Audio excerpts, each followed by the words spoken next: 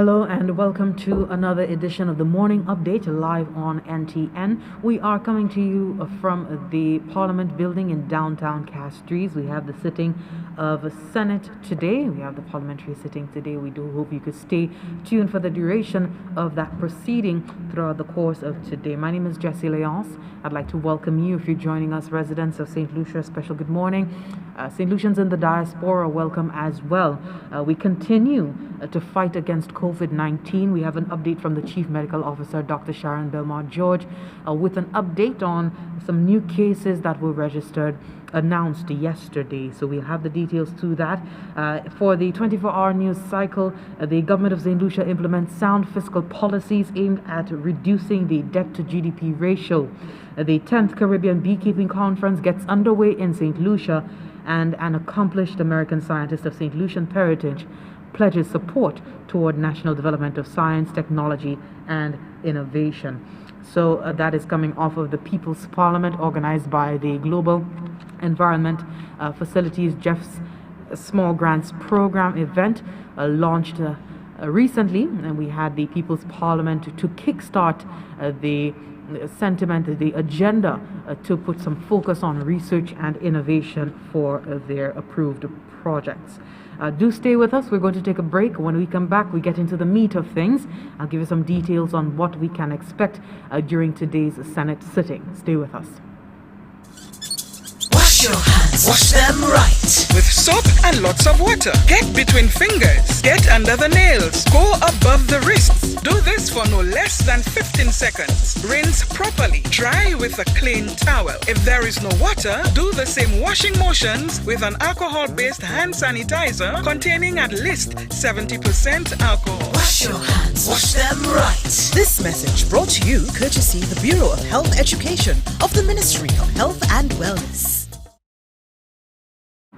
Thank you so much for staying with us. We're coming to you live from Parliament Building in downtown Castries. A sitting of the Senate has been scheduled for today, Thursday, the 26th of November, scheduled to start at 10 a.m. We have papers to be laid by the Honorable Minister for Health and Wellness and Leader of Government Business in the Upper House this morning. And also we have a few motions being tabled by her as well. Just to give you some insight, be it resolved that Parliament do authorize the Attorney General to make an order to declare that the 2017 supplement to the revised edition of the Laws of St. Lucia, as specified in the order, shall come into force on such date as may be appointed by such order as an authoritative version of the law. And be it resolved that Parliament authorizes the Minister of Finance to borrow the sum of $20 million from the Export-Import Bank of the Republic of China for the purpose of financing the COVID-19 response project. We do have, in terms of bills, the second readings of the Public Finance Management Bill and the Public Procurement and Asset Disposal Amendment Bill.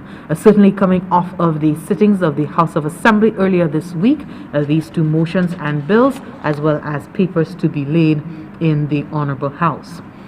We do hope you can stay tuned for the duration of today's proceedings in Parliament.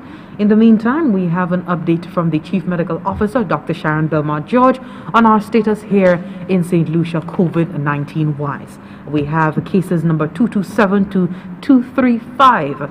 235 being registered yesterday. The announcement coming in a press statement from the CMO as of yesterday, November 25th. Take a look.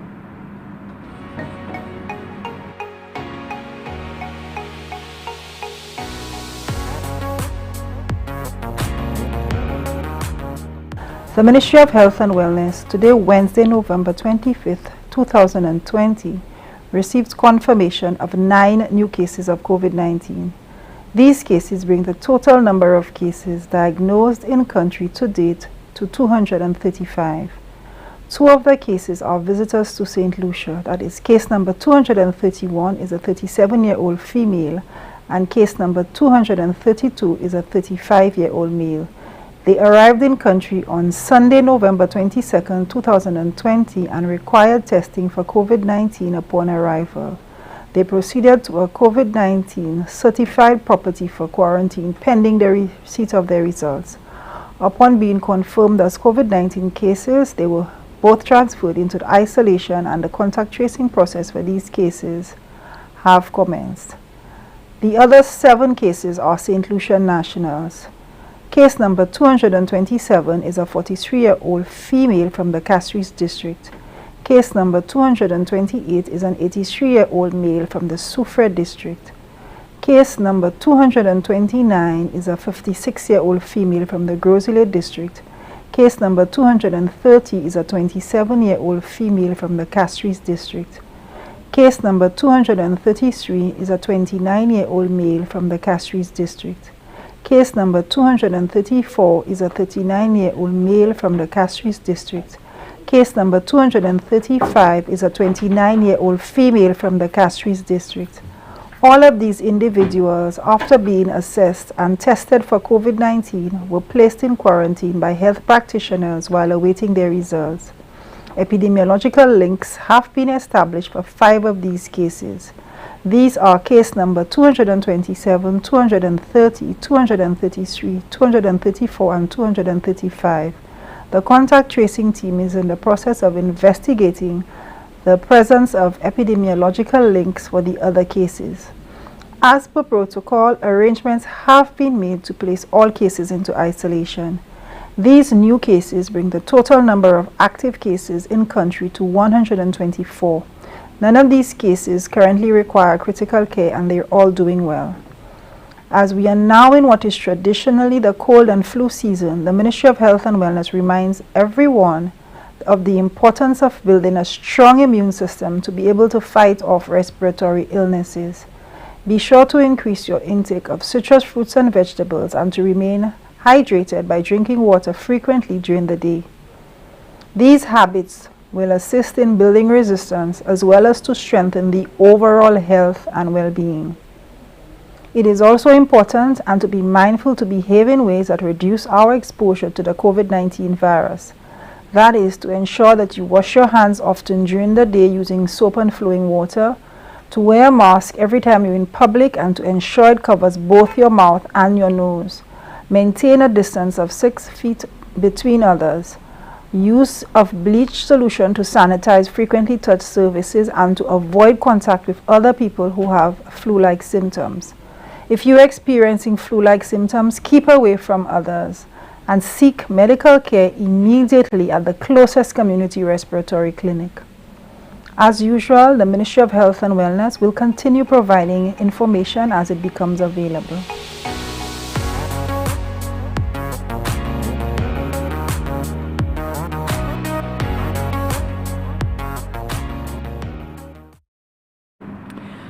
Well, we take a look back at the parliamentary sitting earlier this week. Tuesday, the government of St. Lucia has demonstrated commitment to enhancing long-term fiscal resilience, stability, and sustainability with the implementation of sound fiscal policies that are aimed at reducing the debt-to-GDP ratio.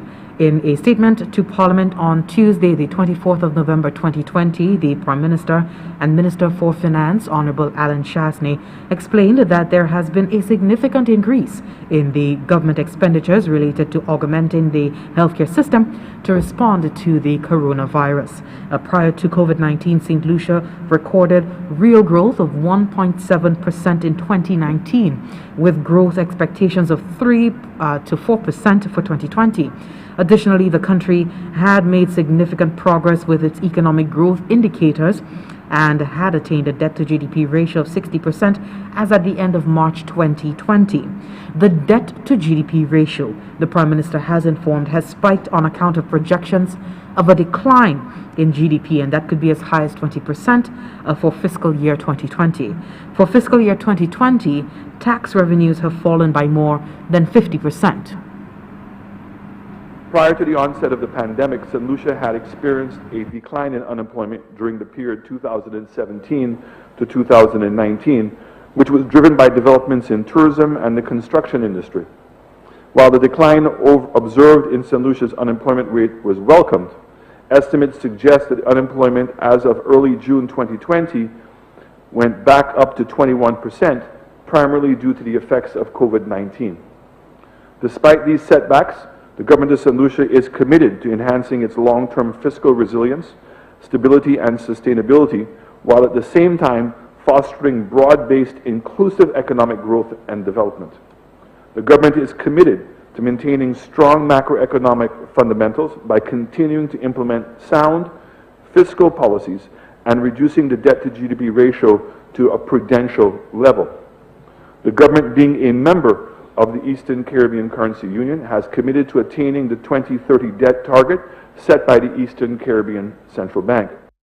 The government has committed to establishing a working group led by the Ministry of Finance, which will be approved by the Cabinet of Ministers by March 31st to 2021, to design a rule-based fiscal responsibility framework. Established fiscal rules will be aligned with the fiscal policy geared at the attainment of a 60% debt to GDP ratio, target ratio by 2030. 5 rules to be developed and adopted under the proposed framework. When our debt to GDP is under 45%, there will be no ceiling imposed. When debt to GDP is between 45 to 55%, real primary current expenditure grows in line with the real GDP trend growth. The trend growth rate, Mr. Speaker, is a 10-year average of our historical growth rates, well, 9-year historical and 1 year projected as to what the growth rate is going to be. When your debt to GDP is 60% to 70%, when your debt to GDP is 55% to 60%, growth of real primary current expenditure will be less than 1% percentage point of that average.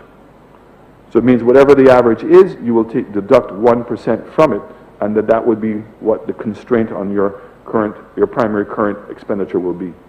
When your debt to GDP at 60 to 70%, growth of real primary current expenditure and would be 2 points less the trend growth rate.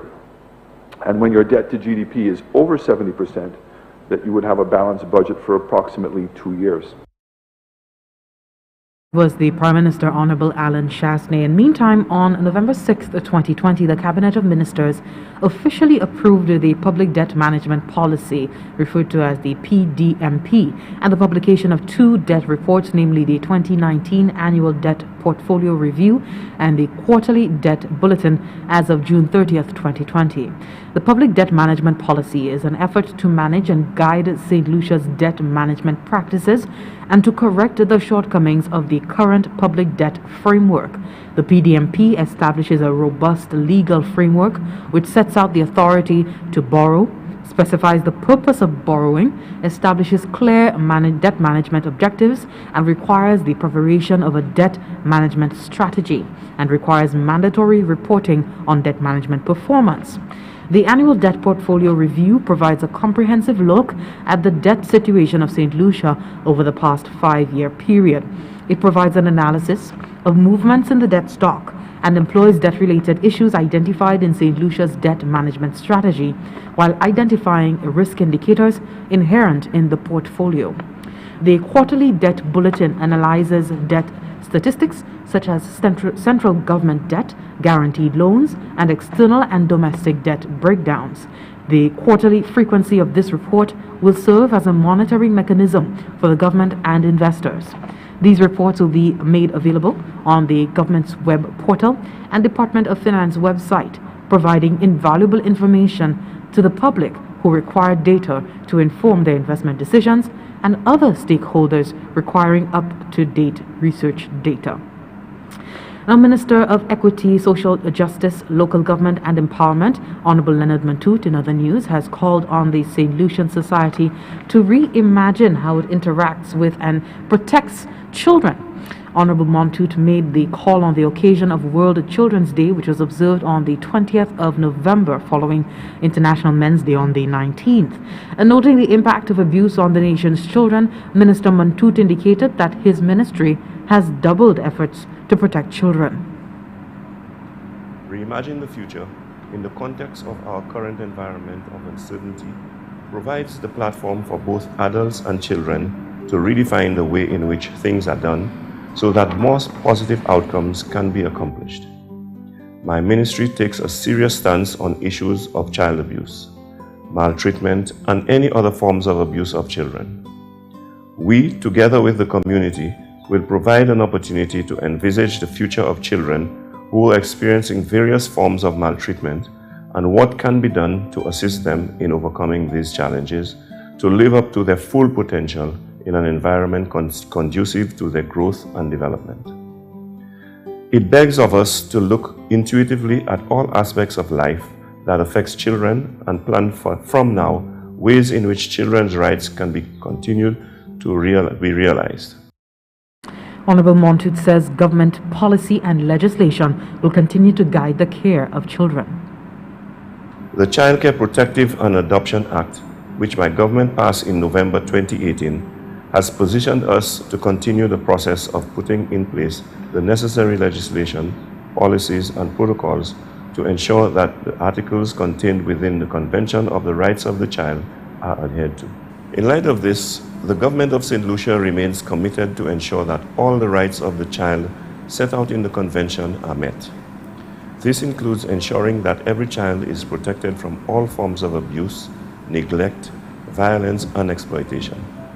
In addition, this government is committed to every child having access to quality education and healthcare, and to assist marginalized families so that they are able to provide their children with their basic needs such as food, clothing, and shelter.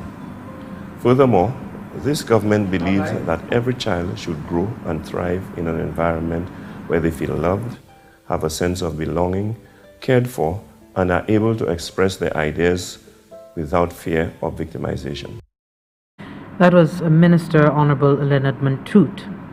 A consultation dubbed the People's Parliament, held on Monday, 23rd November 2020, has stoked the national enthusiasm for research and innovation here in St. Lucia. The event, spearheaded by the Global Environment Facility, GEF Small Grants Program, brought together movers and shakers of local society and St. Lucian innovators who've made a tremendous impact abroad, and representatives from Microsoft headquarters in Washington to weigh in on how the country can adapt innovative, evidence-based solutions to its sectors. We have a report as part of a series that we're doing to take a look at all of the wealth of information and insight that came out of this parliamentary sitting. The need to reinvent academia in keeping with the new era of research and innovation was a subject prominently featured during the morning segment of the People's Parliament, held Monday, 23rd November at Parliament Building in Castries. American science professor Cato Lawrenson, a descendant of St. Lucia and world-renowned for his accomplishments in regenerative engineering, shared his vision for the island in building on its tradition of intellectual excellence to advance the medical field. My vision would be to create a clinical research, technology, and entrepreneurial institute in St. Lucia, that we would create an environment of world-class clinical care, world-class biomedical and medical engineering, science and technology, and an entrepreneurial hub. It's important that entrepreneurship is promoted, translating technology to corporate incubators in the area, and also industrial parks for companies in St. Lucia. So I think that I look forward to helping in the knowledge building. I look forward to helping in the technology development, and also look forward to working with you in commercialization. Dr. Lawrenson is regarded as the father of regenerative engineering, a field that converges advanced material science, stem cell science, physics and developmental biology, and clinical translation toward the regeneration of complex tissues, organs, or organ systems. As the founder and president of the Regenerative Engineering Society, Professor Cato extends an opportunity for select secondary school students in St. Lucia. My institute will provide 2-year memberships for the top 50 high school students in science in St. Lucia, as determined by the St. Lucian government. We'll provide 2-year memberships for the top 50 high school students to get them involved and get them interested in this area of regenerative engineering and these melding of these different areas of science in medicine, and to provide opportunities. We'll provide 2-year memberships for the students in the Regenerative Engineering Society. St. Lucian Professor Aldrey Henry Lee of the University of the West Indies, Mona in Jamaica, weighed in on how to cultivate research and innovation in the education sector. We have to completely revamp the education system from early childhood. There's too much regurgitation, not enough critical thinking. We need to develop our critical thinking skills of our young people, reward creativity, and ensure that innovation and creativity are important elements of curriculum development. There needs to be more emphasis on learning through play, because children will learn more if they are more relaxed and they are learning through play. Professor Henry Lee further outlined the role of universities in the research and innovation thrust. Role of the university, we need to train and build capacity. The emphasis must be on critical thinking and innovation. We must train the change agents, be change agents ourselves, advocate for change, and that's where we can increase the number of think tanks that we have where we respond and evaluate policies and programs. We must be more involved in public education. And a simple thing that we can do in terms of helping research is to ask ministries to list their research need and submit to the relevant departments at the university. We welcome it here at Salises, and we would encourage our students to carry out the research. The People's Parliament was an event of the Global Environment Facility (GEF) Small Grants Program to jumpstart its 7th operational phase with a focus on research and innovation. The People's Parliament brought together a cadre of luminaries, including St. Lucian innovators who have made a tremendous impact abroad. For the Government Information Service, I am Jessie Leonce reporting. Arthur Lewis Community College is the recipient of a generous contribution from the St. Lucia National Conservation Fund.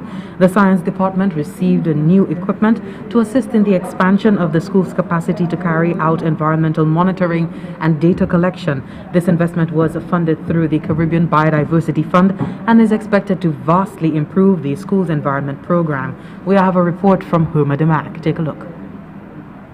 The officer in charge at the St. Lucia National Conservation Fund, Craig Henry, says the Arthur Lewis Community College plays an important role in building the country's capacity for environmental monitoring, and this contribution will improve the school's ability to contribute to national efforts to improve data collection. Through our grant-making program, we were able to facilitate the request to get some much-needed equipment in order to improve that capacity. Along with the equipment, of course, you have the skills and training that both staff and students will, of course, receive as a result of all of that. There is also the potential for, as well, contributing to the national database and a knowledge regarding the status of some of our critical ecosystems. The coordinator for the Sir Arthur Lewis Community College's Environmental Science Program, Dr. Marie-Louise Felix, says this donation will improve the learning experience and proficiency of students at the Sir Arthur Lewis Community College. With this contribution of equipment, we have one of the most modern and efficient environmental monitoring equipment that you can find. We probably have better equipment than most colleges and universities within the region. It now means that not only are we better able to train our students, but also our students are going to be proficient in the most modern equipment with regards to environmental monitoring. According to Dr. Felix, this contribution also facilitates national and regional collaboration with agencies attempting to improve environmental data collection. From the Government Information Service, Herma Demac reporting.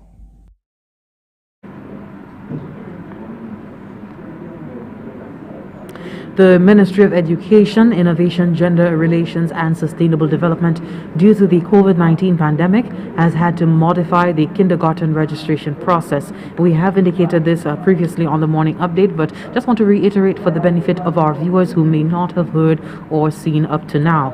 The Ministry has replaced the face-to-face process, creating an online portal accessible at kregistration.education.gov.lc. The portal is user-friendly and can be accessed via the computer, a tablet, or a mobile phone.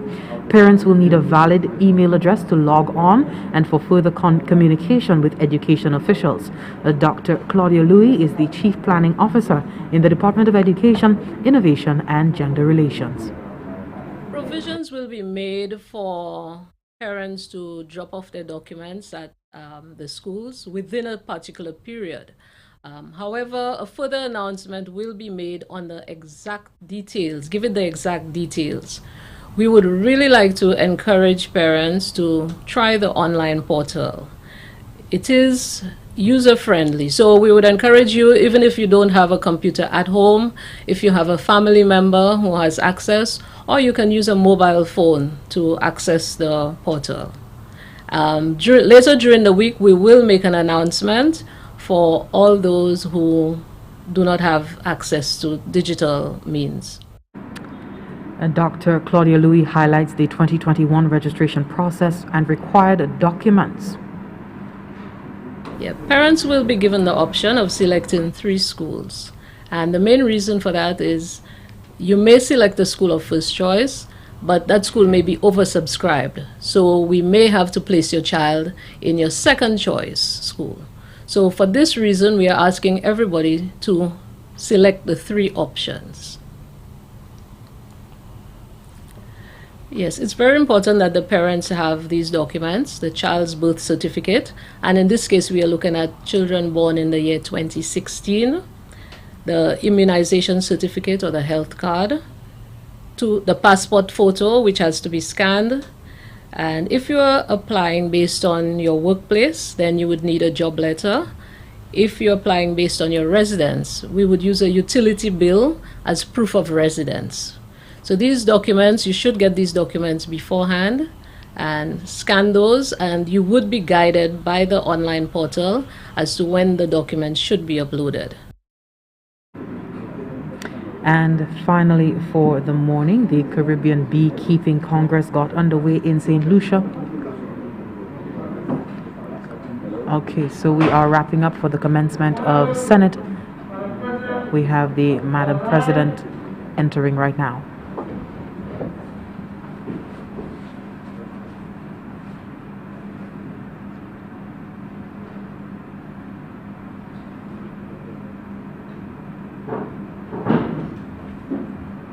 Let us pray.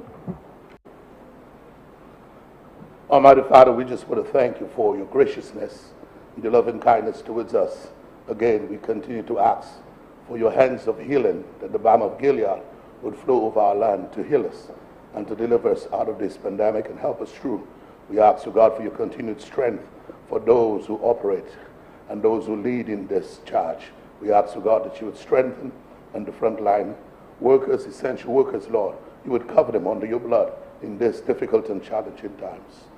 Almighty God, by whom alone kings reign and princes decree justice, and from whom alone cometh all counsel, wisdom, and understanding, we thy unworthy servants here gathered together in thy name, do most humbly beseech thee to send down thy heavenly wisdom from above, to direct and guide us in all our consultations, and grant that we have in thy fear always before our eyes, and laying aside all private interests, prejudices, and partial affection, the result of all our counsel may be to the glory of thy blessed name, the maintenance of true religion and justice, the safety, honor, and happiness of the Queen, the public will, peace, and tranquility of St. Lucia, and the uniting and the knitting together of the hearts of all persons and estates within the same, in true Christian love and charity, one towards another, through Jesus Christ our Lord.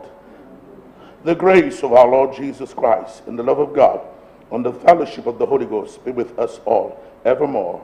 Amen.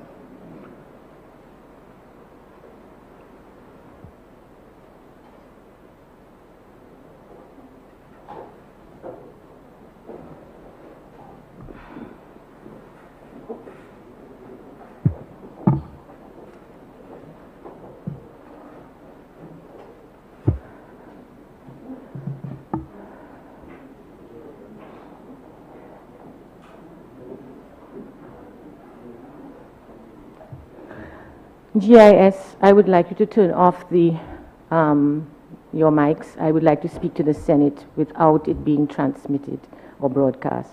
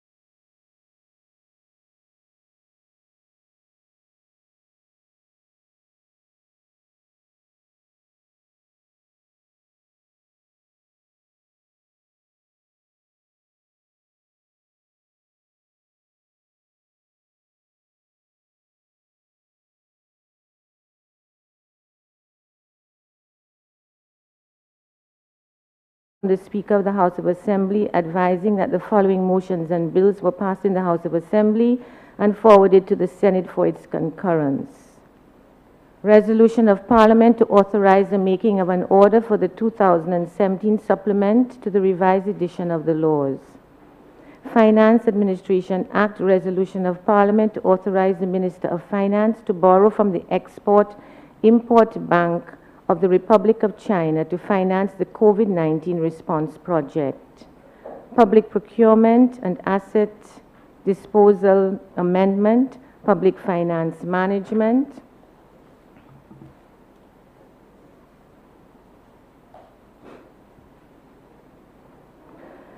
Senators, please note that in strict accordance with protocols, you are asked to sit every other chair. I understand the chairs have been removed so that you should be correctly distanced according to protocols. Media houses are also asked to adhere to the protocols. I cannot let the week go by without wishing the Governor General, His Excellency Sir Neville Snack, a very happy birthday and all God's blessings. And to our very own Senator Belrose, happy birthday, well wishes, blessings, love and peace. They both celebrated their birthdays on Tuesday this week.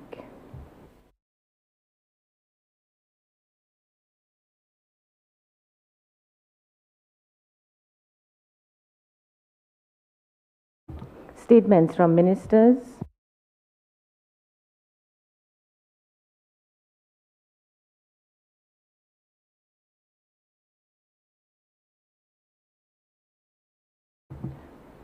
Before I go there, Madam Leader of Government Business, the Senate is supposed to start at 10, and I ask that all senators try to be here as promptly as possible. This has implications because when we go late, it adds to our food budget, which skyrockets. Thank you.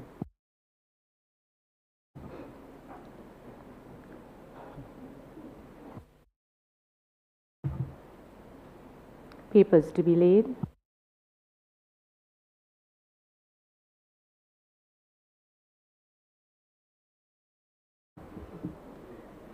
Madam President, I beg to lay the following papers standing in my name.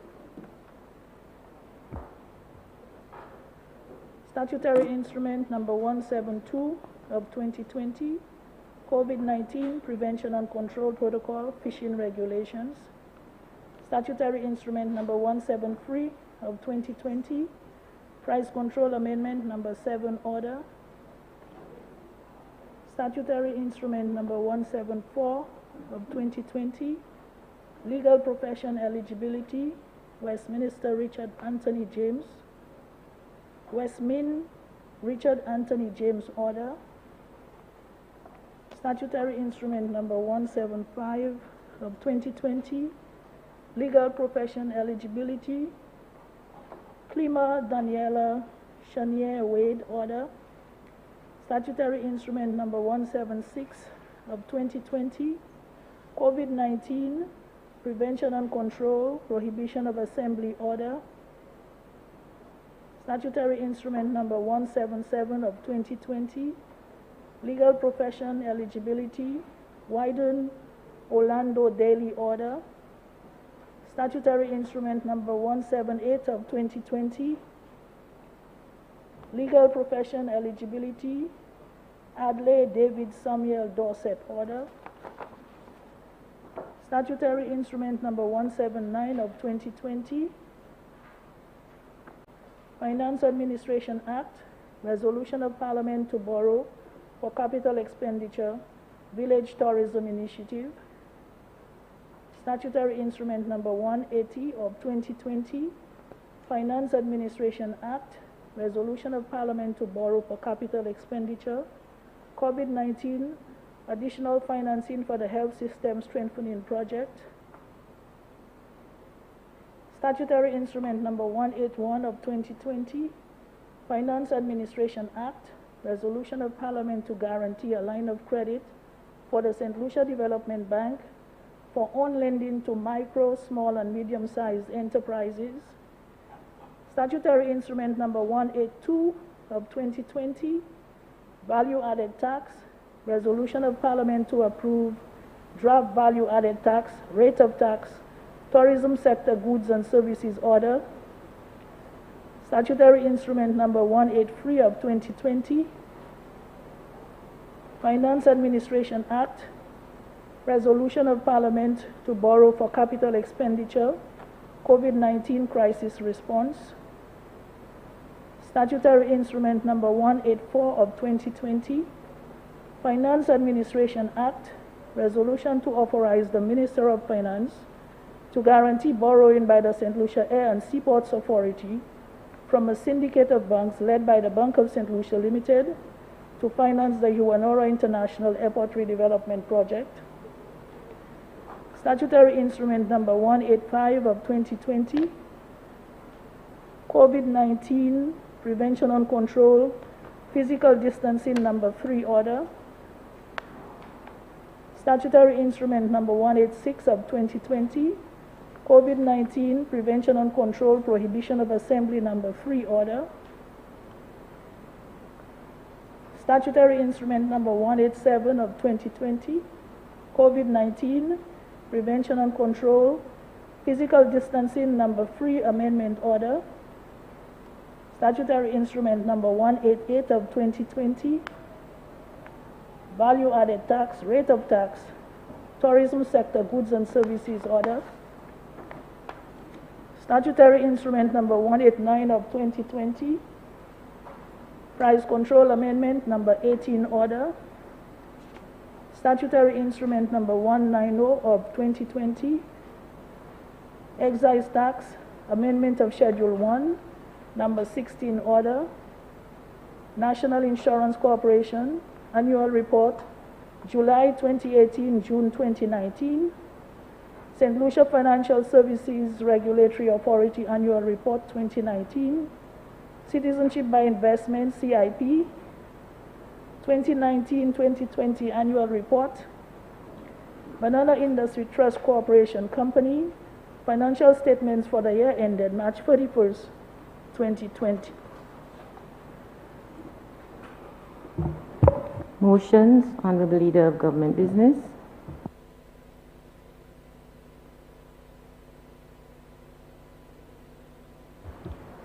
Madam President, I beg to move the following motion standing in my name.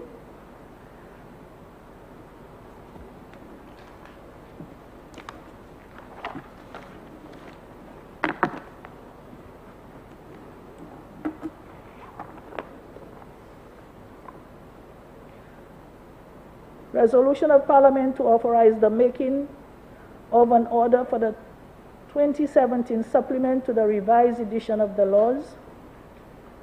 Whereas by Section 10.3 of the revised edition of the Laws Act Cap 107, it is provided that the Attorney General may, by order published in the Gazette, declare that a revised edition of the Laws of St. Lucia specified in the order shall come into force on such date as may be appointed by the order.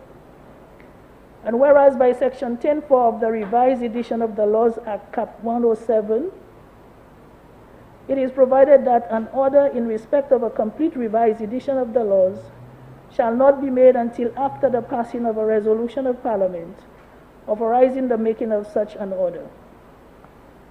And whereas by Section 13.3 of the revised edition of the laws, Act Cap 107, it is prohibited that a replacement, insertion, deletion, or amendment pursuant to that section shall have no effect unless made under and in accordance with the order of the Attorney General under Section 10.3.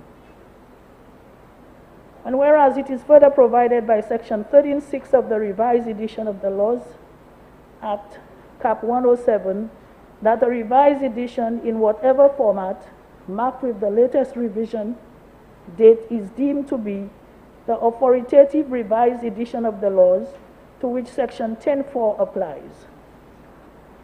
Be it resolved that Parliament do authorize the Attorney General to make an order to declare that the 2017 supplement to the revised edition of the Laws of St. Lucia, as specified in the order, shall come into force on such date as may be appointed by such order as an authoritative version of the law. Madam President, this resolution is simply a resolution for us to update our law books, and this exercise here is one of these occasions where the resolution seeks authorization for the Senate, from the Senate, to allow the Commissioner, who is our Attorney General in this case, to make an order for the 2017 supplements to the revised edition of the Laws of St. Lucia. While the Commissioner is charged with the responsibility to make the order, it needs a resolution of Parliament to take effect. By doing so, Madam President, the resolution will authorize the Attorney General to make an order to declare that the 2017 supplement to the revised edition of the Laws of St. Lucia, which may take the form of CD-ROM or other means of electronic storage and loose-leaf booklets, as specified in the order, will have effect from the date specified in the order as a genuine translation of the Laws of St. Lucia for the years 2016 and 2017. Madam President, the legal authority for all what I have stated is Chapter 107 of the Laws of St. Lucia. This resolution has my full support, Madam President, and I submit it for the support of my fellow senators. Senators, the question is that Parliament do authorize the Attorney General to make an order to declare that the 2017 supplement to the revised edition of the Laws of St. Lucia, as specified in the order, shall come into force on such date as may be appointed by such order as an authoritative version of the law. I now put the question. As many as are of that opinion, say aye. As many as are of that opinion, say aye. As many as are of a contrary opinion, say no. I think the ayes have it. The ayes have it. Motions. Honorable Leader of Government Business. Madam President, I beg to move the following motion standing in my name.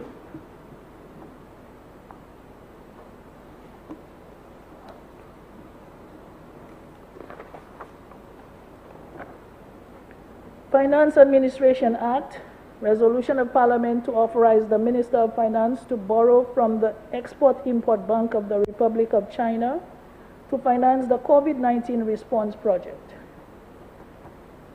Whereas it is provided by Section 39(1) of the Finance Administration Act, Cap 1501, the Act, that the Minister of Finance may, by resolution of Parliament, borrow money from a bank or other financial institution for the capital or recurrent expenditure of government.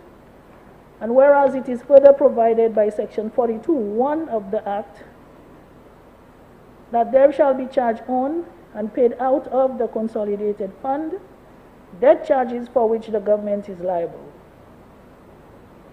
And whereas the Minister of Finance considers it necessary to borrow the sum of $20 million from the Export-Import Bank of the Republic of China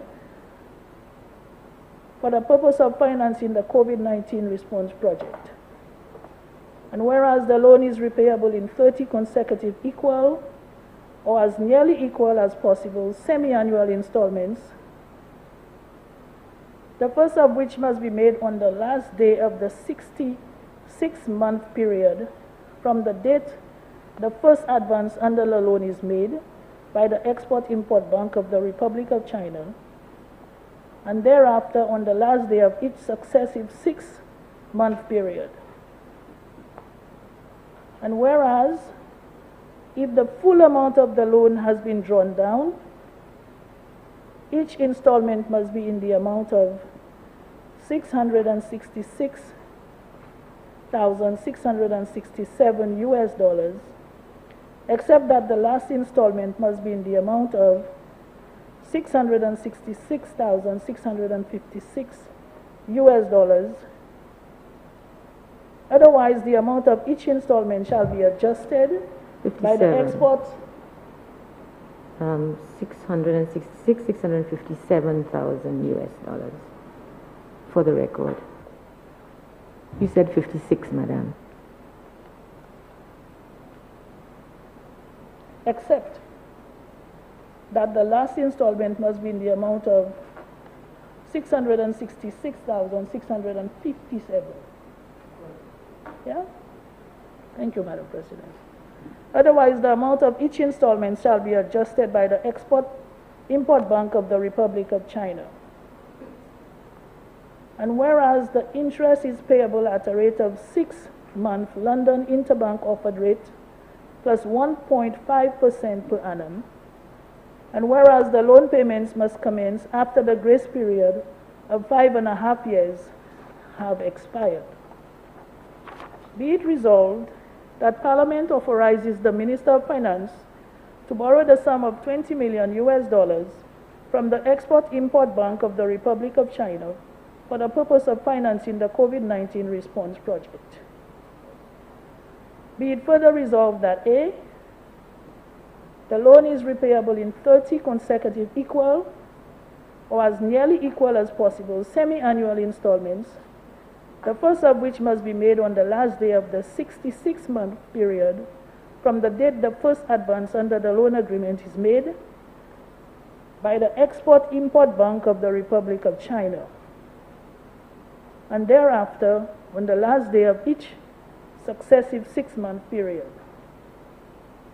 B, if the full amount of the loan has been drawn down, each installment must be in the amount of $666,667, except that the last installment must be in the amount of $666,657.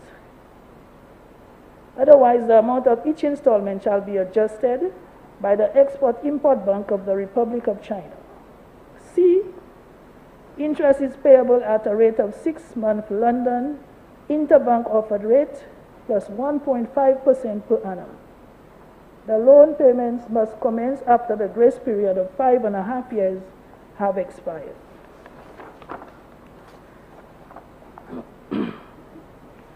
Madam President, the resolution gives the duration, the amount of the loan, the duration of the loan, the terms and conditions of the loan are all set out in this resolution.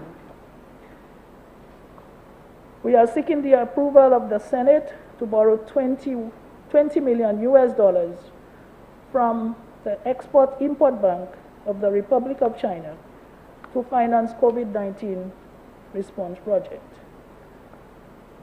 Madam President, we have taken every necessary step to protect our people from contracting the virus, and we have taken steps to contain the spread of the virus.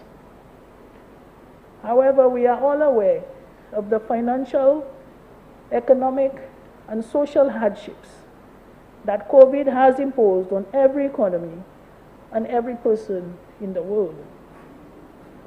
Our small island state is one of the hardest impacted, as we depend heavily on tourism. It is difficult at this point, Madam President, to say which is under the most pressure, whether it is tourism or health. I say this, Madam President, because financial stress can easily translate into health problems. When a person can no longer feed or provide for his or her family, that burden can quickly decelerate to a health catastrophe and even death. While many of our people are doing what I call tiwe mete, we have those who have not had a meal for a day and do not know when a meal may come and where such a meal may come from, believe it or not, in our small island here in St. Lucia. This is the reality, Madam President, on the ground. For some of us, the foresight of my administration may just have prevented this from happening sooner. And the later depends on how well we, the citizens of this country, ride the tide.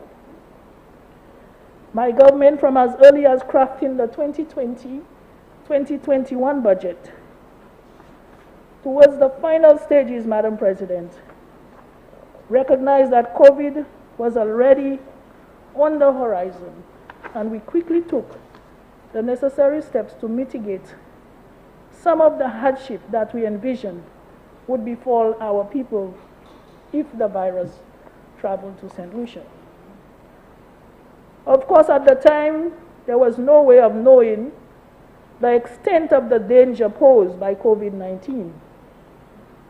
And it is with that in mind that the government made an adjustment in the estimates of revenue and expenditure to include, among our ask and loans, 20 million United States dollars, which is allocated as follows. For health emergency response, Madam President, we have $10,324,024. That translates to, for those who wish to calculate it, because this is how the 20 million US dollars is divided. For those who wish to calculate, that is 3,840,500 US dollars.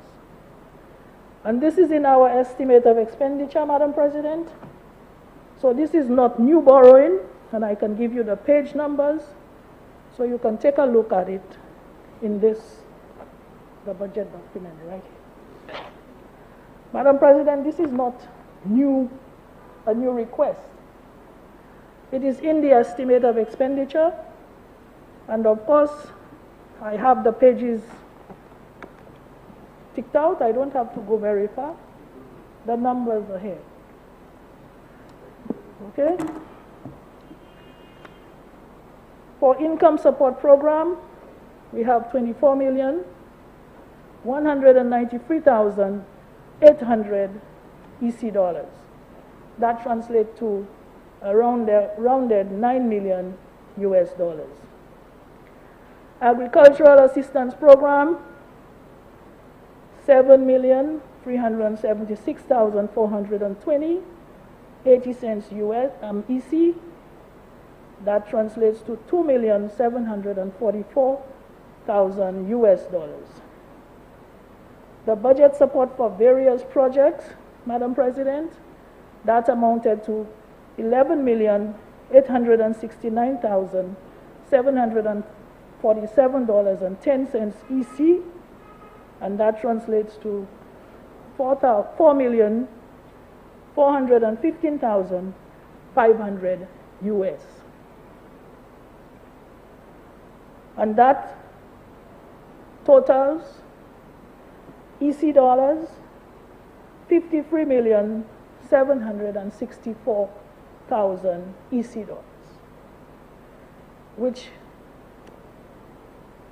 is where the 20 million US dollars comes from. Madam President, these projects are further broken down.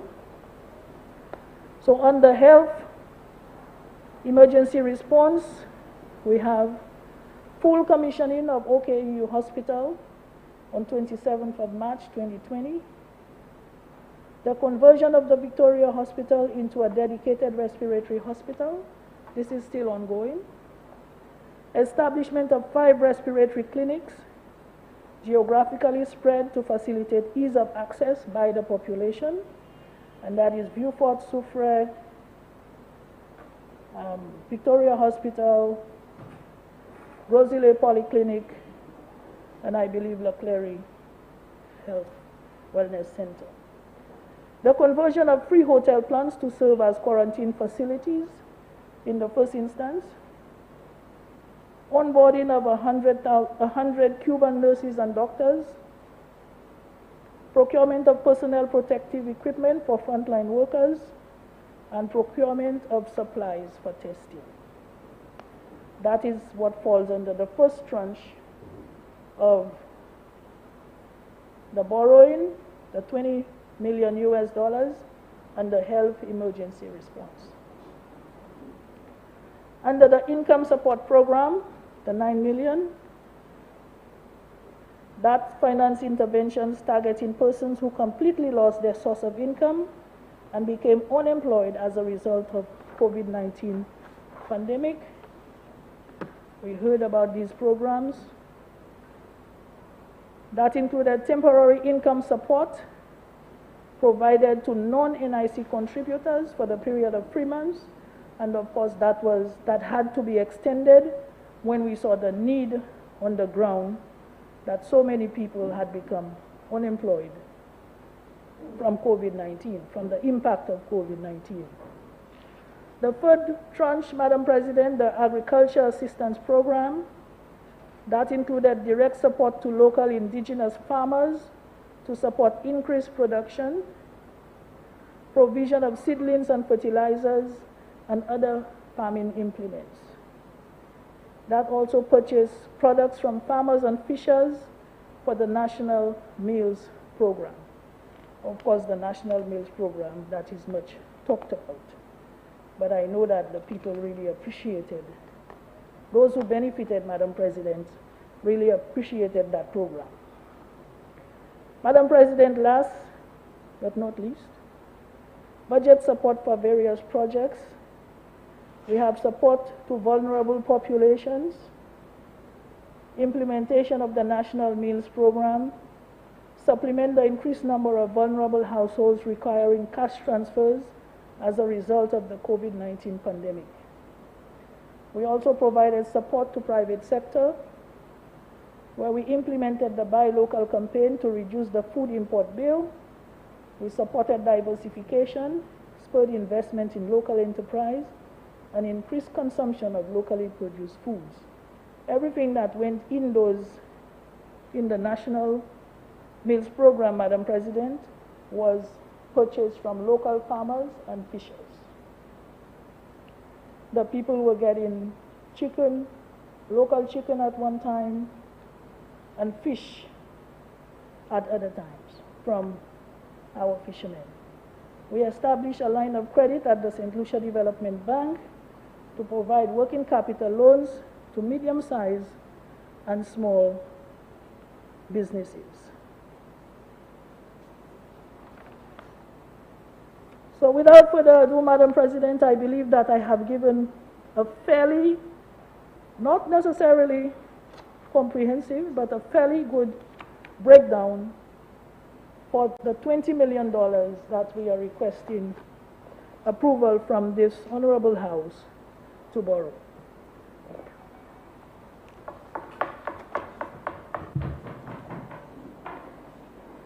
Senators, the question is that Parliament authorize the Minister of Finance to borrow the sum of $20 million from the Export-Import Bank of the Republic of China for the purpose of financing the COVID-19 response project. Be it further resolved that A, the loan is repayable in 30 consecutive equal or as nearly equal as possible semi-annual installments, the first of which must be made on the last day of the 66-month period from the date the first advance under the loan agreement is made by the Export-Import Bank of the Republic of China, and thereafter on the last day of each successive 6-month period.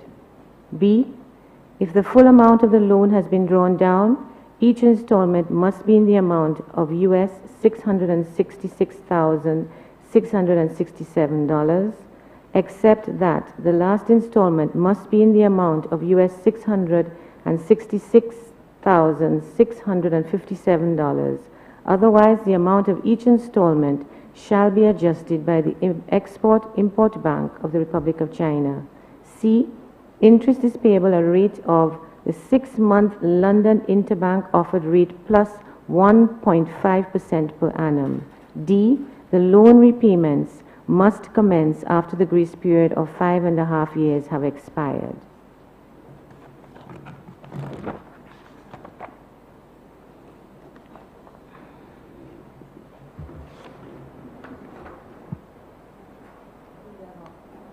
Leader of Opposition Business. Madam, I'd like to remove my mask, so should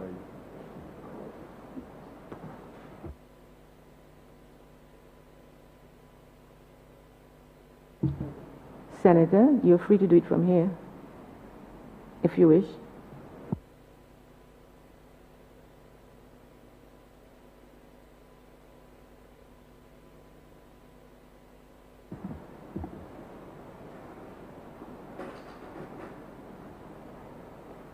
Thank you, Madam President.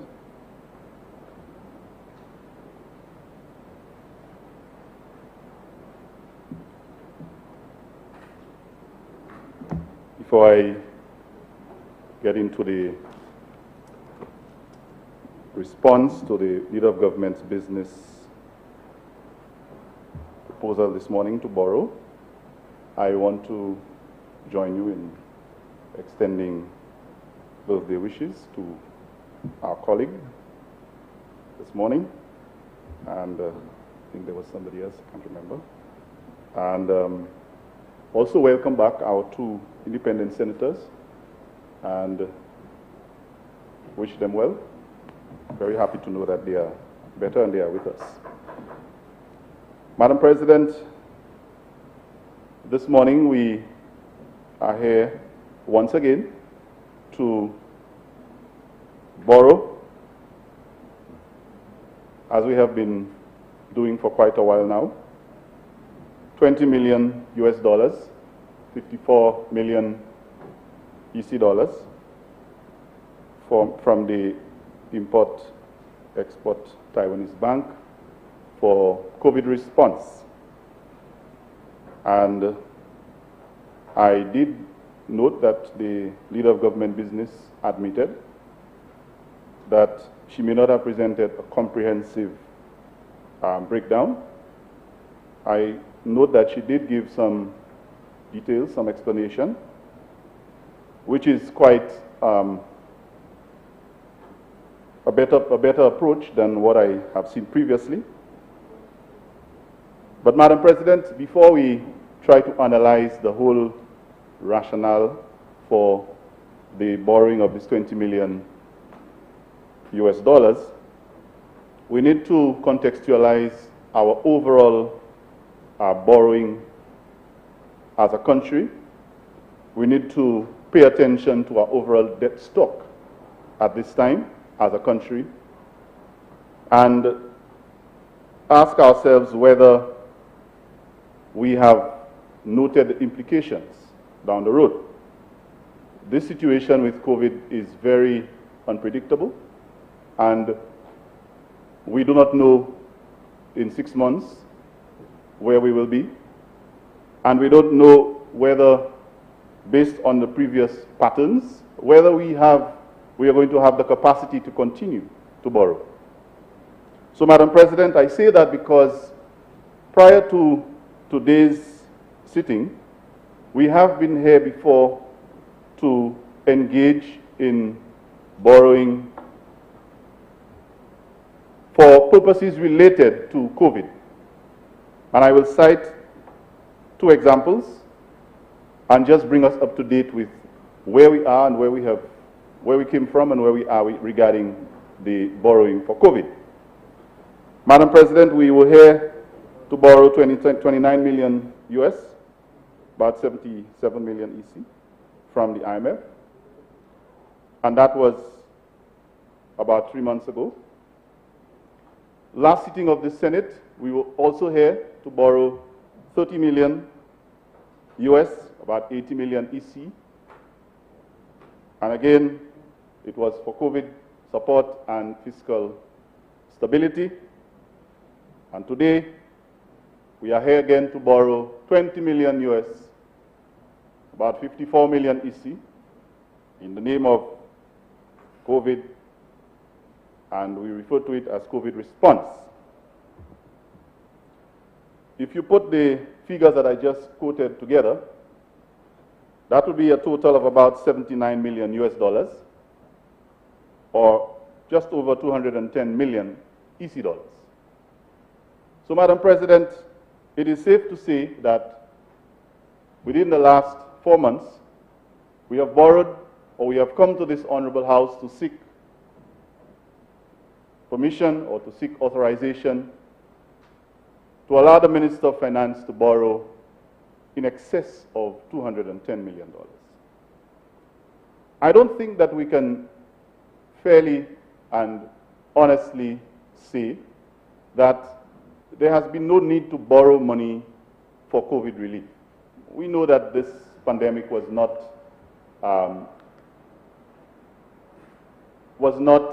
predicted, but when it came upon us, we had to react and we had to address it.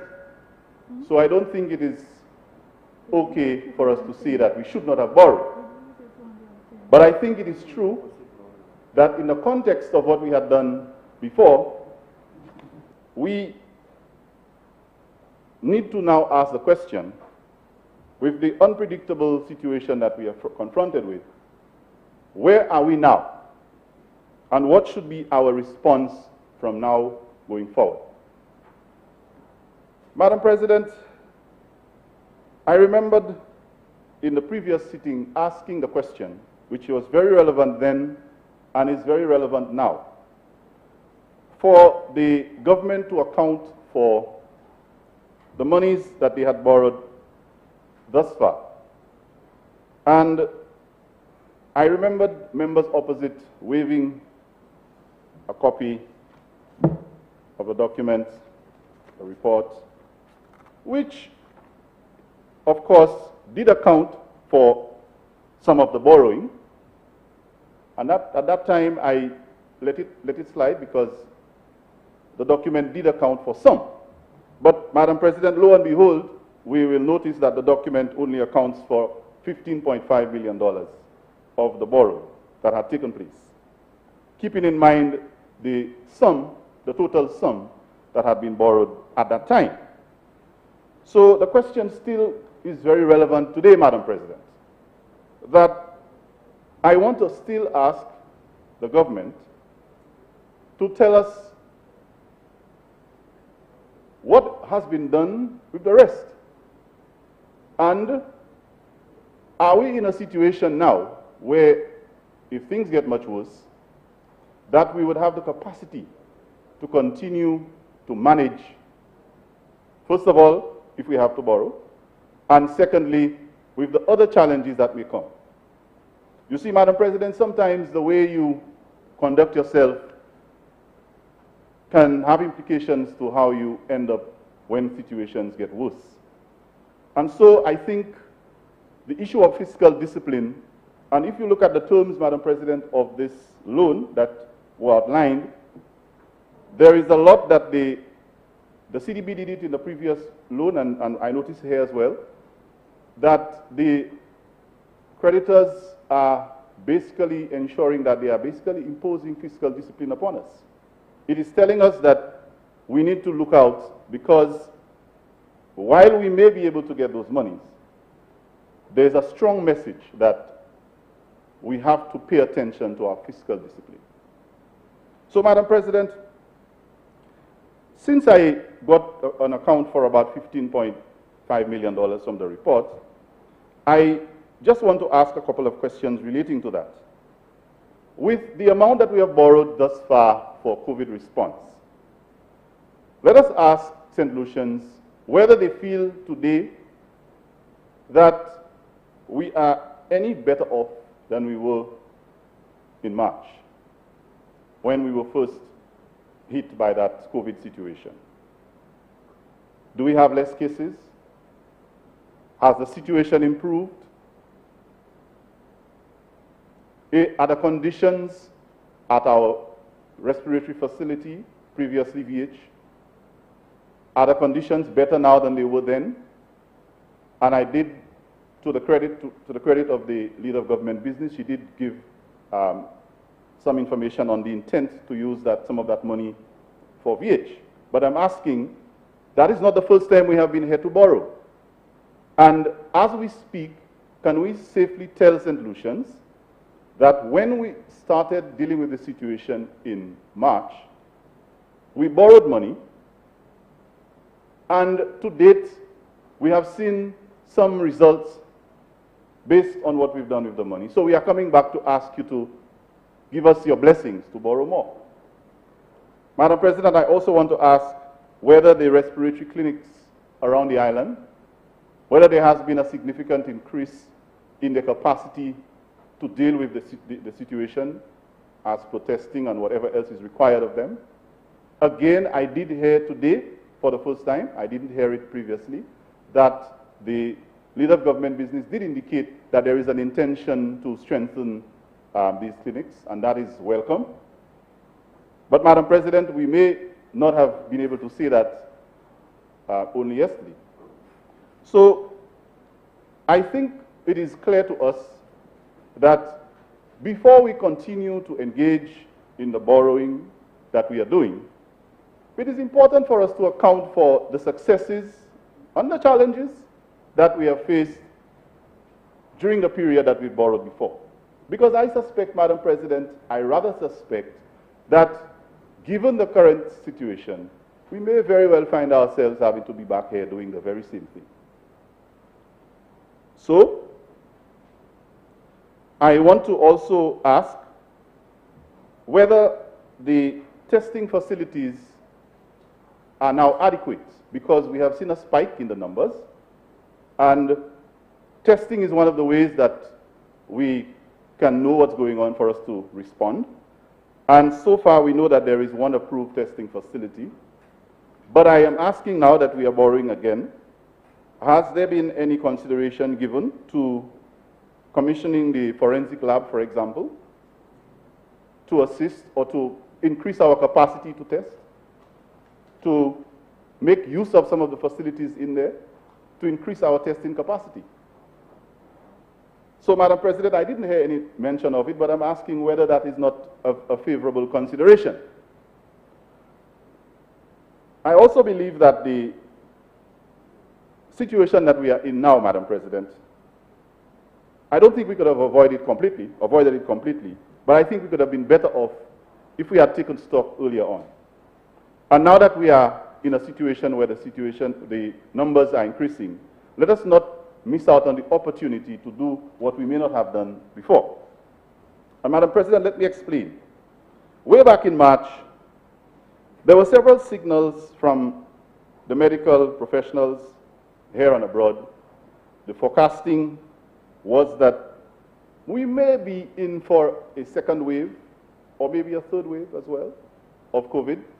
And so countries around the world needed to brace themselves for that eventuality. I would have said possibility then, but I have to say eventuality now, because that is exactly what has happened. So here is the second wave that we should have taken note of from March, and now we are in reactive mode, because the numbers are increasing, and as was predicted and forecasted by medical professionals, it was more than likely going to happen during the winter months, which would be anywhere between September and January. And so now we are in November, we are in the middle of it. But it seems to me that we have only now been awakened to the reality, and then we are in reactive mode.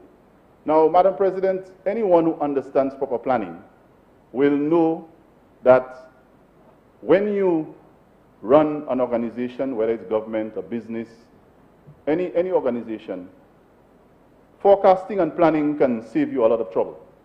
And if you don't do that properly, and instead you engage in reactive management, or you just deal with things as they come up, sporadic, you will find yourself sometimes having to struggle. And I think that is where we are now as a country. So now we have moved, Madam President, from boasting about being #1 in the world. I sat in this honorable house and listened to my colleague, leader of government business, saying, so #1, not #1 in the region, #1 in the world at managing COVID. Well, for me, I did not respond to it then, Madam President, because I didn't think that that was the issue. The issue was not about where we rank in the world for managing COVID and which country is better than which. The issue was that we had to prepare in case the circumstances changed, that we continue to manage effectively and we are not finding ourselves reacting. So I left it alone, Madam President. But you would think that at this stage, that this argument about #1 and who's better than who would have ended. Fortunately, I didn't hear it this morning, and I hope we never have to deal with that in this honorable house again. But I must say, Madam President, I did hear it in the other chamber. So I believe that we need to move away from that attitude of beating our chest about things that we think we have achieved, not paying attention to the possibilities that exist just down the road. So, Madam President, I think an example I can draw from that was the use of the example by the tourism minister ranking us relative to the regional counterparts. You can almost look at it as a situation where you are in a race. There are 8 runners, and you are in #7th position. But instead of trying to improve your position and get into 3 and 4 and probably winning, you're turning around and chastising the person who is 8th place and say, I'm better than you. I'm better than you because I'm in 7th and I'm better. Madam President, this is not a competition. This COVID thing is not a competition. It is not about who is better than who. It is a pandemic, Madam President. It is basically a health crisis. And you do not respond to these things by coming to this august chamber to boast about whether you're #1 or #2. That does not give you the assurance that you are saving lives and you are protecting your people. You may want to feel good about it, but as we have seen with all of the rankings that we talk about, every single day, Madam President, the numbers are growing. And our task is to ensure that we can mitigate against that. So, Madam President, I want now to make a couple of suggestions, because when I speak in this honorable house, I try to offer ideas and suggestions. Sometimes, or most of the time, it appears that they are misconstrued as criticism. But how else can you improve if you are not open to new ideas, to a different way, and to sometimes criticism, constructive criticism, with suggestions? So, Madam President, my suggestion begins with this one. We have been managing this situation using almost a punitive approach. And the command center that we have set up, and I'll explain the punitive approach shortly. The command center that we have set up, Madam President, I know the word is command, and you know what that denotes. But I think the message that our citizens are receiving is a message that the government and these people are in charge, and they tell us what we must do. You mustn't do this and you mustn't do that. I think, whereas the command center is necessary, we need to start thinking about it more as a service center. Because that is exactly what it is set up to do. To serve, to provide guidance, but serve the people. and allow the people to feel that they're not being bullied and talked down to, but they're being considered and served. Madam President, I know that we have heard an announcement, and I'm coming to the issue of the punitive measures. We have heard an announcement through the Deputy Commissioner of Police that there is an intention to hire some 200 or so wardens, COVID wardens. And their task is supposed to be to help manage and monitor what is happening around the island. Now, you know, Madam President, there is this mindset about the police, wardens, city police, whichever group of persons that are operating within law enforcement, that these people basically are looking to catch you doing the wrong thing and deal with you. It's basically the mindset that we have. I must say, not all of them are that way, but that's the mindset we have. They try to deal with a situation where you've done something wrong and they try to pull you back. So even in crime, that's how it's perceived, rather than prevention. So, Madam President, when someone has to deal with the idea of COVID wardens, and worried about if I don't close my bar, they will come and get me and so on, I think that the mindset in the country begins to be that of people are coming after us to try and prevent us. I don't think that is the intention of the government, but this is how it can be misconstrued. And I suspect, Madam President, it may have been a good idea, instead of going about it in a way that suggests that people will be reprimanded or punished if they do the wrong thing, that we provide them with the education, the sensitization, and the support that will encourage them to do the right thing. So rather than punish the wrong, we need to be looking, Madam President, instead to encourage and facilitate doing the correct thing. It's a basic principle that is even used in education where, in terms of behavior modification, it is better to exhibit positive behavior methods than to punish children. And it works both with adults and with children. So I am thinking that this situation requires that we rethink our approach of boasting about where we are, comparing ourselves with others, putting draconian, and that word has been used even by the Prime Minister, draconian measures, strong draconian measures, giving people the sense that they are at war with the authorities, and it shouldn't be so. And then you find, whenever that happens, Madam President, there's a lot of resistance. Resistance is what you get. And that is what we do not want as a country. We want our citizens to cooperate.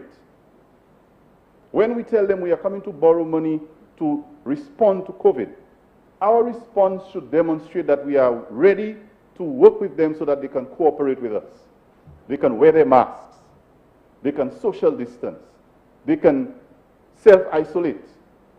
Because they know that we are not coming to get them, but we are willing to provide them with support.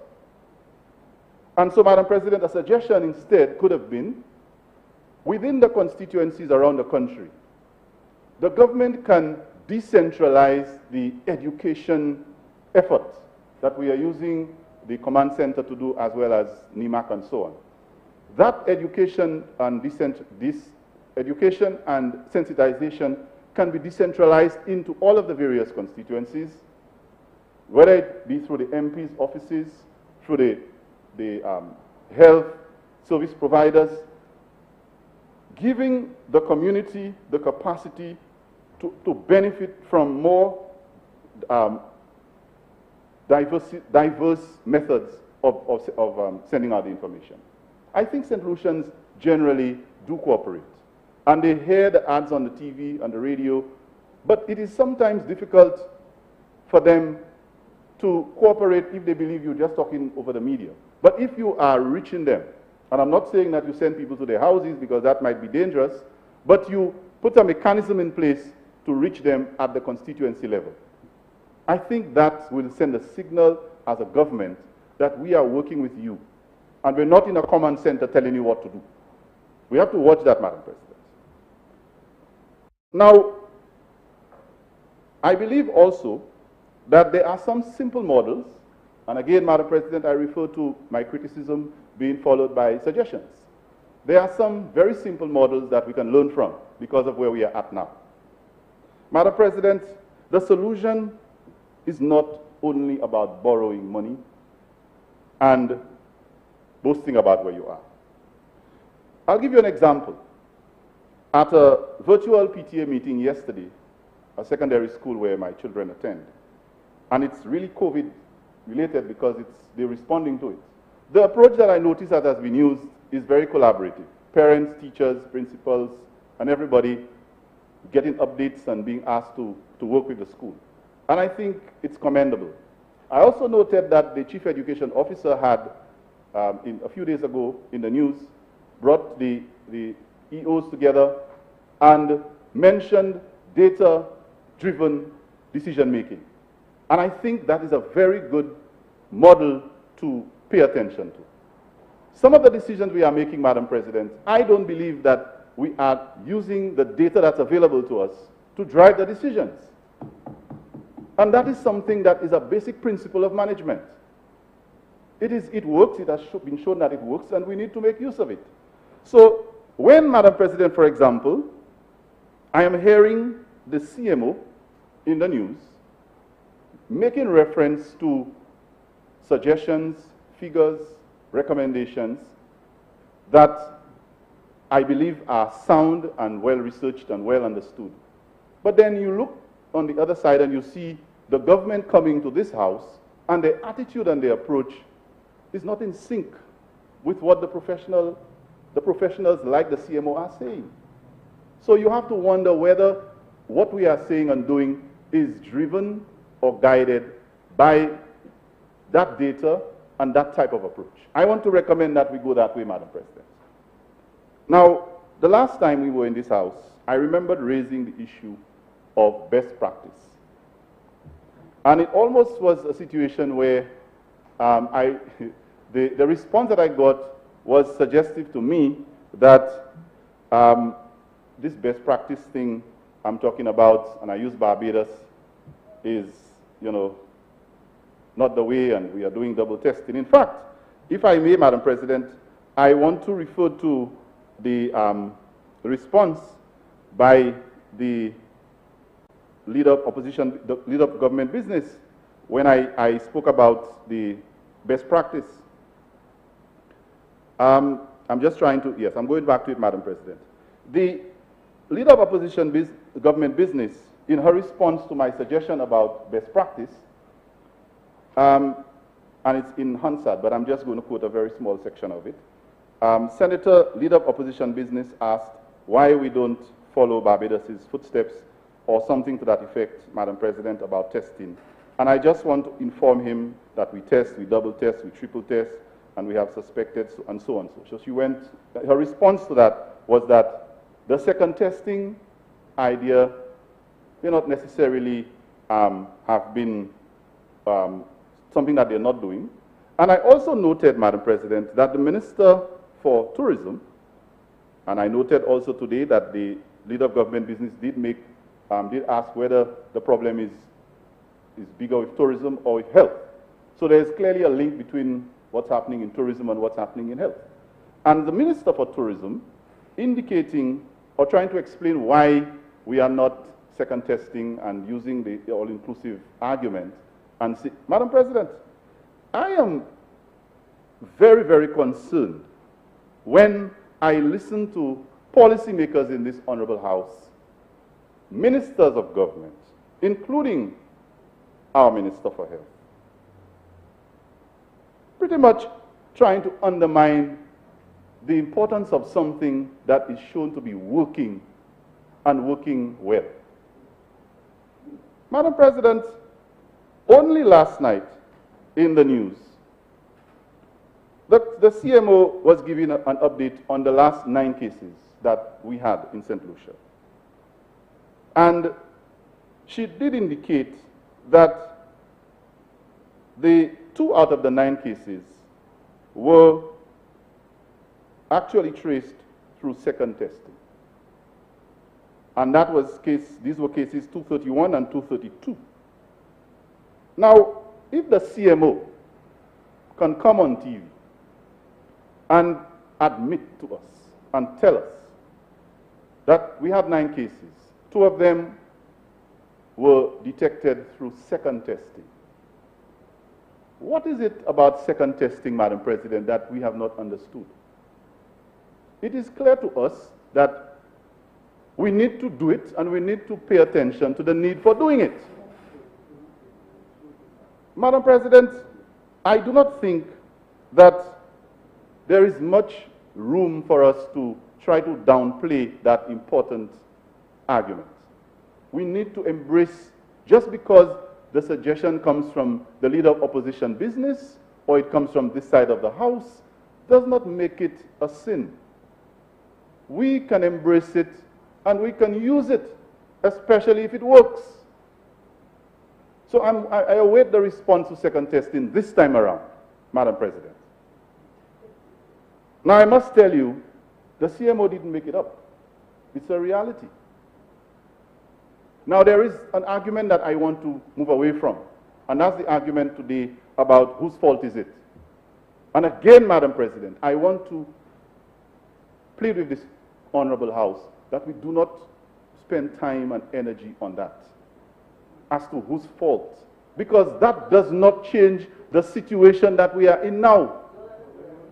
You see, it does not change the fact that we have moved from 27 cases to 235 cases in a matter of 2 months. That does not change the fact. It does not make St. Lucians feel any safer. So, Madam President, whether it was this group or that group who started it, I think today, after what we've seen, we have had 2 deaths. 2 of those persons were persons that were close to myself, and we must reflect on that. We have had 235 reasons to stop this childish, baseless, irresponsible debate about who did what and who's better than whom.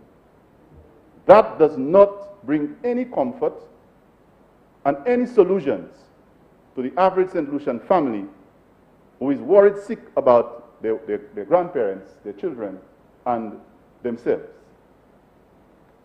Madam President, let me just wrap up now.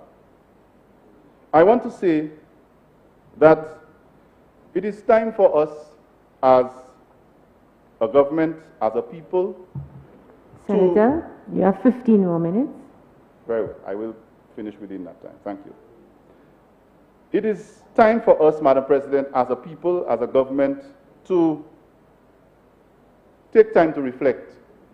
When I started this presentation, I did indicate that before we deal with this borrowing today, we have to reflect on, 1, our debt stock, and now I'm saying that we need to reflect on where we are at now. In March, we didn't know that we were going to be in this situation today. And now that we are at 235 with deaths, and people very, very anxious around the country, let us show some measure of maturity. Let us get past this back and forth. I think the leader of opposition government business called it tiwe mete. I will say in Creole, anou las tiwe mete, anou las longi douet asou opposition ek di se yo ki fait situation en ville mauvais. Anou las fait ça. Ça pas ka bay pièce moun. You hear, Madam President, the leader of government business is still doing it. It's unbelievable that this is happening here by the Minister for Health. You know, if your child has a bellyache and you left the child with the nanny and the child is vomiting, and you will sit down and quarrel with the nanny about why my child has a bellyache and vomit. You have to get her to a doctor, take care of the child. That doesn't take away from the fact that the nanny may have or may not have, and you don't even have the evidence to have caused the problem. Deal with the situation. Stop pointing fingers. And that's what I notice has been happening. But, Madam President, you know what? While we think it might be sensational in this Honorable House to do so, the average St. Lucian knows better. So they're looking for the solutions. So let us remove ourselves from reaction mode.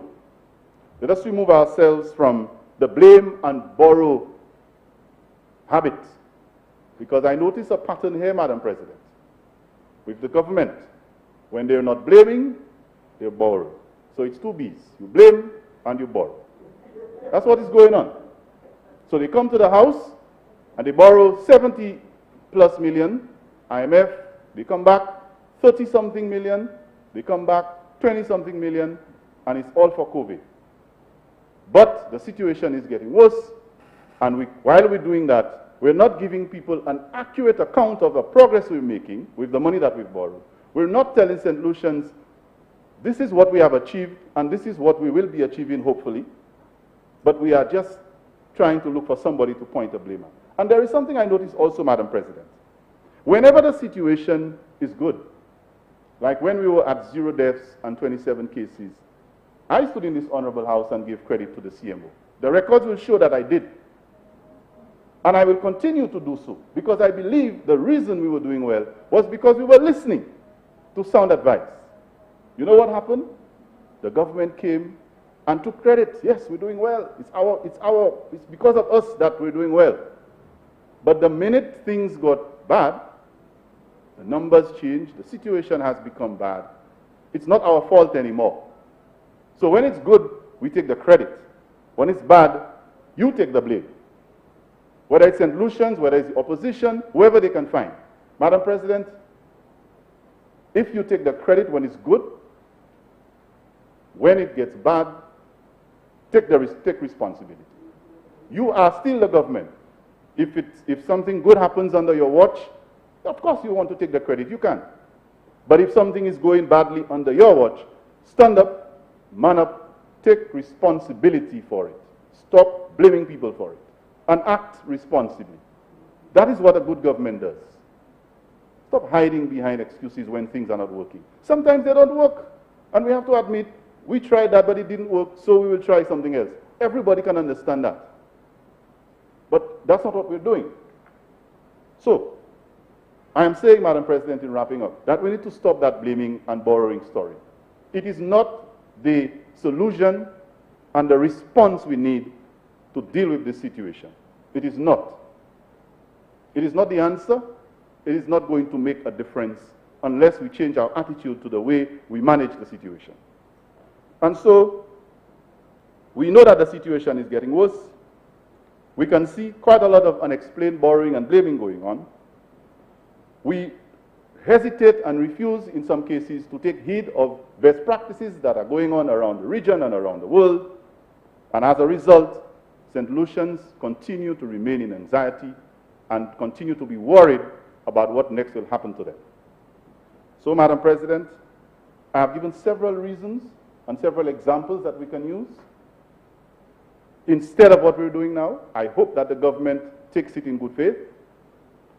And I hope, Madam President, that we will demonstrate to our St. Lucian public and also to our St. Lucians in the diaspora and beyond that we are not just interested in admonishing and blaming them for the situation as it is, but that we are prepared to pull our efforts together with them to make sure that we arrest this situation as best as we can, and in the process, putting them first in every single decision and every single initiative that we undertake. That's as much as the opposition is asking this morning, and I hope that in response, that the government can find some good in what I've said today, and that they'll respond accordingly. And we will see a new approach, a better approach to dealing with the situation with COVID than what we've seen in the last few months. With that, Madam President, I thank you for your indulgence, and I look forward to a positive and responsible response from the government.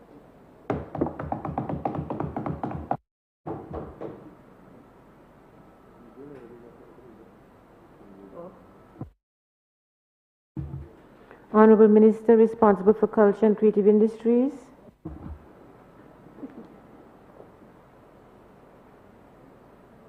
Thank you very much, Madam President. Madam President, I just want to thank you for extending the good wishes as well as my colleague, opposition senator, to me on what was. It's nice to know that our society is responding in that way, and I take it with a very grateful heart. Madam President, I'm rising to support, the resolution before us. And I'm rising because we know on this side that he who blames others has a long way to go on his journey. We know that. We on this side of the house know that. And he who blames himself is halfway there, and while he who blames no one has arrived. So we're not blaming anybody, on this side. COVID came when we were in government, and we have a responsibility to work for our society to ensure, that we remain safe and sound in this country. So we are very clear. And so, Madam President, I sat here and was listening and was wondering, why are those opposites so detached from what is going on in our society? And I was just thinking that they're detached because they're led by someone who doesn't eat guavas. They're led by someone who doesn't eat hot bread. They're led by someone who doesn't go to the supermarket. And so it's obvious that they're just not connected to the society. They're detached.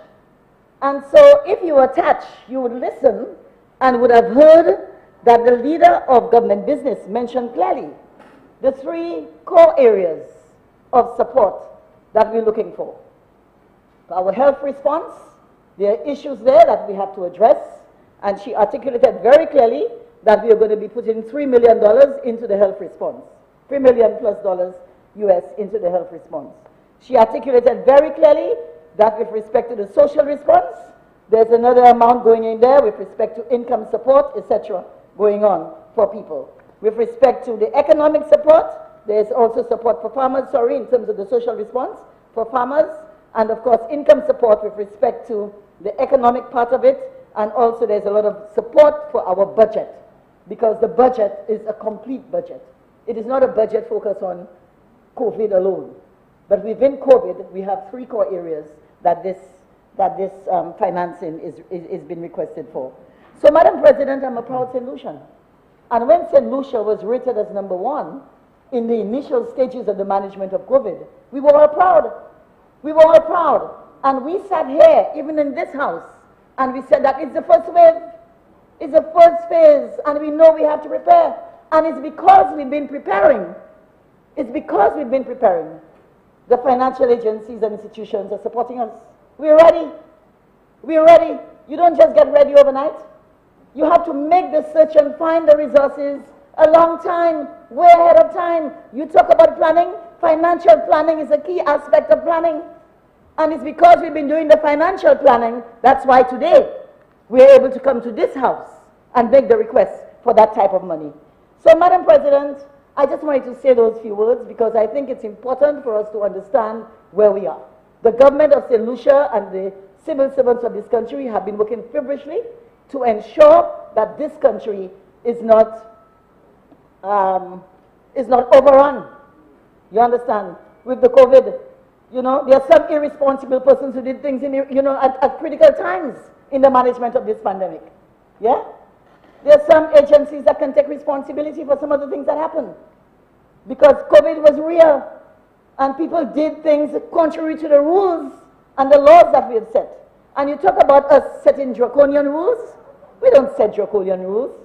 When we started off this pandemic, I could remember clearly the Prime Minister going on radio and begging and cajoling, and asking St. Lucians to please obey the protocols, please adhere to the protocols. So if people are not adhering, 9 months on, we still have people who are stubborn. And as leaders, we all have to ask ourselves why. Why are St. Lucians still stubborn after 9 years? After nine months, we still have people who have not complied or are not complying, and we need to ask ourselves why. Yes, we need to do a greater job at perhaps the public education, but I think this is a global pandemic. almost everybody had access to televisions in their homes. They could see and internalize for themselves. But we have ways to go in terms of the education. And we take your point, because people are at different levels of awareness of themselves, and perhaps that is where, you know, we need to continue. And we will continue. And in the coming weeks, you will see a lot more creative work in terms of appealing to solutions with respect to the COVID virus. So, Madam President, I just thought I should say those few words. But we are proud St. Lucians, all of us. And when it's good, we have to say it's good. We have difficulty saying well done. We did very well in the first instance. We're coming through. It's our second wave. There's a lot of effort being placed at all levels to ensure that we continue to do well, you know, and so we must commend the government, you know, and not come here and try to say that the government doesn't know what it's doing. We know what we're doing. We are all on course, you know. You all were the ones who didn't know what you all were doing when you all convened this major event, which happened to be opportune during October. Was it October? If it was October. But we need to be careful when we come here and what we say here. We need to sound like we need to know that we are attached to our citizens and we can represent them in the right way. So, Madam President, there's a lot more I can say, but I think I'll leave it here because I think we recognize the value of the work that is happening, and we need to find that budgetary support, you know, to enable and facilitate our country at this time. It's a rough time. A lot of people are suffering. A lot of people are going to the Treasury sometimes and not getting their money. And this will contribute to us having the resources to enable our society to continue to flow in the way that it should and continue to ensure that our citizens, you know, are being cared for. Thank you so much, Madam President.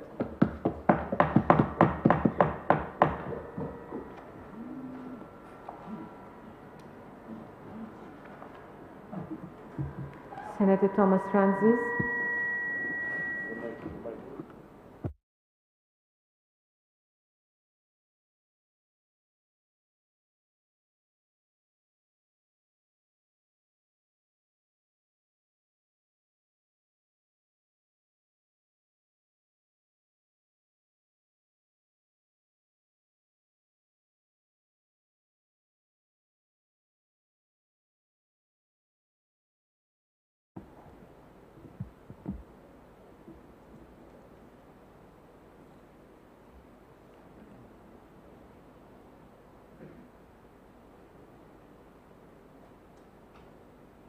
Good morning, Madam President, fellow senators, the media, staff of Parliament.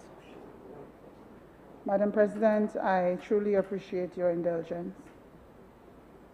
I'm very pleased to be back on seat to continue representing the best interests of my constituents, member of civil society, and the wider citizens of this country.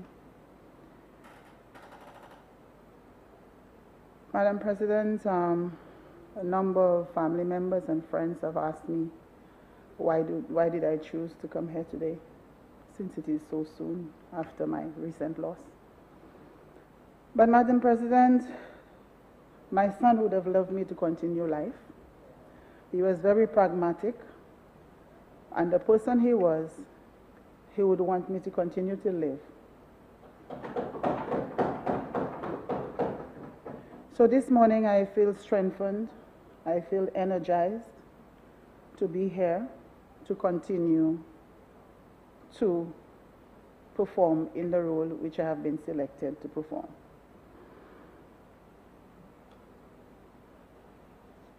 Madam President, I also wish to thank the interim senators for providing relief during my unavoidable absence, and to apologize for any inconvenience which this honorable House might have experienced in the thrust to ensure continuity in the dispatch of the business of the citizens of this country.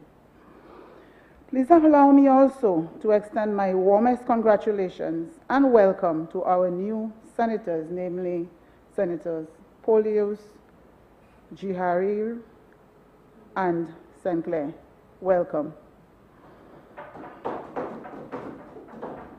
Madam, on behalf of the Thomas, Rivia, and Lucian families, I take this opportunity to extend immense appreciation for the overwhelming expressions of sympathy, love, and support on the occasion of the passing of our beloved Kiki.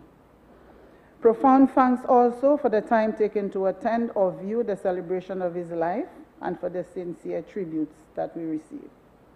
Needless to say that all these expressions have been invaluable in helping to soothe the pain which we experience from this huge loss. We continue to lean on God and all his promises and the continued outpour of love, as well as the reflection on the beautiful memories that he left.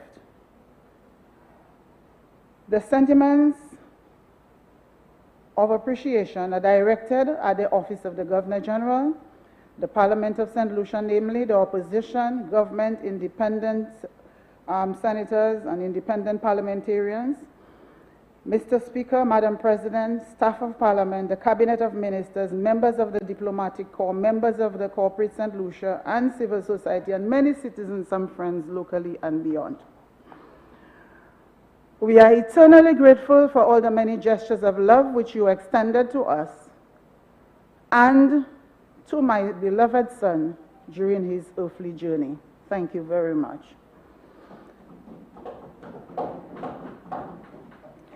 Madam, I also take this opportunity to apologize again for the inconvenience which my absence created,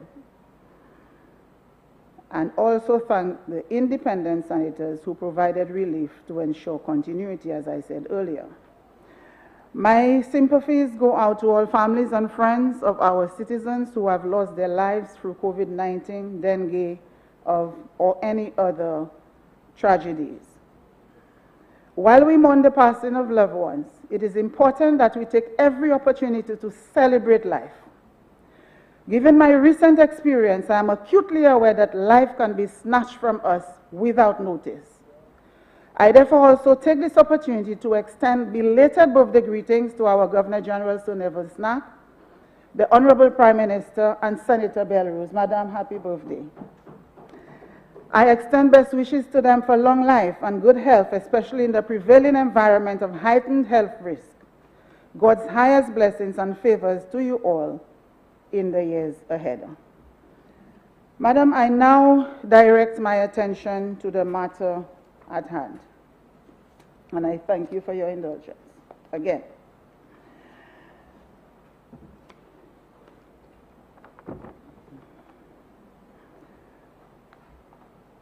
As usual, Madam, I will ensure that my contribution will continue to be characterized by honesty and objectivity, and to offer suggestions where necessary.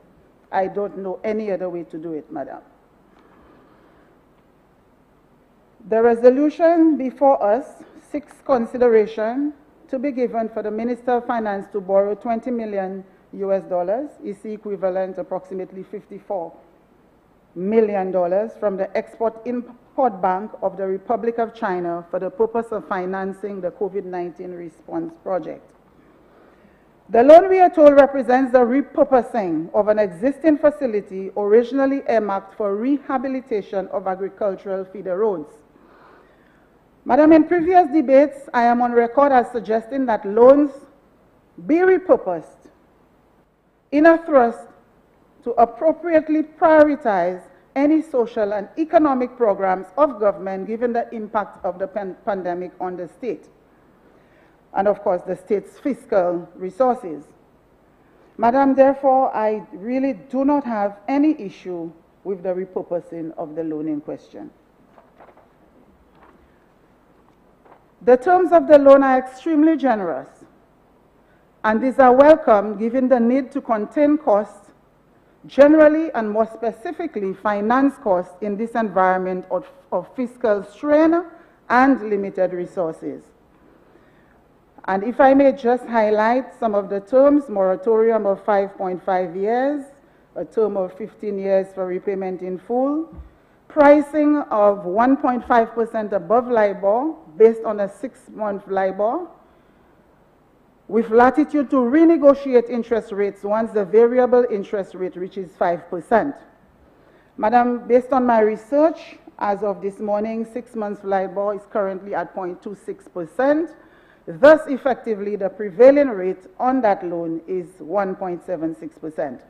This is a steal of a deal on the pricing in this environment, which would typically attract a risk-based price which is much higher if we are looking at accessing funds from a commercial bank locally or even regionally.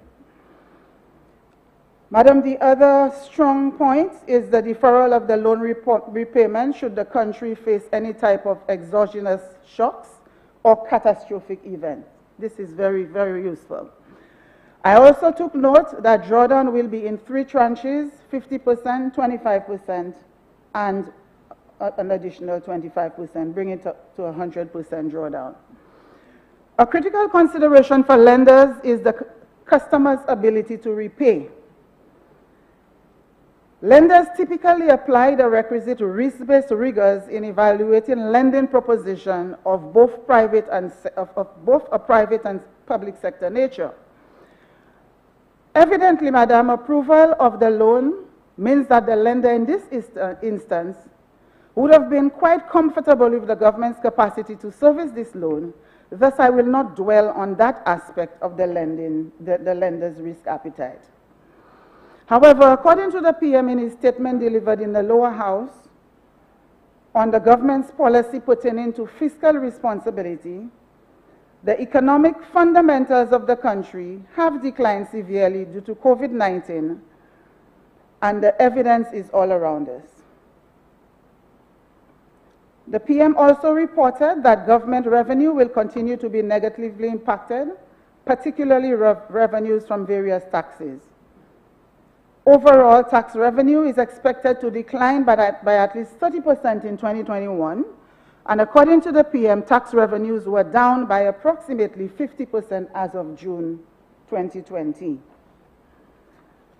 On the expenditure side, the largest expenditure level of central government operations is compensation of employees, and this is expected to remain relatively unchanged. There is also the expectation that remittances levels from the diaspora will be eroded, given that a large proportion of St. Lucians in developed countries may be or become unemployed. The World Bank estimates that personal remittances in 2019 accounted for 2.025% of St. Lucia's GDP, and that equates to roughly $114 million. Most of these funds flow directly to the unemployed, underemployed, and the elderly. COVID-19 naturally has a negative impact on such important revenue flows. The negative effect of the pandemic continued to reverberate across all sectors, with the key export of tourism severely impacted. While the country has embarked on selective opening of the sector to tourists, which has generated some 18,000 in new arrivals, this has not made a significant dent in government revenues, as far as we are told. The huge pluses are the benefits to the approved hotels, some of the ancillary service providers, and re-employment of some of our displaced tourism sector employees. Notwithstanding these positives, there are constraints which hinder the much desired multiplier effect, given that the tourists are mostly expected to remain within the confines of the hotel properties. Therefore, Madam President, the multiplier effect to vendors, taxi drivers, tour operators, small craft vendors, and the like is not being felt. The gross domestic product was down by 6.4% for the first quarter, with an estimated decline of 19% for the first half of 2020. Due to drastic cuts in oil prices, driven by low demand, inflation was recorded at negative 2.8% for up to July 2020. The expected average for 2020 is 2.5%, Madam, and that's according to the IMF. Unemployment is projected to head to 25% up from 2019, which was recorded at 16.9%. It's unfortunate that such improvement is being eroded so quickly, Madam. The level of underemployment has increased as well, given that some companies are having staff work on rotation or for reduced hours or days per week. Debt to GDP ratio, we are told, is likely to climb to as high as 90%, eroding the gains that we've made, where we have, in recent times, achieved a 60% reduction, close enough, or nearly 60%, close enough to the prudential limit set by the central bank.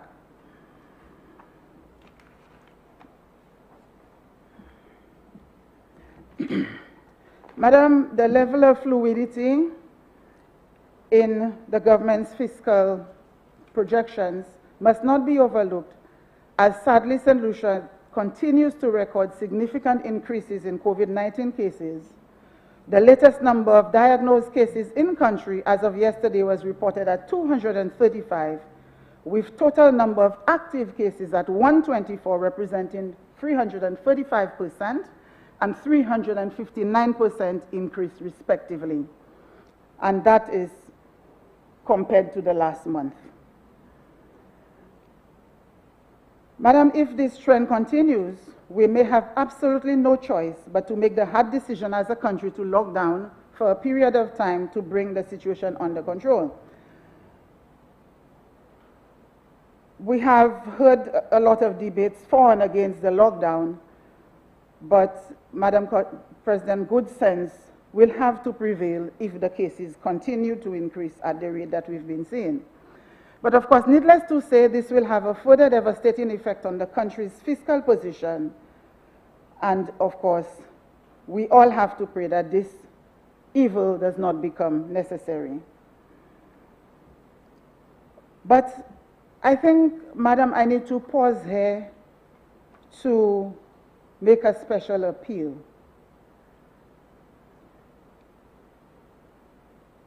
We can only achieve a reversal of the trends if we as a citizen take COVID-19 seriously, if we observe the protocols set by the authorities, and I'm imploring every citizen to do so, wear masks, observe social distancing, home quarantine when necessary. I've taken a decision that if I don't have to leave my home, I do not leave my home for my own protection and the protection of family, friends, and the citizens. Do not socialize and avoid visits to friends and family. This is a very small sacrifice to make to ensure that we preserve lives and we preserve health. Madam President, COVID-19 unleashes suffering. I want the citizens to appreciate that it unleashes suffering, much suffering on the victims. It kills. COVID-19 kills, and unfortunately we have lost 2 of our citizens through COVID-19, and we do not want to lose any more. But it is up to us and how we respond to the pleas of the authorities to observe the necessary protocols. Citizens, Madam President, death is final. Having just gone through it and still experiencing the loss of a loved one, death is painful. Death is disruptive. And if we only think of the suffering COVID unleashes and the pain death brings, I think my plea should not fall on deaf ears. I just want to also take this opportunity to remind our citizens, Madam, that we have frontline workers that are putting their lives at risk every single day to try and manage the situation in the country. How we conduct ourselves, how we observe the protocols will determine whether we protect them, because they are indeed in the front line. We need to preserve them, Madam President, such that they will be available to provide us with the support, with the care, with the services that we so rightly deserve to be able to deal with the situation.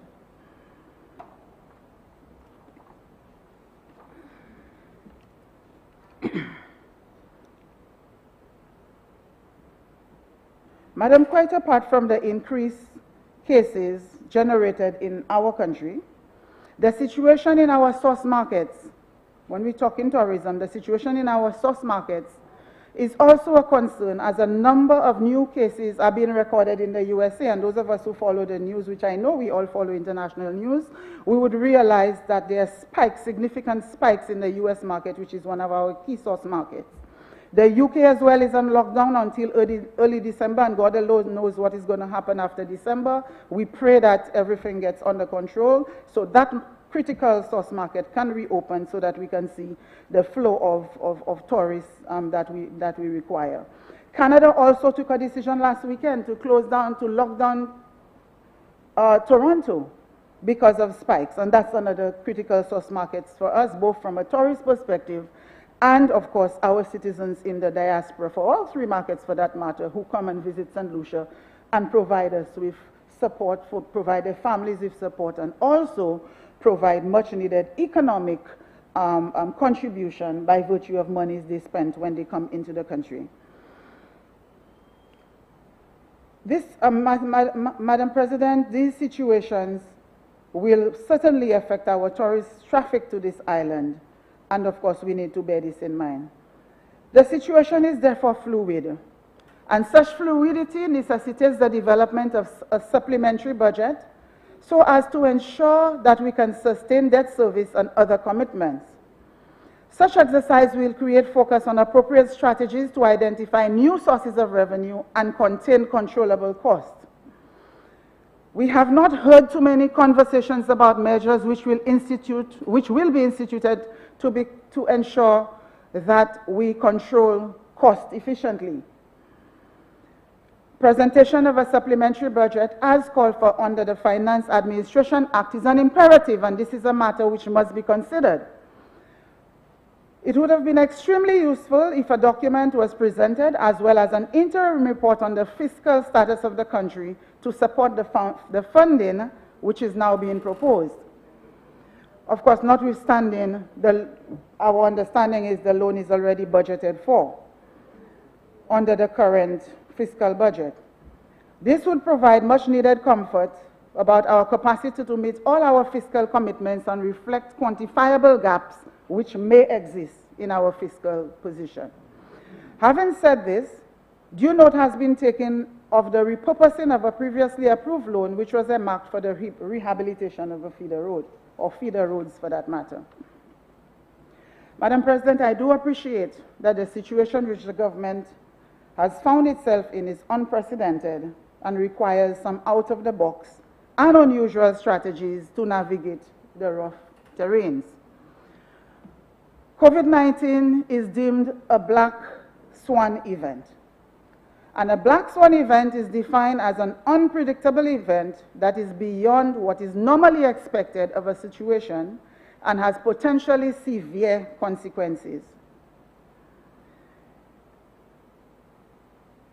Madam, I just want to, for the benefit of our Creole-speaking listeners and viewers, moi juste vle di that situation gouvernement trouvé koyan di dain, c'est une situation côté qui yo ka refer pour li ko a black swan event. Black swan son bagay personne pas te jamais kwete kay fait. Personne.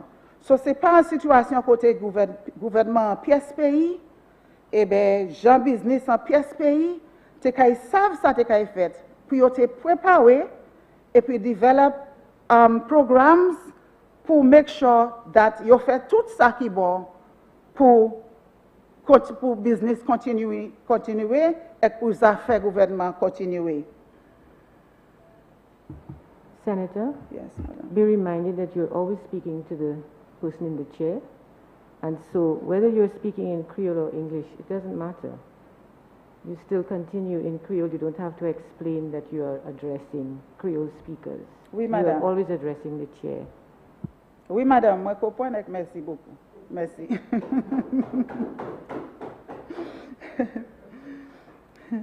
Yes, so, Madam President, the point I'm trying to make, and the point that I hope through you everybody understands, is that when we're looking at a black swan event, no government would have had a blueprint.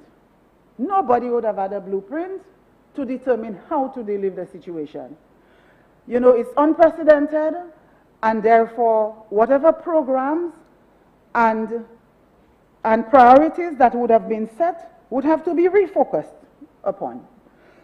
Revisions would have to be made. Risk strategies would have to come into effect.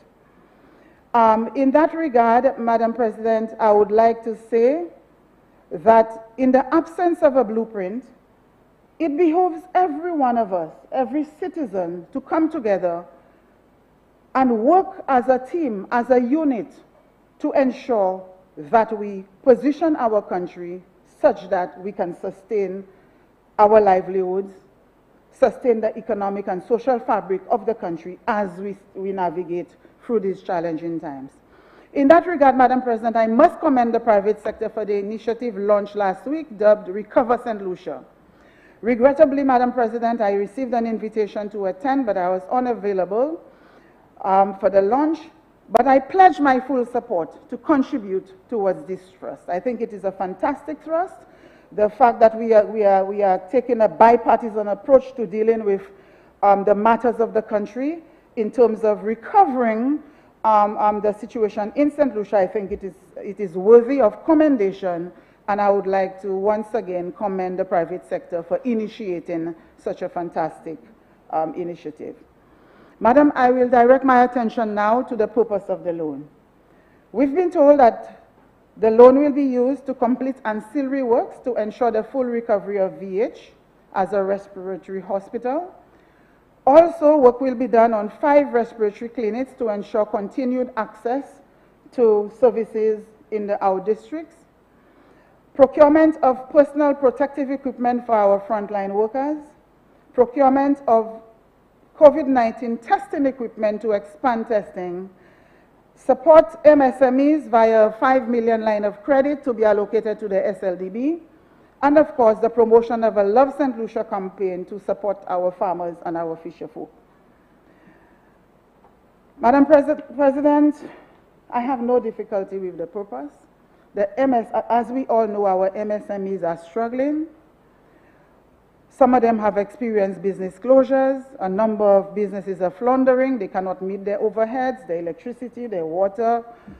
Some landlords are not very, some landlords are merciless in terms of not providing the requisite support to enable some of our SMEs to continue to operate. And as we all know, Madam, a number of our SMEs, if not all of them, they depend on the business performance. They depend on the revenue generated by the businesses to be able to sustain themselves and their families. So a lot of them are struggling out there. Therefore, whatever support that the government can give to alleviate their plight, I am in full support.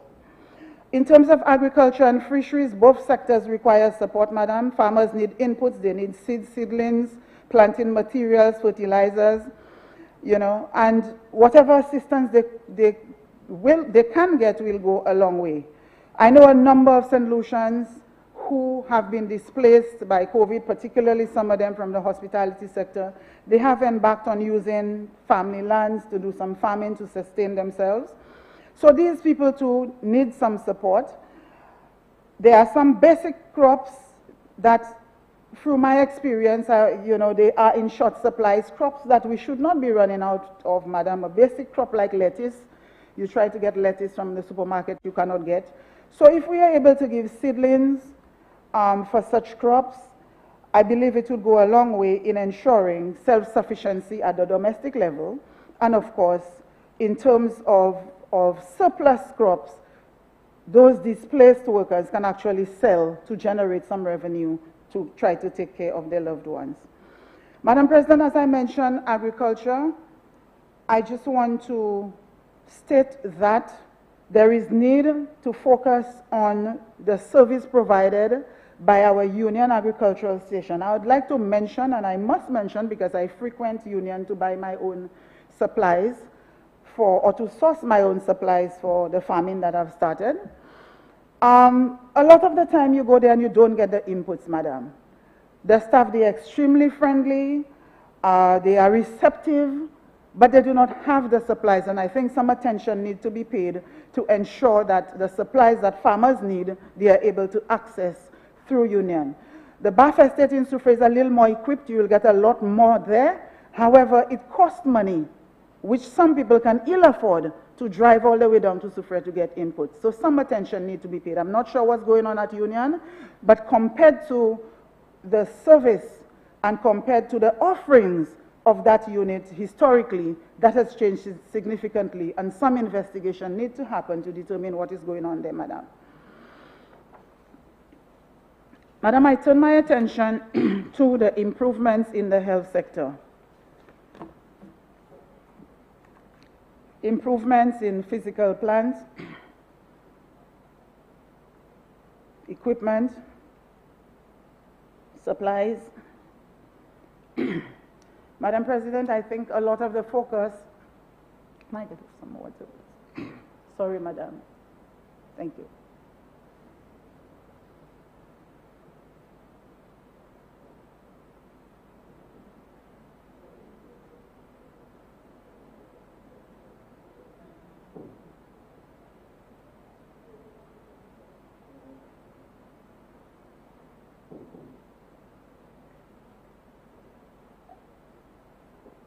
Thanks very much for your patience. Madam President, when I think of the health sector, and I speak of the health sector, I'm speaking from a position of experience. I'm speaking from a position of authority, from the perspective that for 37 years, I interfaced with the health sector in St. Lucia. On an average of 3 times per year, which equates to about, if my mathematics serve me well, it equates to about 111 times in the last 47 years, because I had to take my son to the hospital very frequently to get medical care. So I can write a book on the situation in our healthcare system. I am very heartened that OKEU has been commissioned, and the physical plant is of a very good standard. I believe there's need to focus, use some of the funding to focus on equipment. We do have some equipment, but some equipment do not function, so I think we need to provide some financial support to ensure that they function. Madam President, there's a gap in terms of supplies. Critical supplies are lacking. Basic supplies like morphine, which it's just so critical for administering care to patients. Patients are being, or loved ones are being asked to go and source morphine to bring into the hospital to administer to their loved ones. So focus must be given to ensuring that we procure supplies in a timely manner and adequate supplies to ensure that the healthcare service, or the quality of healthcare that the citizens deserve, that they get. Madam President, also building human resource capacity. I believe we have a critical shortage of manpower in terms of doctors and nurses, and I was heartened when the Minister, the Honorable Leader of Government Business, mentioned that there are plans to bring in 300 additional doctors and nurses. There's a critical need, and this must be done speedily. Quite apart from ensuring... Senator, you have 15 more minutes. Thank you, Madam President. I will finish in time. Thank you. Quite apart from ensuring the head count is increased, there is also need for some training and refresher training in patient care, in customer service. Some of the providers are very, very good. They are very good, and they go over and above the call of duty, notwithstanding the constraints, to ensure that they deliver good service and they deliver good patient care. However, the constraints are difficult, and some of them, despite their best efforts, they are not able to deliver. So therefore, there's need for customer service, refresher courses, coaching, training even counseling, because going through the kind of cases that we have in the hospital and being under tremendous pressure and having to deal with their own life issues, some of the providers may necessarily need some kind of counseling from time to time. So based on my experience, like I said, I believe these are areas that need to be focused on, areas that would require funding. So I am making an appeal that through the funding which approval is being sought for, that we can find some funds to be able to assist with the alleviation of these issues in our health system. This is particularly critical as we are seeing that we have increased demand for health care due to the increased cases of COVID. So, Madam President, it is hoped that the deserved focus will be given to these critical areas so as to ensure that the citizens of this country are able to access the level of care that is required. Madam President, I had promised myself that this would have been a short presentation. So I take this opportunity to thank you very much for your indulgence and to state that given the critical needs of the country at this time, I support the request for the Prime Minister to access the $20 million US loan facility to be able to carry on the business of the people of this country on all these different levels. I thank you, Madam. And Senator, note Order 37, in which you should use the full term Prime Minister, not PM, which we tend to do generally, yes, but not in the House, not in the Senate.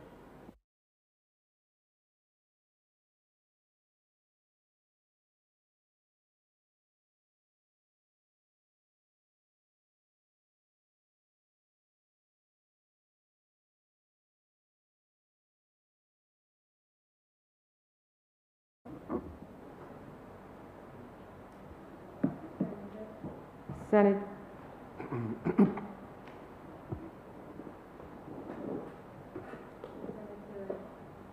Jawa here.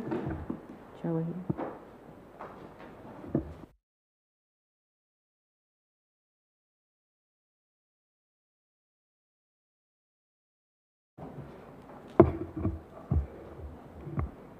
Thank you, Madam President. Good afternoon to everyone.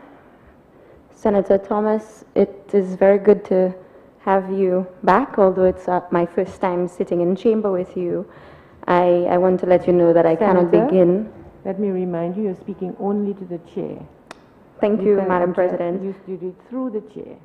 Thank you, Madam President. Through you, I want to say that whilst I cannot begin to imagine what the Senator has gone through, I am very happy that she is here carrying on business as required. Madam President, I rise to share my concerns on the resolution before us for the Minister of Finance to borrow US $20 million from the Export-Import Bank of the Republic of China for the purpose of financing the COVID-19 response project.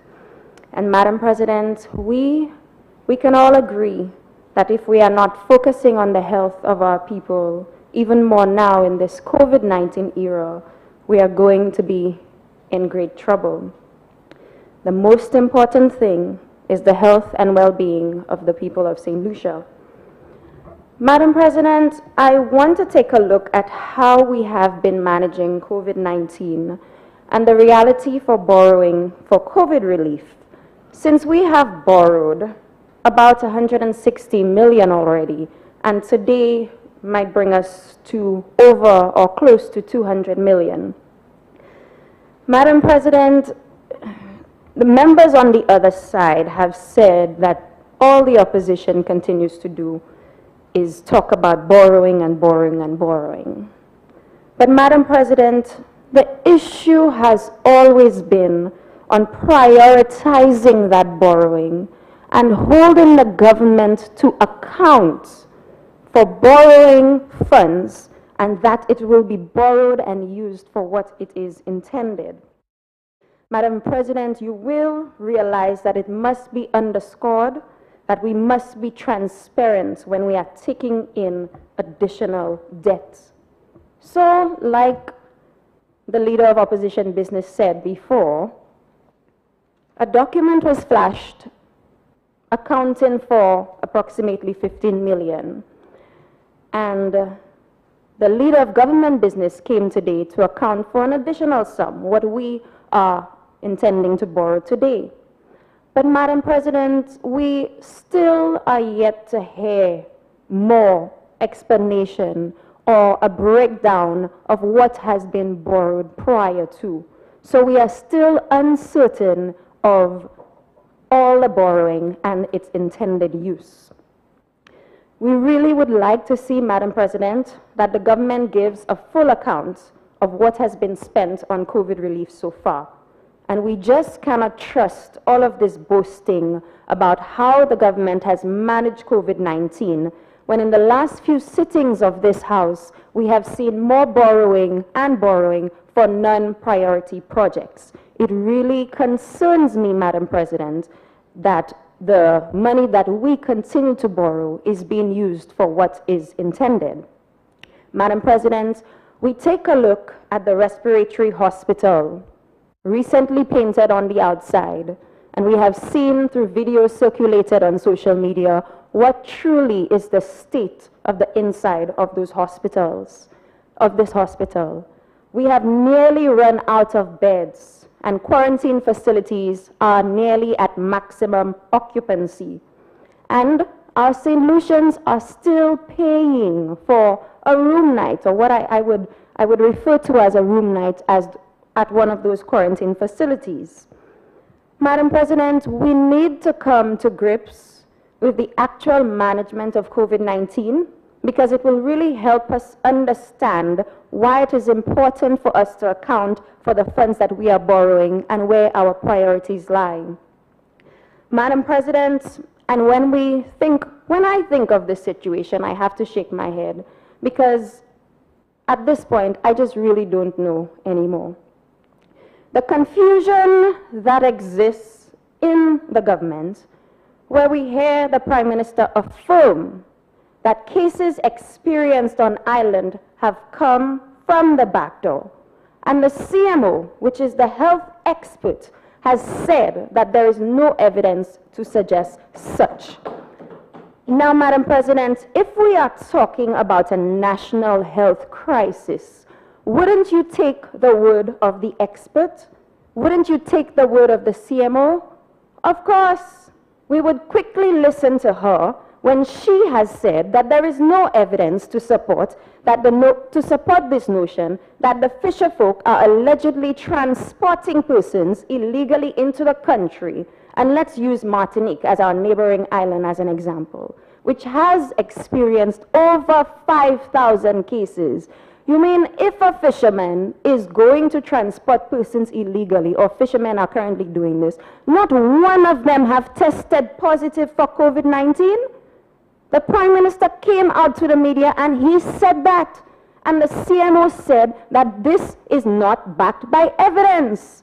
Confusion again, Madam President. And you just cannot trust the word of this government and how it intends to justify borrowing. Madam President, this COVID virus is a serious thing. Healthcare is a serious thing. And I just want to give you a short example of what happened to my family recently. My niece just turned 2 years old. One day she woke up, she wasn't feeling too well, and in no time her caretaker realized that she began to turn blue. She began to turn blue, and her eyes were already rolling to the back of her head. Fortunately, she got some assistance from a neighbor who came to wet her up, and I believe my niece was perhaps about to experience a seizure. The ambulance came, fortunately in time, and my niece was transported to the hospital. Madam President, when she got there, and she's allergic to penicillin, there was absolutely no alternative medication that she could have taken. And when finally an alternative was discovered at Tapio, the cost was exorbitant. And Madam President, I have to think about the number of families who really cannot afford health care in St. Lucia, but still the government does not seem to understand why health care needs to be a priority. What is wrong with second testing?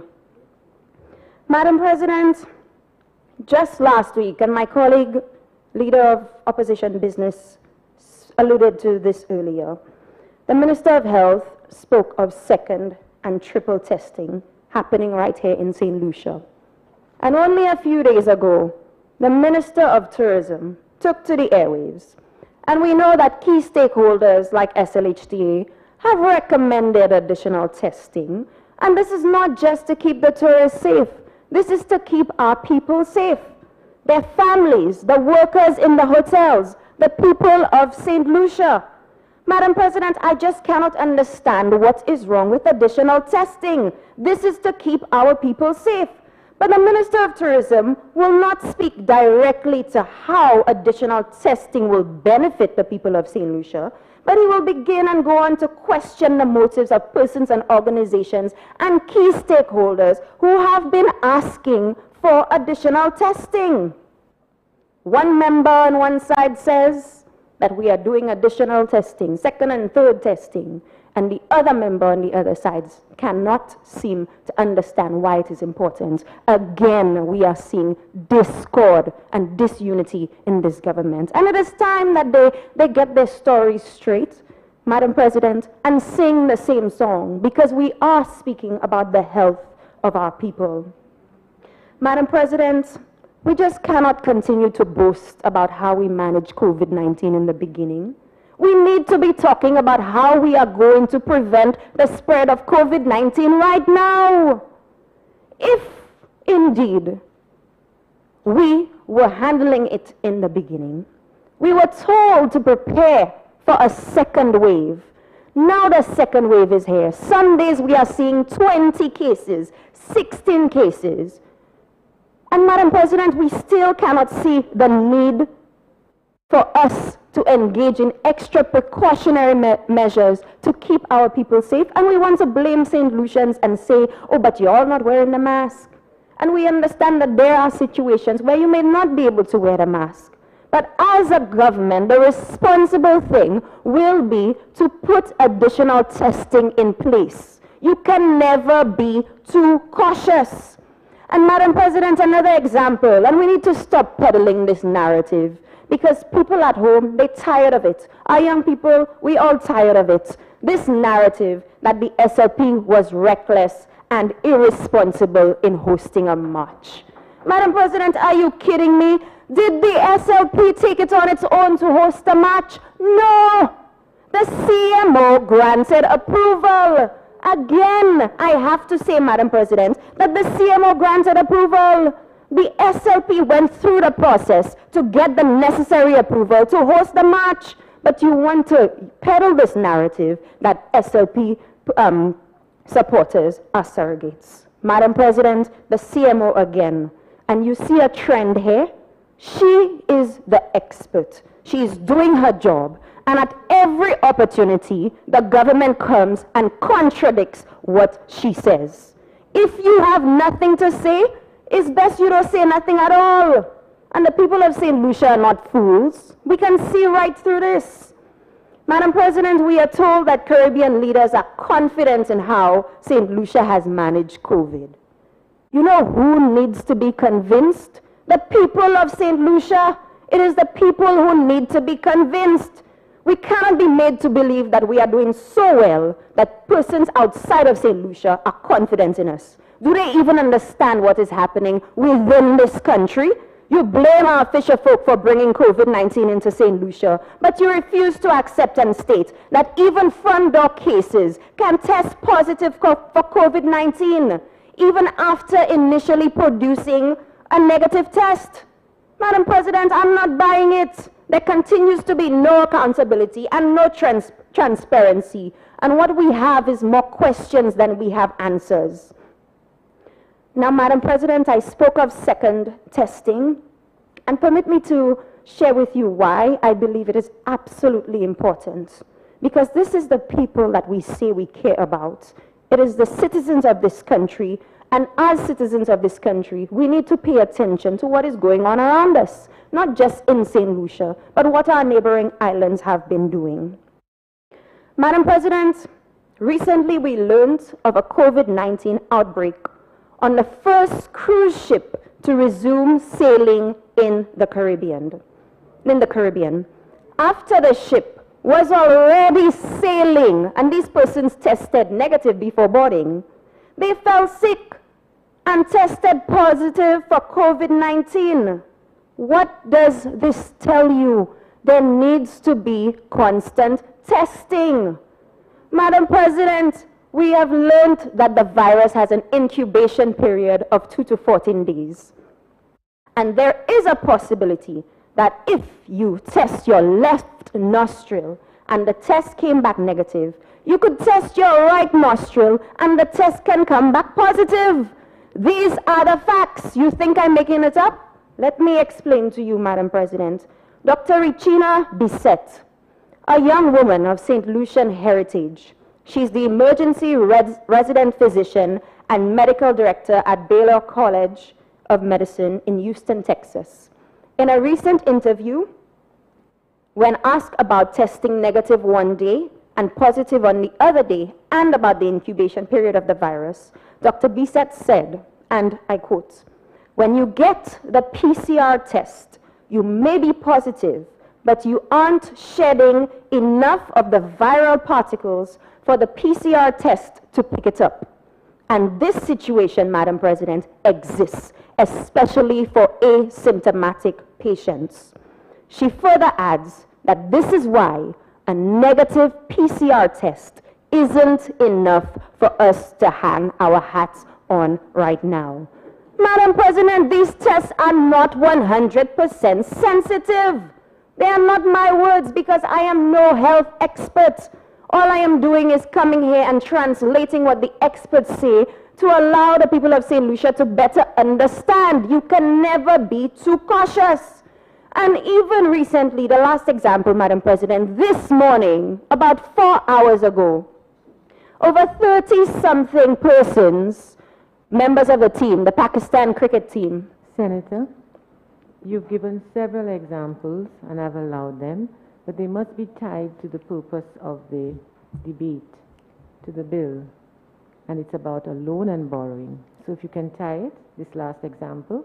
Thank you, Madam President. I will be very, very brief. This last example that I speak of is of the cricket team from Pakistan who went to New Zealand. And New Zealand, as we know, is extremely cautious with their healthcare system. They have been doing a very good job at managing COVID-19. These persons tested negative before they left their country. But when they got to... I'll still require you to tie it to the loan. Yes, Madam President, I am tying it. But when they got to New Zealand, they tested positive. All of this to say, Madam President, that there is a need to engage in additional testing. We must be able to also account for the money that we have borrowed so far, and judging by what we have heard here, we have not been able to do so. And that is my concern, Madam President. That is the concern of St. Lucians out there. We come, we say we are borrowing, and as I mentioned before, healthcare, it is a very important issue, because if we do not have a proper healthcare system, we may not have a country. And Madam President, as I mentioned before, there is a need to continue to support the efforts of those who have been affected. There are many persons who have been left without jobs. There are many persons who have even prepared and gone through the necessary precautions. And we think of the independent taxi drivers. They went through the training, they got the test, they have the equipment, and still they are not able to operate. a lot of our people in St. Lucia, a lot of our tour operators, various workers across various sectors are left without, Madam President. But, Madam President, the main issue that I have and the main concern is that if we cannot account for how these funds are going to be used, we will have to say that we are not able to trust this government and how it uses those funds. So, Madam President, there is certainly a lot to think about, and as a matter of priority, we are running out of time. And I need to again stress that without implementing additional precautionary measures, we may be left with nothing. We may be just risking rapid spread in our communities. And Madam President, the tourism industry that we depend on so greatly, we may just not have a tourism industry anymore. Because if we do not engage in that additional testing that I continue to emphasize on, our people will run sick. And the U.S. is already closing its borders to certain countries who are going higher and higher with their COVID-19 cases. So instead of blaming our people and saying you're not wearing your mask, put precautions in place to not just protect the tourists, but to protect everyone that the tourists might come in contact with. We must, Madam President, if I have not stressed it in the beginning, I will say it one last time. There is nothing wrong, in my opinion, with being extra cautious. The government has not been able to provide a reasonable explanation as to why additional testing is not being implemented. And I think it is extremely important for the people of St. Lucia to ask those questions of the government, that if you say you care so deeply about our people, you will do the right thing. Thank you.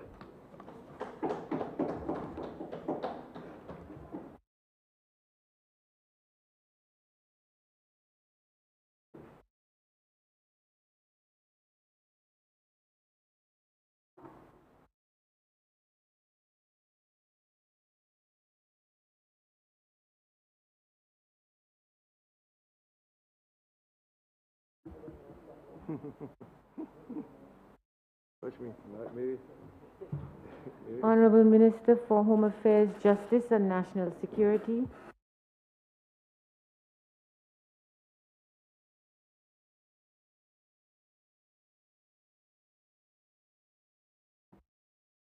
Thank you very much, Madam President. I rise, Madam President, to give support to the motion to borrow $20 million US from the Taiwanese for this, to assist us in dealing with the agricultural assistance program, the health emergency response, the income support program, and budget support.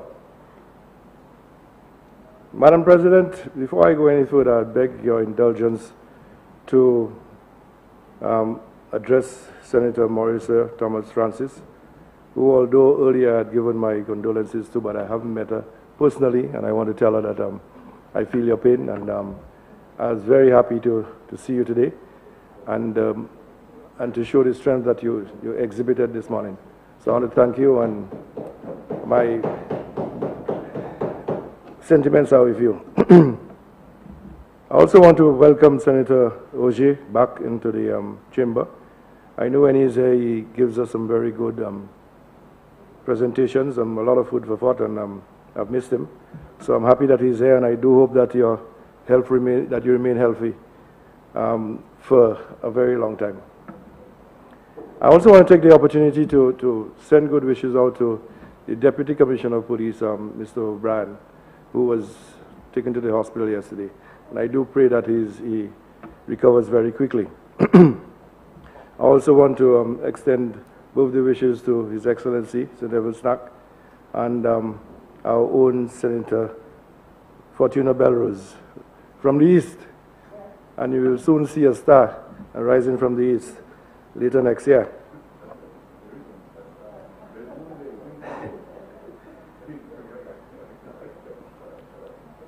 Madam President, a lot has been said about the COVID-19. We talk about the front door and we talk about the back door. and yet still persons are of the mind that there is only one door. And so it is the tourists that are bringing in the COVID cases in St. Lucia. Only yesterday, the CMO gave us an update as to 9 persons who were tested positive for the virus. Out of the 9, 2 were visitors to this country. They had already taken their PCR test, but on arrival in St. Lucia, they were given the temperature test, and something was amiss. They were isolated, and a second test was done, which confirmed that they were carriers of the COVID-19 virus. And again, we were able to deal with it because all the protocols were in place. All the monies that we have borrowed to bring Uranor Airport into a state of readiness was there. And that is why we were able to deal with it. But we have failed to recognize the back door. And every St. Lucian knows for a fact that this is a business that happens between St. Lucia and Martinique on a regular basis, in good times and now in bad times. Why are we burying our heads in the sand and saying that there's no back door? There is. Presently now we have about 5 persons who have been arrested by the police, and only now persons are trying to distance themselves away from the back door because it has been proven. We have difficulty, even when we got the bus driver, there was difficulty in doing the tracing, and that is the important thing. So if you are in Martinique and you definitely have difficulties and you want to come to St. Lucia, the place is closed, but you do come by the back door. We are saying that you should report yourself so that you're tested. Persons are afraid of being tested. That is what is important, is the testing. If you come in, yes, you know you might be faced with a fine for coming in illegally and so on. But the more important thing is that you tested. This is what we're talking about. And then everybody's talking about what Barbados now. When we say that we are good, and not only us that say we are good, you know, the world recognizes us and say that St. Lucia has been dealing with the pandemic in a very good way. Only day before we got reports about the CMO, how the CMO was praised for the manner in which she is giving out the reports on the COVID incidents in St. Lucia, for her honesty. But yesterday we blamed our CMO and said the CMO was not telling the truth about our tourists. Only yesterday when she said there were 2 tourists, Tutbagaibo, Madam President. And that is the hypocrisy. So we belittle our CMO and we tout Barbados, not realizing why Barbados was talking about the second testing.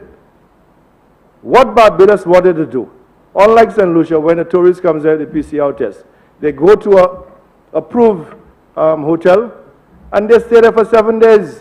They don't mingle with the citizens of the country. But in Barbados, they are allowed to go out. And that is why the Prime Minister in Barbados was saying that I want you to go out there. I want you to mingle with the public and spend the money. So after 3 days, I will test you again. And if it's negative, then you can go out. But opposition senator just said it. The incubation period is between 2 to 14 days. So what's the point in you coming in for a PCR test on the 4th, and on the 8th you've been tested again and allowed to go on room? It's still problematic. So you have to wait for the 14 days. I came from New York with my PCR test.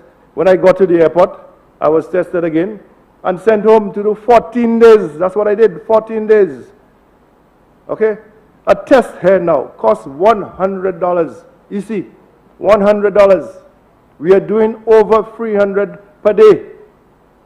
If we do 2 and 3 tests, where are we getting the money? You criticize the government about borrowing. We come here every time to borrow. And then when we tell you that we're borrowing, and we tell you that we're going to do things, but you want us to do extra with the little that we're borrowing. And this money that we're borrowing is in the estimates of revenue and expenditure. It's there. The leader of government business have said so. And I was very happy to hear the independent senator speaking about the repurposing of the loan. This is not new borrowing. This is to assist us. And then we talk about things. We listen to the CNN news every day, and I follow it. And they tell you about the super spreaders. They're giving advice to the people not to travel over these holidays. Do not travel. But persons have not heeded to the advice. Over 5 million Americans have traveled. And they are telling you that they expect that there's going to be a spike after the holiday season.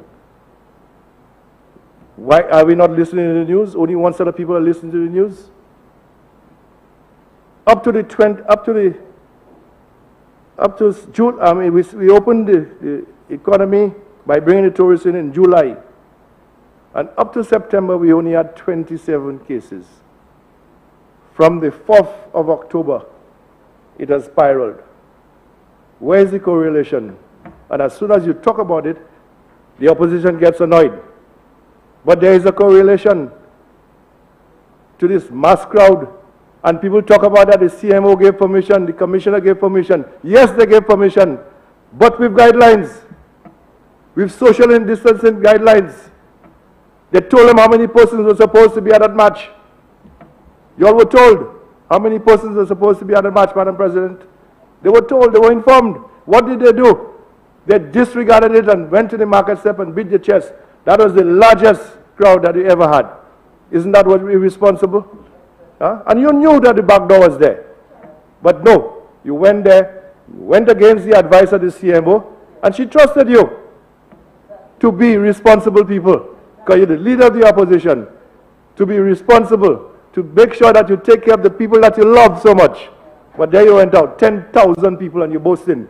And then when it comes afterwards, the exponential increase, there must be a reason for it. There must be a correlation. 18,000 tourists have entered here. 18,000 tourists. And yet still we want to blame the tourists. 2 of them were identified. We have the story at Sandals. And people are saying all sorts of things that Sandals lied. And we know when you have politicians talk about politicians are corrupt, you think they mention any politician? You think Sandals will come and say exactly what happened at Sandals? They will give you a generic answer to protect people. And you think it's the tourists they're protecting? Trust me, it is not. So I'm saying, Madam President, this $20 million that we've taken, it is explained. Okay, it is a repurposing of a loan. Okay, and we are happy that we want to take care of our people. We are putting people first. If you look at VH now, you will swear that VH is a paradise. When I pass, everybody is wondering, what is that beautiful structure? We are going to have problems. When we started, VH is an old building. One guy took a photo, and I suspect it was well set up, took a photo and went out there and sent it, made it viral, and thinking that this is VH. Go to VH now. Go and take another photograph of VH and come back and report. So, Madam President, there are many other things I can say about the $20 million, but I think I have said enough that we understand, and I want St. Lucians to recognize that if there is an issue, whether it's the front door or the back door, we must accept it and see how we can prevent it, how we can do better. Okay? If a discussion can be had with the government, and if persons in Martinique are having a hard time in maybe not wanting to pay the incubation, or what they call it, the quarantine fee, arrangements can be made. But you do not break the law, and at the end of the day, that you expect that we will accept it. It cannot be. You are saying that persons are saying that only in St. Lucia you pay for quarantine. That is not so. Every other country, when you go to that country, you must pay for quarantine. You must pay. Our facilities are the best. And I'm boasting in it. Yes, I'm saying it. It is the best. Okay? And so we have to pay for it. Government has paid over $11 million in taking care of our people. The people that you say you love. We're showing the love. We don't just say it, we show love. So that we brought our students back. We brought the cruise workers back, and they didn't have to pay a cent. We went even further to pay for St. Vincent nationals. When the Prime Minister said, no, it's the cruise lines that must pay. And those students these workers were in problems. We paid for it, we paid for them. That is the kind of love we have for our humanity. And so, Madam President, without any further ado, I want to take my seat, but I give my full support for the borrowing of the $20 million US. I thank you.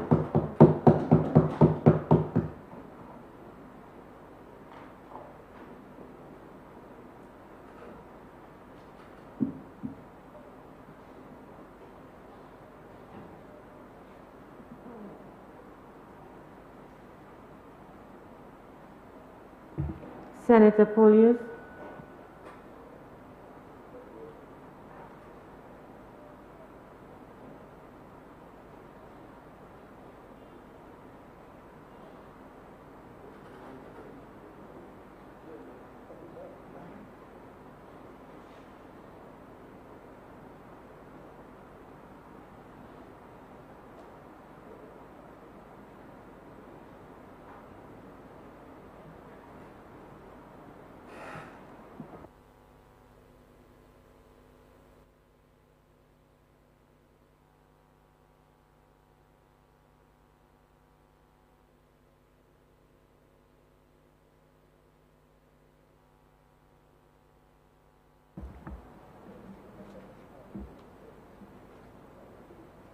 Thank you, Madam President.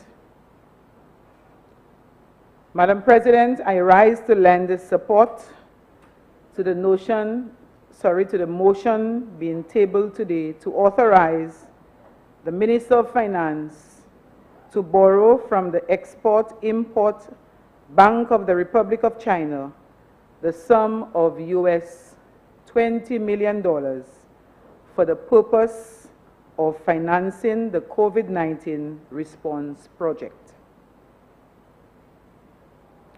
Madam President, I must applaud the leader of opposition business for having demonstrated to us and the many who are grappling with approaches to problem solve and to bring balance to a situation, the use of the cookie method in presenting his arguments. And that cookie method, Madam President, entails starting with something positive, and then you delve into the issue, and finally you offer some solutions or suggestions for handling the issue or for improving the situation at hand. You know, Madam President, the leader of the opposition business began his presentation by acknowledging some of the realities brought about by COVID-19. He asks a few questions, Madam President, that in my estimation have some merit, particularly as this government endeavors to maintain the current fiscal management capability that it enjoys, contrary to a St. Lucia Labour Party administration. Madam President, the leader of opposition business kept highlighting the increase in the number of positive COVID-19 cases in our country. And we know that it is true. The number has been rising. But the real question to ask, Madam President, is why? Why has this number been escalating? Is it because the government's efforts, the various interventions that have been taken have made no difference?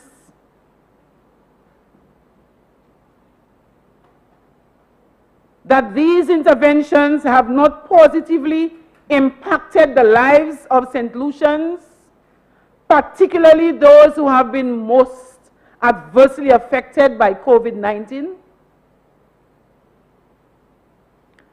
The leader of opposition business proceeded to admonish this government, claiming that we are in reactive mode. Really?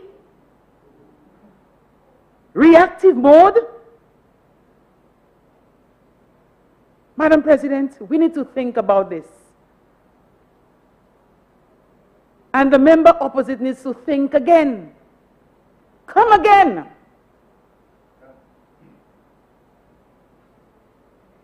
Is there need, Madam President, to remind the members opposite that the COVID-19 Prevention and Control Bill was a typical exemplification of this government's proactivity? It was. And that was following a state of emergency.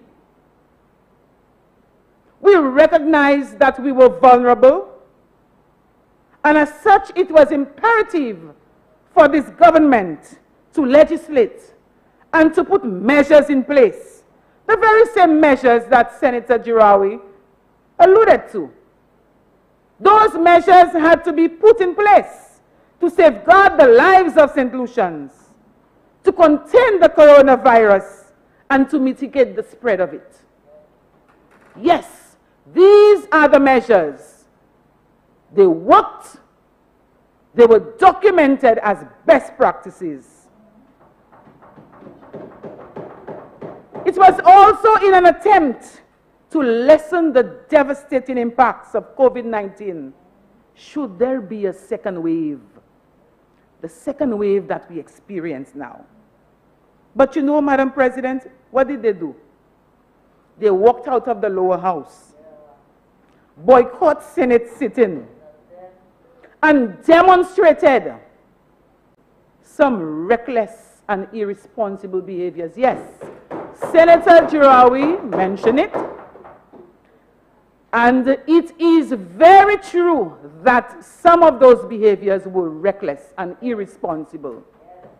The organizers of the march, were they able to manage or to control the crowd and to walk around and to see to it that everybody was wearing a mask?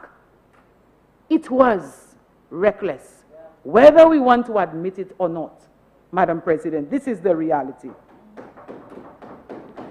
So think again, members opposite, before you come into this honorable house today and claim that this government is in reactive mode.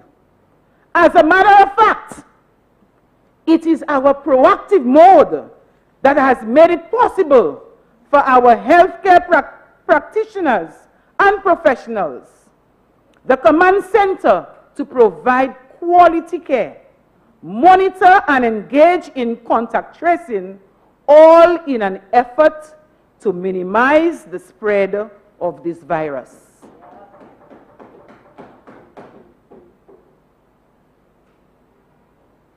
The interventions taken by this government are in direct response to the plight, the lamentations of the people of St. Lucia. Only last night, Madam President, I heard the representative for Castries South on a television program reiterating the cries of St. Lucians and the need for support. Yet in another breath, he chastises this government for these interventions, the very same interventions that we have, or this government has been providing in terms of relief and support to the very same St. Lucians that he claims to love or to put first, as the government strategy to gain political momentum or mileage. So what next is there for the members opposite to latch on? What next?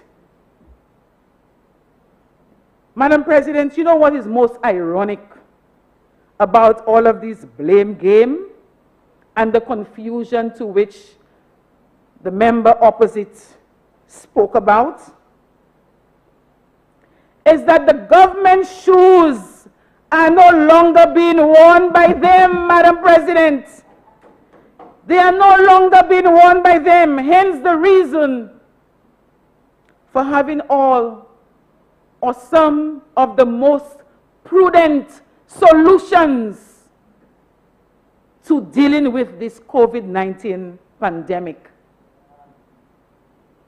Madam President, if we have 100% compliance, and in my last presentation, Madam President, the last sitting of the Senate, I made a strong appeal to all St. Lucians, regardless of their religion, age, political affiliation, to comply with the protocols, adhere to the protocols, so that we can control this enemy.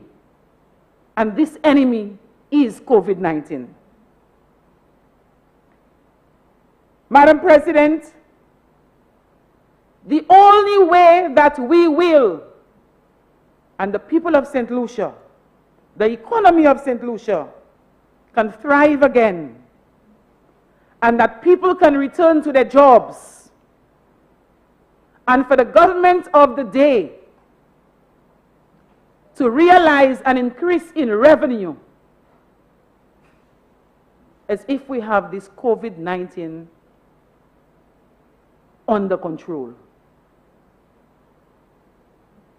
And everything that this government does at this moment is to control this pandemic. This is a war that we have to fight, and it takes every single one of us, including the members opposite. And we cannot allow this pandemic to control us. We as a nation must continue, and this government must continue to play its part, must continue to fulfill its mandate to ensure that the lives of the people of St. Lucia are safe and that the economy remains afloat. Madam President, this is the reality. COVID-19 remains a threat to us. And as I said, and I'm going to reiterate that we need 100% compliance. The tendency for many of us and those watching and listening, the tendency is for us to be defiant, to put up resistance, rather than recognizing the importance of the efforts of this government to save lives. Madam President, some of us have a tete-wed. It's a tete-wed mentality that some of us have. We are stubborn. We are stubborn. And I am referring specifically to our proclivity to adhere to the protocols. We are stubborn. And so there is need for this government to continue to legislate and to borrow in an effort to keep this pandemic under control so that our economy can thrive again. So I will end by reaffirming my support, Madam President, to borrowing, to permitting the Minister of Finance to borrow US $20 million for COVID-19 response project. I thank you.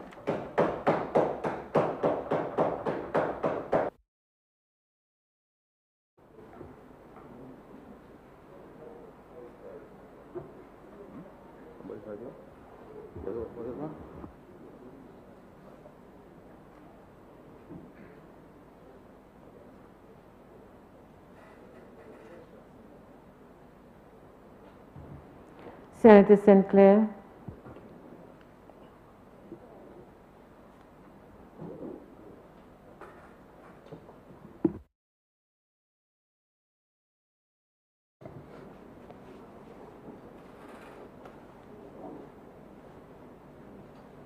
Good morning to you. Good morning to you, Madam President, and the fellow senators. Afternoon, sorry. Time passes fast.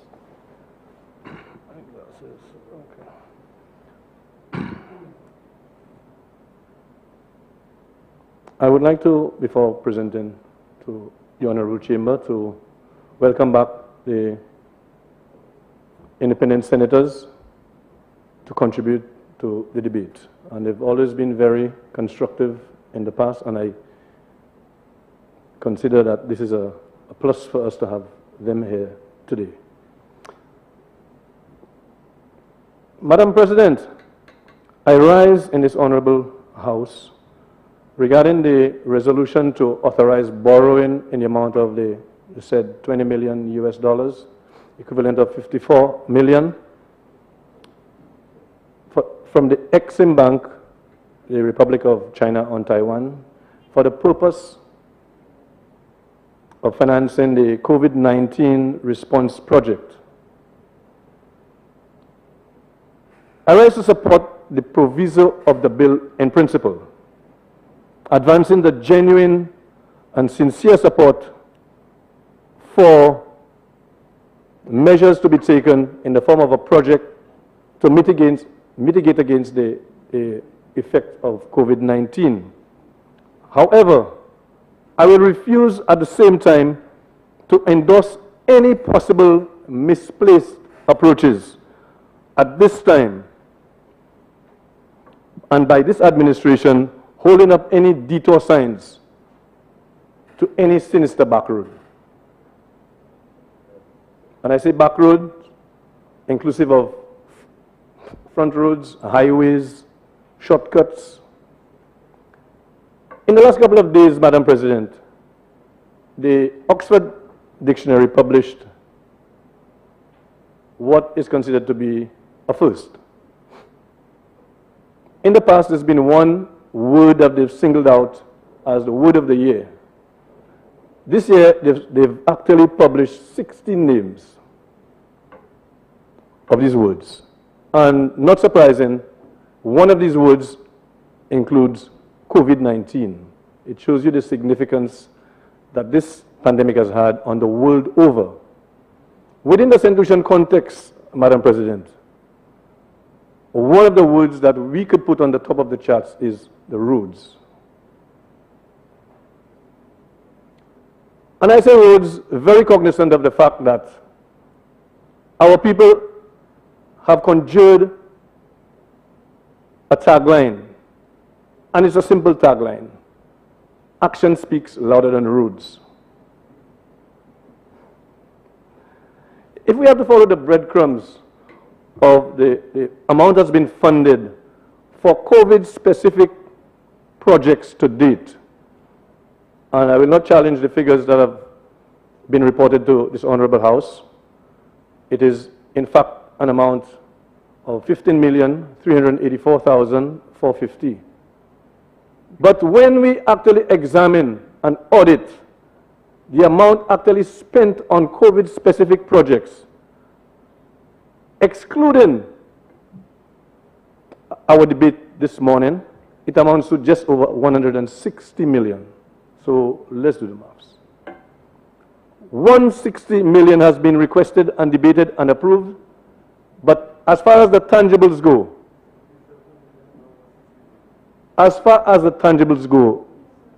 we can only account for, and as reported, 15.5 million. And this, let me give you this 15.5 million, the breakdown.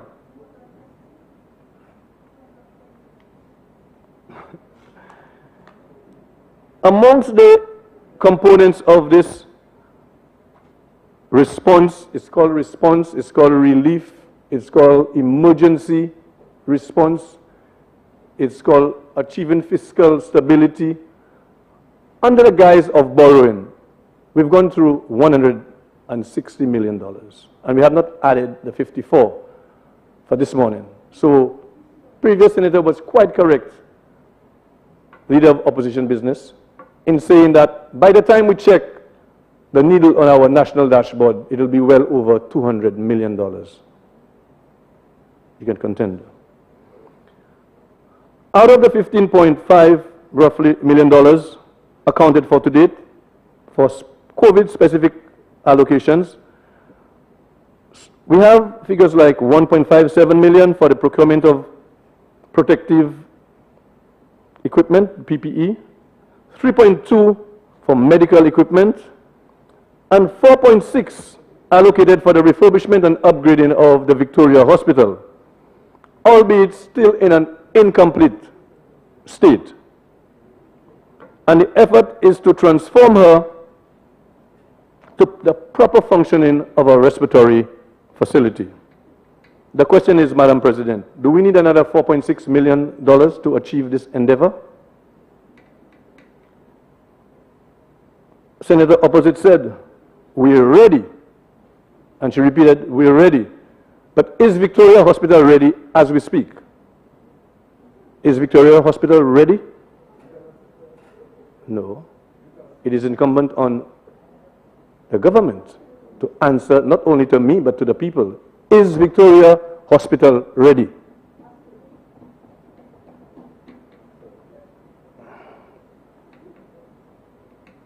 Madam President, we are not a foolish people, you know. And even social commentary will tell you, the Calypsonians will tell you, the talk show hosts will tell you. And one calypso that comes to mind is, where the money gone? Where has the money gone? 160 million as opposed to 15.5 million.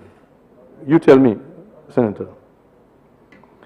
The St. Lucia Labour Party, Madam President, is certainly not averse to providing plausible and sensible approaches to addressing our unfortunate COVID pandemic. And some of them has already been outlined by Honorable the Senator, my lead counsel on this matter there.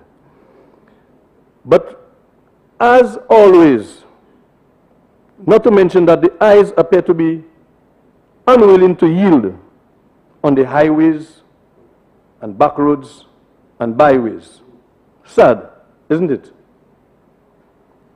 So you see why I alluded to the term, the roads being placed at the top of the charts. The Center for Disease Control and Prevention, the CDC, headquartered in Atlanta, Georgia, just very recently advocated the use of 3 tests in support of testing, testing, testing. You can never stop testing. The CDC just said that. 1, they need a test when you are leaving. 3 to 5 days afterwards, they require another test. And more importantly and significant to the St. Lucian context, they require a test before returning to the US. So invariably, Madam President, what we will have to do is to test the citizens before they go back. So we go back to 1 coming in, 1 going back, and to protect our people, 1 whilst they are here. The senator opposite alluded to the fact that Barbados is different from us because their tourists don't intermingle and interface with the locals. Same thing applies there. You see it all the time. You have cruises, you have tours, you have walks through Grosile and ancillary with tourists and sometimes not even wearing masks. Let us be consistent. We cannot go wrong with testing. And to your question as to borrowing money and spending money, let the tourists make it mandatory that they pay for the test. So that takes away that problem. You don't have to pay for the course. It is a component of travel that you test. Because we make the laws here. We make the laws in our country. And, Honorable Minister, we spoke about, through you, Madam President, Honorable Minister for National Security. National Security, so we are very graced, Madam President, to have him in the House. So the question is the side door, the front door, but the back door. What is the situation, the status of our surveillance? Can we contain our borders? Or we have to refer to another calypso that say, Mr. Prime Minister, close our borders. So do we have to close our borders? Or do we have to conduct surveillance with the resources, with the money that's been borrowed in the house to keep our borders safe? We have done that and the people are still coming through the back door? That is ineffective, Madam President. That is ineffective. And so a report should be tabled right away as to what accounts for the breach. Why are there so many breaches and we are so worried? Because Senator, remember, through... Do not be distracted by the rumbling. Yes, I am not distracted, at Madam that President. level. I am going to direct everything Focus through on me Madam and President. You will ignore the rumbling. Yes. Through you, this was very much anticipated, Madam President. Through you, I want to again ask the Minister for National Security, what is the status of our surveillance when it relates to the back door? Is it because that the equipment is broken down? Is it because that we need more equipment, we need more manpower? But there are breaches. Admittedly, you have just said that there are breaches. So I would like you to, in your note-taking, to actually refer to whether you have to go through the Ministry of Finance. But it is not done. And we keep saying that we are ready. Are we ready? Through you, Madam President, are we ready as far as national surveillance and national security? The author of a recent article in the well-renowned Forbes magazine, Susan Rohan Keller, she drew our attention to some important factors. We cannot speak too much about social distancing. And the learned senior contributor of Forbes magazine, she contended that in the age of travel and without the United States, Great Britain and others as our source markets. But listen to what we have. How easy it is to have social distancing within an international airport when you have to go through long queues to go through the security protocols, and you have to end up touching surfaces that are very frequently touched by other people. Of what use would be your PCR test, DNA based, and then you go into the airport and you start touching all around and you're very, very much compromised.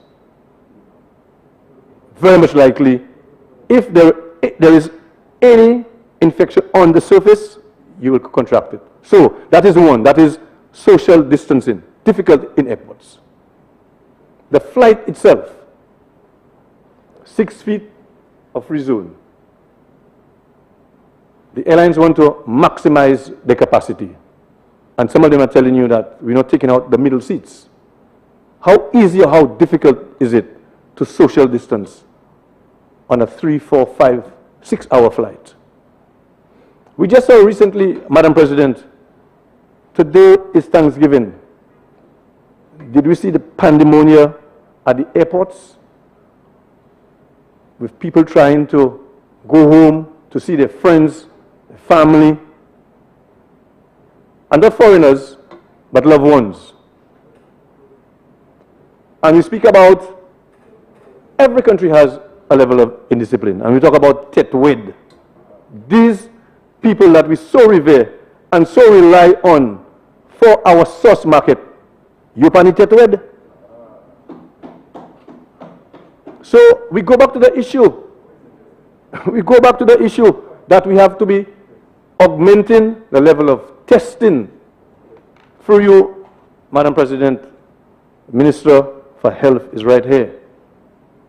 So she could well take some notes as well. Senator, let me draw your attention to 44.1. When a senator persists in tedious repetition either of his own arguments or the arguments used by other senators in the debate. Now, you've mentioned testing. This is for reinforcement. Many people This is have for mentioned reinforcement. testing. So should I desist from talking about testing? I'm just drawing that to your attention. Yes, standing orders. So Yes. that you can move on. I will move on. I will move on, Madam President, and without any indiscipline, I'll beg your indulgence in just reinforcing simply that testing is ultra important, and I will not get away from it.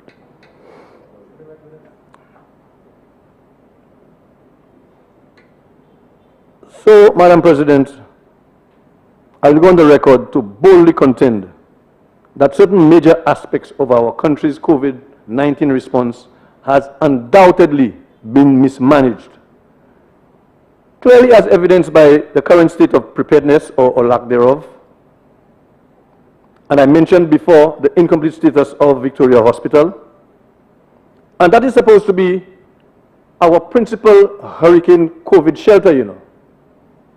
That is supposed to be where we go to. There's no capacity. There has also been an undesirable level of incompetence on the part of the administration. And I point to hit and miss policies. Do we keep the fishermen locked in?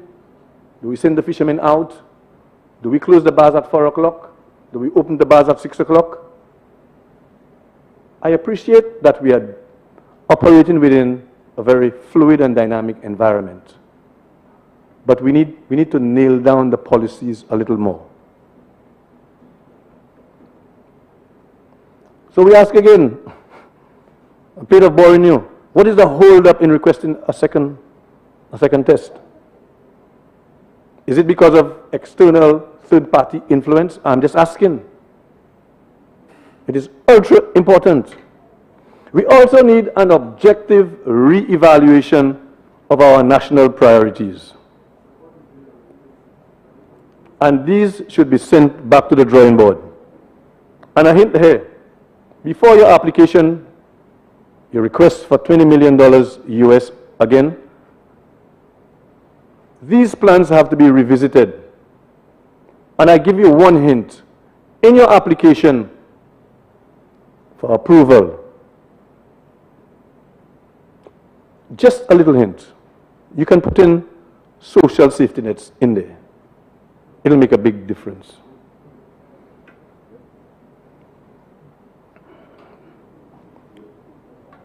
We spoke about earlier in the chamber, Madam President, that the CMO gave guidelines and the CMO approved conditionally. But interestingly, I've never heard any admonishment from the health experts, and they clearly state that we don't know, we cannot verify that the bottle came from this shop or from that shop or from that shop. We cannot verify. But yet we have the gurus in here who can verify and say that it came from here or it came from there. We need to be scientific.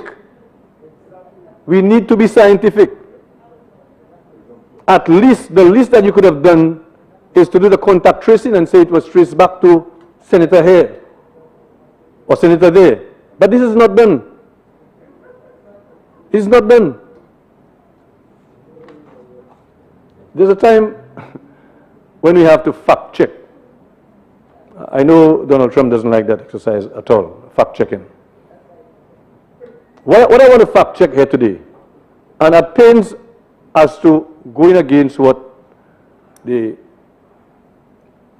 my senator colleague said about the borrowing and the terms. So we're hitting the 20 million US borrowing right on the head. I contend that it is not such a favorable deal. Let us look at the facts because we're fact checking. We said that, and the senator, Madam President, was very correct. Last time I checked the London Interbank offered rate, which we just call the LIBOR, she quoted 0.25. It's a fluctuating rate, and correctly there's a 3-month and there's a 6-month. Yesterday it was actually 0.25. So if we add 0.25, 26, 27, to 1.5. So we have a borrowing interest rate of about 1.71, thereabout, circa. But if we look carefully, another side of the terms, we have a 30-month borrowing repayment period, and we also have a 66-month grace period. You add these two together, you get 96 months, which is 8 years. At the moment, the Eastern Caribbean Central Bank has a preferred rate to local banks at 2%. And you know what's amazing, Madam President? The local bankers are not even impressed. They're not scrambling to get money. And that is because of the gross liquidity in our money market at the moment. Nobody's rushing. No banker is rushing to the ECCB, I want money. And probably, on a point of spec, this is why contributing to a syndicate of banks, we have a lot of liquidity and we can lend out money. It will be interesting to know how much easier it is for local persons to actually secure loans for commercial purposes. I would hate to bypass this one, Madam President, because Senator opposite insists on characterizing the dissent on a particular occasion here in this Honorable Senate as a dereliction of duty. However, I wish to remind ourselves here today, we have to define dissent. Just one day before we were actually sworn in, Senator Joao and myself, on the 11th of November, 15 members of the Hong Kong legislature resigned en masse. They resigned en masse simply because 4 of their colleagues were dismissed by mainland China and the legislature for what they considered to be a breach and a threat to national security. National security. Senator, let's get back to Order 37, which is the debate at hand. I'm responding directly to a presentation made by... Senator, you do not rebut. The leader of government business rebuts. You can occasionally... So there's no latitude, Senator, I'm speaking. Yes. You can occasionally reference something said in the That's what I'm doing. No, you're not doing it occasionally. You've done it consistently. So just take my advice and continue as if it is your submission and not that you have to refer to everybody else. Point well taken. Point well taken, and I'll end to say that. And remain relevant to the I will. debate. Remain relevant. So I return back to the 20 million US that is being debated here today. But I want to put out a word of caution to the administration. In the effort to safeguard lives and livelihoods, we have to look at the basic requirements. The people are hungry in this country. People are hungry. People are starving. People don't have money. The bare essentials are absent. So redirecting and repurposing this loan from agricultural feeder roads, there's no problem with that. But we can re-engage sometimes, Madam President, and we can still lose focus. So we want to focus more on people rather than roads and highways. With this, Madam President, I thank you for the latitude and your indulgence. I rest my case.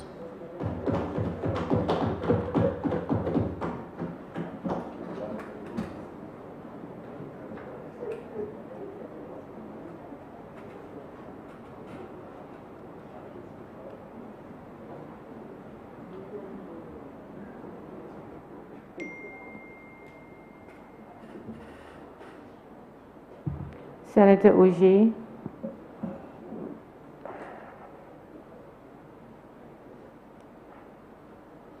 Thank you, Madam President. Good afternoon, fellow senators. A few salient points, Madam President. I would like to welcome back my colleague, Senator Francis. We are very proud of her.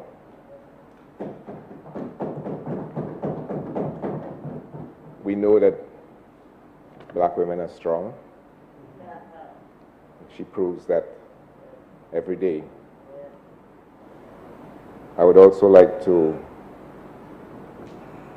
take this opportunity, which is my first on the floor since the assumption of duties by the new leader of the opposition business in the Senate, so I'd like to say how welcome his contributions always are, and also to new senators on both sides of the House who I have not had the honor of sitting with before.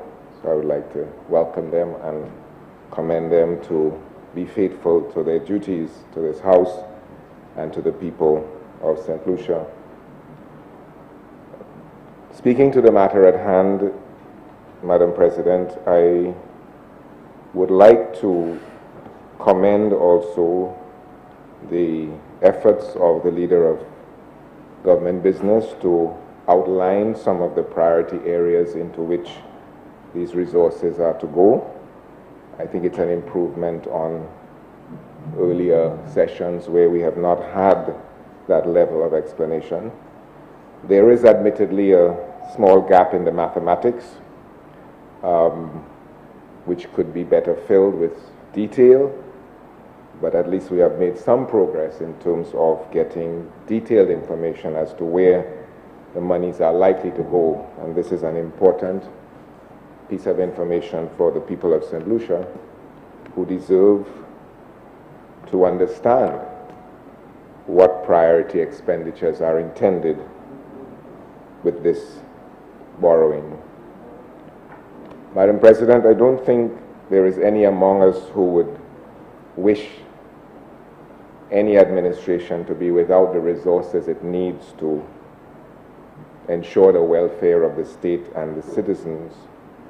But we still require our government to hold itself accountable. We still require clarity. We still require accurate mathematics when we come to borrow in their names.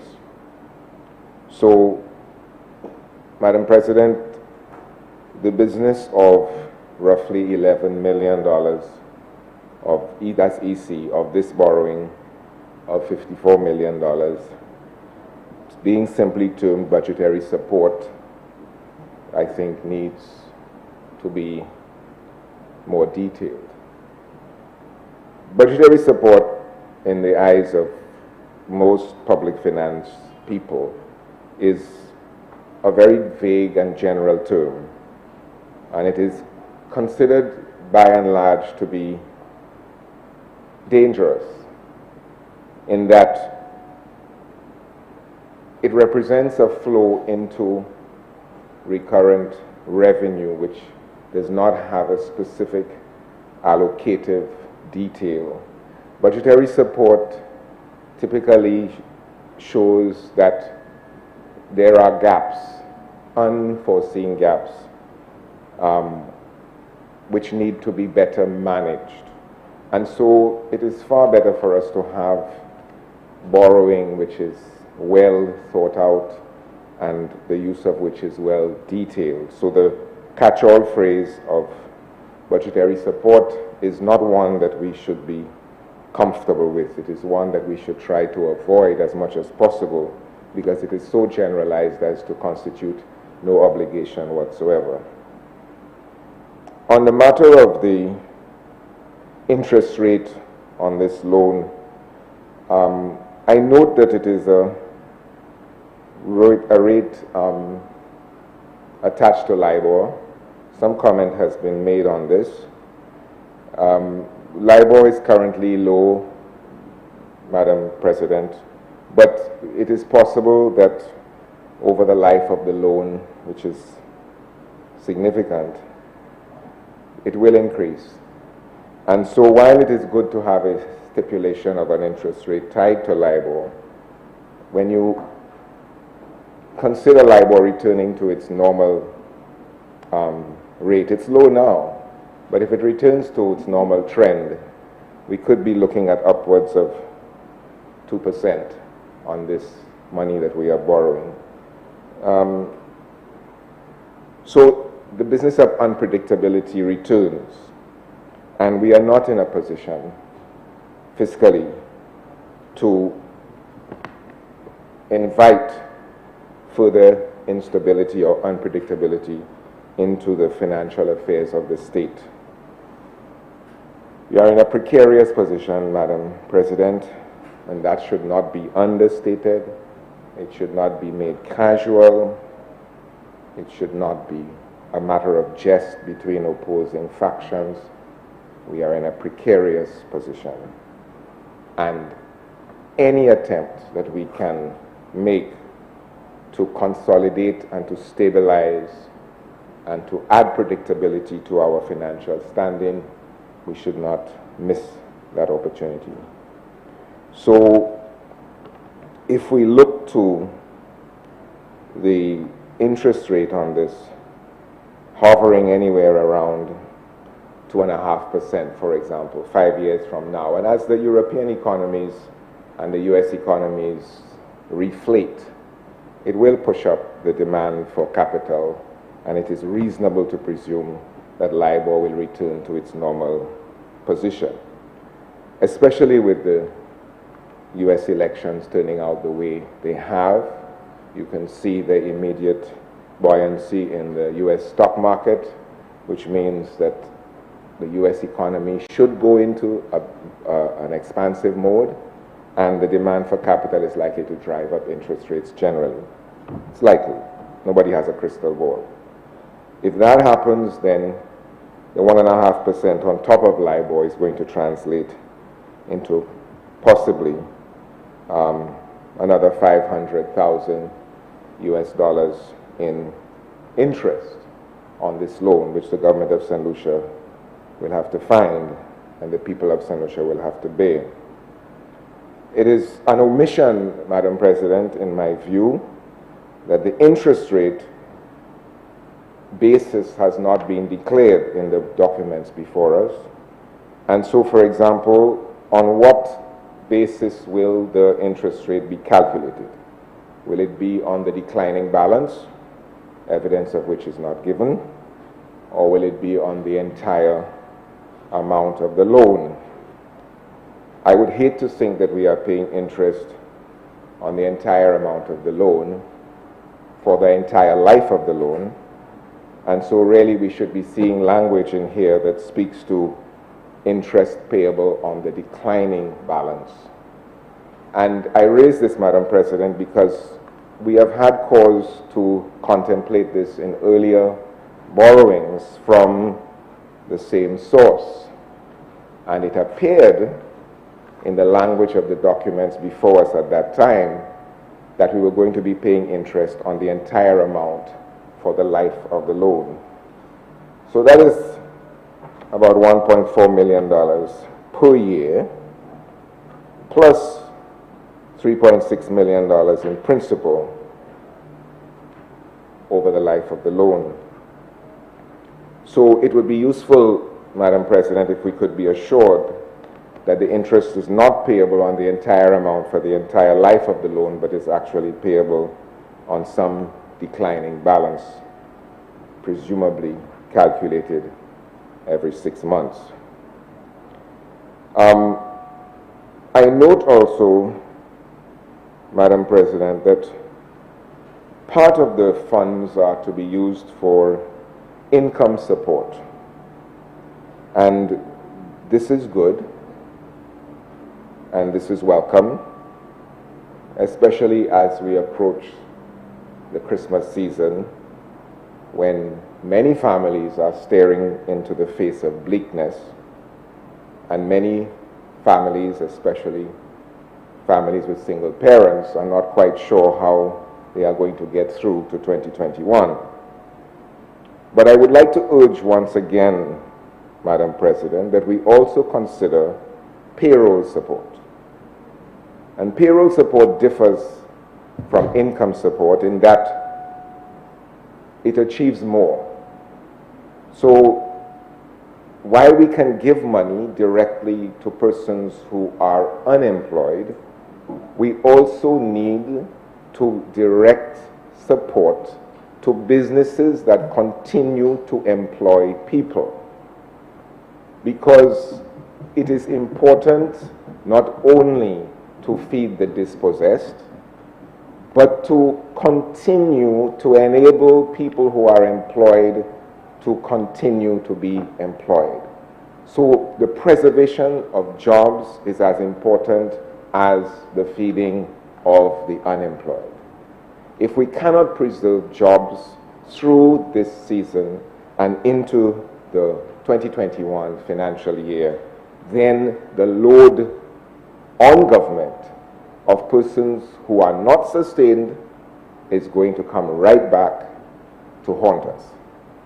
So I would like to appeal once again, as I did from the very beginning when we debated the intervention of the NIC, that we need to look at payroll support to keep people in existing jobs. We do not need to have employers cutting back further on for the realities of cash flow and payroll and putting more people out of work. Payroll support is particularly important and practical, and there are many models in play right now that keep people in jobs and reduce the number of layoffs and redundancies. It is important also because the burden is shared between the employee, the government, and the employer. So that is a three-way support or three-way sharing of the burden as compared to the burden residing entirely with government. Payroll support means that if a company keeps John or Mary employed at $100 a day, that a proportion of that comes from public funds so that the rest of it is borne essentially by the employee and the employer. So you have a three-way support system. It is also important, Madam President, because it maintains PAYE contributions and it also maintains NIC contributions, both of which are long-term revenue flows into the system, back into the very system that has to support the apparatus of the state, the business of the people, the debt service of the country, and indeed long-term pensions, which are going to be impacted by whatever monies do not find themselves into the pension pool because they have been used to support contributors and, I dare say, non-contributors. I would also like, Madam President, to endorse and commend the funding which is going to be used for the agricultural sector. This is a vital sector to our country, to our people. It requires more attention, and I would like to mention to you and to colleagues through you, Madam Chair, Madam President, that we require new models, and these are being developed, and I would welcome an opportunity to speak about them at some other forum. We need to develop models to drive equity into agriculture and to improve its business prospects as an investment. There is money in the system, as has been alluded to earlier, but the problem is that it is not finding productive use. And the conservatism of the banking sector continues to mean that there is money in banks while people are starving. So we need to develop models to drive savings, to drive equity into the agricultural sector so it does not have to survive entirely on its own or rely excessively on public support. Once again, the logic is that the burden and the benefit for the sector comes both from private, public, and private as in banks, public as in government, and the economy itself. There are people who will invest in agriculture, I am confident, if we can develop those models to drive equity into the sector and not debt, because the agricultural sector does not need more debt. Madam President, this is $54 million that we are borrowing from the Exim Bank. And I think it behooves the government to explain to us what our current level of exposure is to this particular borrower. We understand that there is a certain comfort with this borrower, and that funding is being made available on flexible terms, budgetary support being one of them, reallocation of function being another one. But there must be concern as to our level of exposure to this single lender. And having said that, Madam President, we also need to present to this Honorable House and to the people of St. Lucia, as we have promised to do earlier, a more detailed overview of what our entire indebtedness is.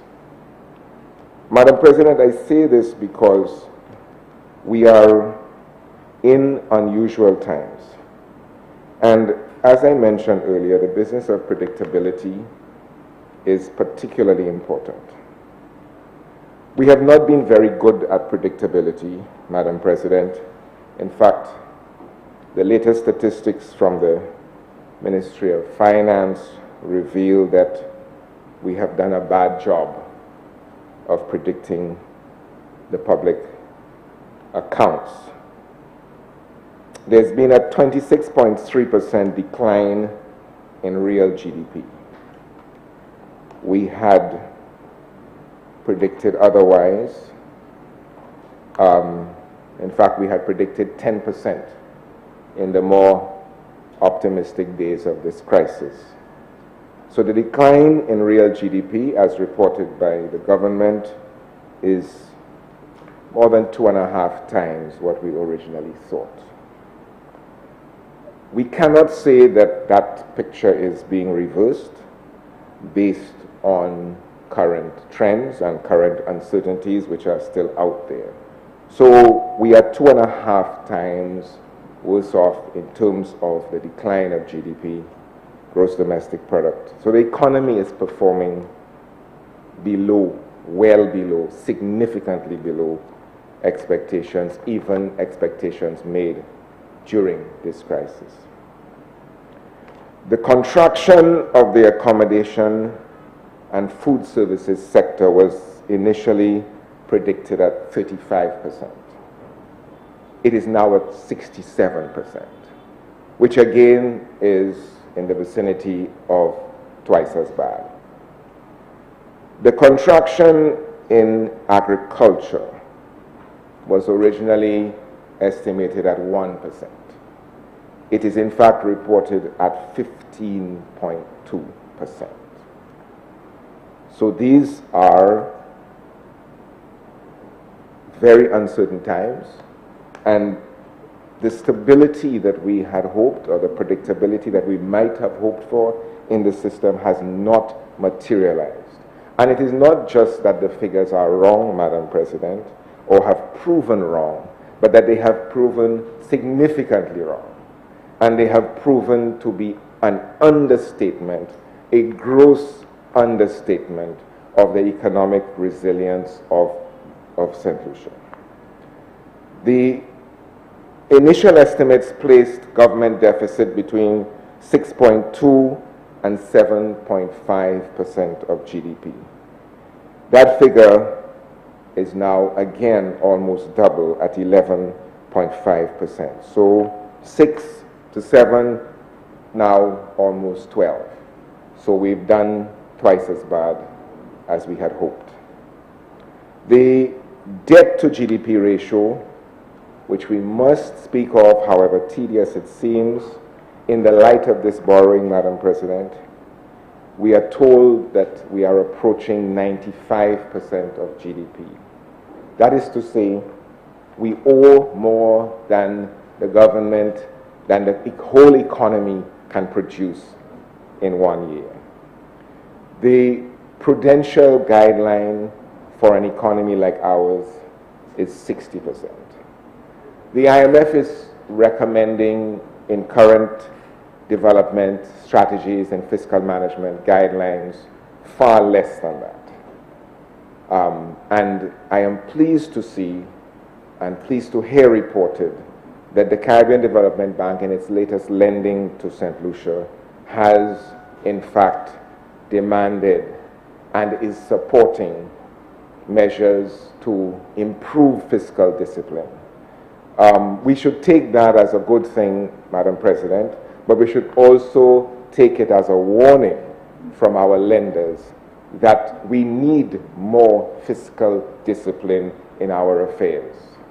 And whether persons want to play that politically or not, the point is that we have a country which needs to survive beyond the 5-year horizons of politicians.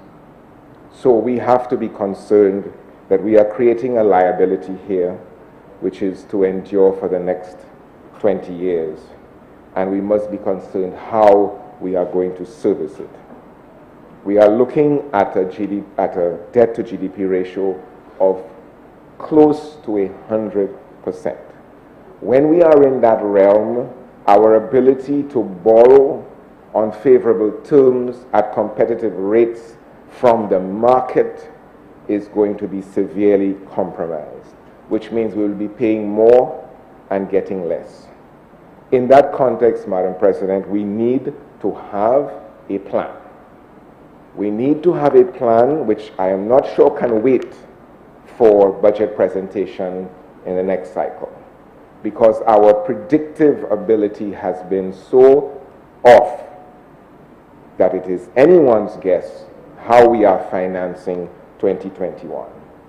I would like to commend to the attention of persons who are responsible for the fiscal planning the experience of other Caribbean countries, notably Jamaica, who have created fiscal councils. Those fiscal councils comprise not only government representatives and public servants and financial people from the government side, but also people from the private sector and relevant institutions who can add to the brain power and who certainly can add to the transparency with which government enters into its various fiscal obligations and its various expenditures. Madam President, this approach of fiscal councils is available to us, and it has been commended by the IMF and the OECD and other international agencies who have reported the effectiveness of fiscal councils because they broaden the brain power available for fiscal decision making, but most importantly because they share the responsibility of fiscal discipline with other actors within the state. And that is appropriate because it is the other actors within the apparatus that are going to have to pay this back. Government earns no money of its own. Government earns revenue off the backs of citizens, both corporate and private. And so when debt is entered into, it is entered into with the full knowledge that the economy has to find the resources. It is not government that finds the resources. It is the economy that finds the resources, generates the resources, and then government takes some of that to do the debt servicing. So this impression we have that government has money or government makes money is by and large not true. It is the economy that has to generate the money so that government can get taxes, and from the taxes it pays its debts. The government revenue loss in that context, Madam President, is $100 million more than we estimated. It was originally estimated at $200 million. We are now looking at $298 million. Don't call me a liar for $2 million, but I suspect that we have passed that limit by now. Senator Roger, you have 15 more minutes. Thank you, Madam President. I shall not need that much. So, Madam President, I would like to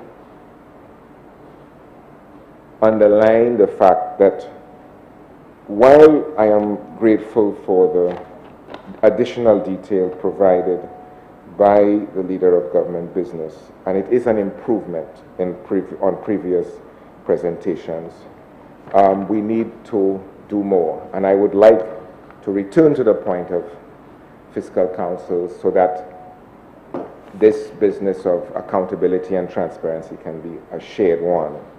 In that light, Madam President, I would also like to mention two related issues, but slightly on a different track, if you will allow me.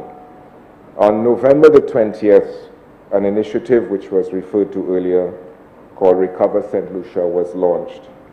And it is in that spirit of shared responsibility that it was launched to engage citizens in their own response to the COVID-19 crisis, to enlighten people in a sense, to encourage, and beyond that, to expand the possibilities beyond COVID, because saying we're going to return to normal is not enough. We need to go beyond normal because, as we all know, what was is not enough. So we have to not only recover, but we have to build a new St. Lucia.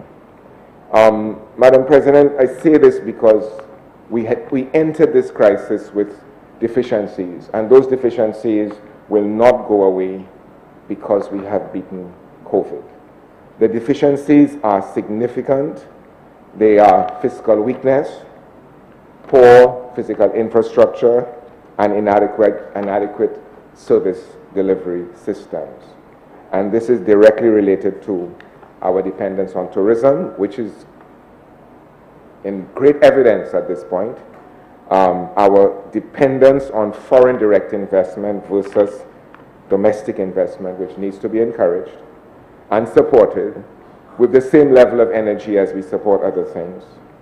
And our dependence on external trade for growth, which is directly related to tourism. So I return, Madam President, in case you are wondering, to the ability of the economy to generate the necessary economic activity so that government can have revenue to repay the loan. And we have to acknowledge the fiscal weakness in the economy, which has been a feature of St. Lucia for more than 5 years, let us put it that way. I was wondering, Senator Roger. Well, as you can see, Madam President, you need not be perturbed. So we are very much on the business of the borrowing, and we are very much on the business of our ability to repay. And so, Madam President, also mentioning the grace period on the borrowing, which is 5.5 years, during which we will be paying interest. And depending on the interest rate, I calculate somewhere between $5.5 to $7 million needs to be added to our imagination in terms of the debt service. So it is of great concern, Madam President, as to exactly how we will be servicing this debt. And there are other borrowings which we have to contemplate today. So the overall picture of where we stand, and particularly, Madam President, what is the plan for servicing these obligations going into 2021? I think that needs to be provided to the people of St. Lucia for their own sense of elucidation and for their own sense of comfort. So we know we have, presumably, responsible fiscal policy from the government. Please clarify, please share, please return some comfort to the people of St. Lucia. They are themselves experiencing the uncertainties of a very unstable environment. They require the reassurance that will help them envisage what 2021 is going to look like. I would like to say that we have 2 cycles left, 2 COVID cycles of 14 days each left before the end of the year. And it would be my fondest wish if during that period we are so disciplined as to have 0 cases, 0 new cases by December 31st. Madam President, this is my wish for St. Lucia. And in the next few days, you will be hearing more about that particular wish, that particular target, which we hope will become a national one, that we will have no new cases by the end of this year. Let me close, Madam President, by reminding, through you, my colleague senators, that your political leaders have signed a memorandum of understanding promising collaboration, promising a national approach to the COVID-19 crisis, but more importantly, promising a unified approach to the COVID-19 solution. If that memorandum is to be taken seriously, if that gesture by our political leaders on both sides is to be taken seriously, then we also, who are part of those parties, need to take it seriously and need to amend our behavior so that your leaders who have signed are not embarrassed by the indiscipline of followers, colleagues, peers, operatives, supporters. We are in a crisis which requires a kind of discipline, a kind of maturity, and a kind of generosity also to get us out of where we now stand. We know these are precarious times. Let us adjust our behaviors appropriately and let us set the example.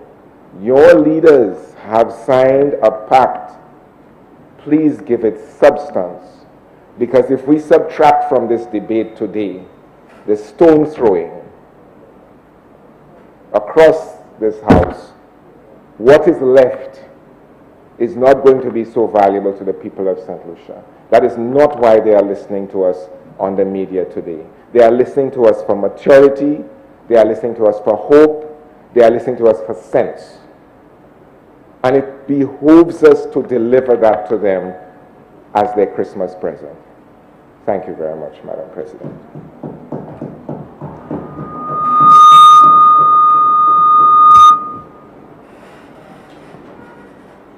Senator Lucia, your mic. Senator Jean-Pierre.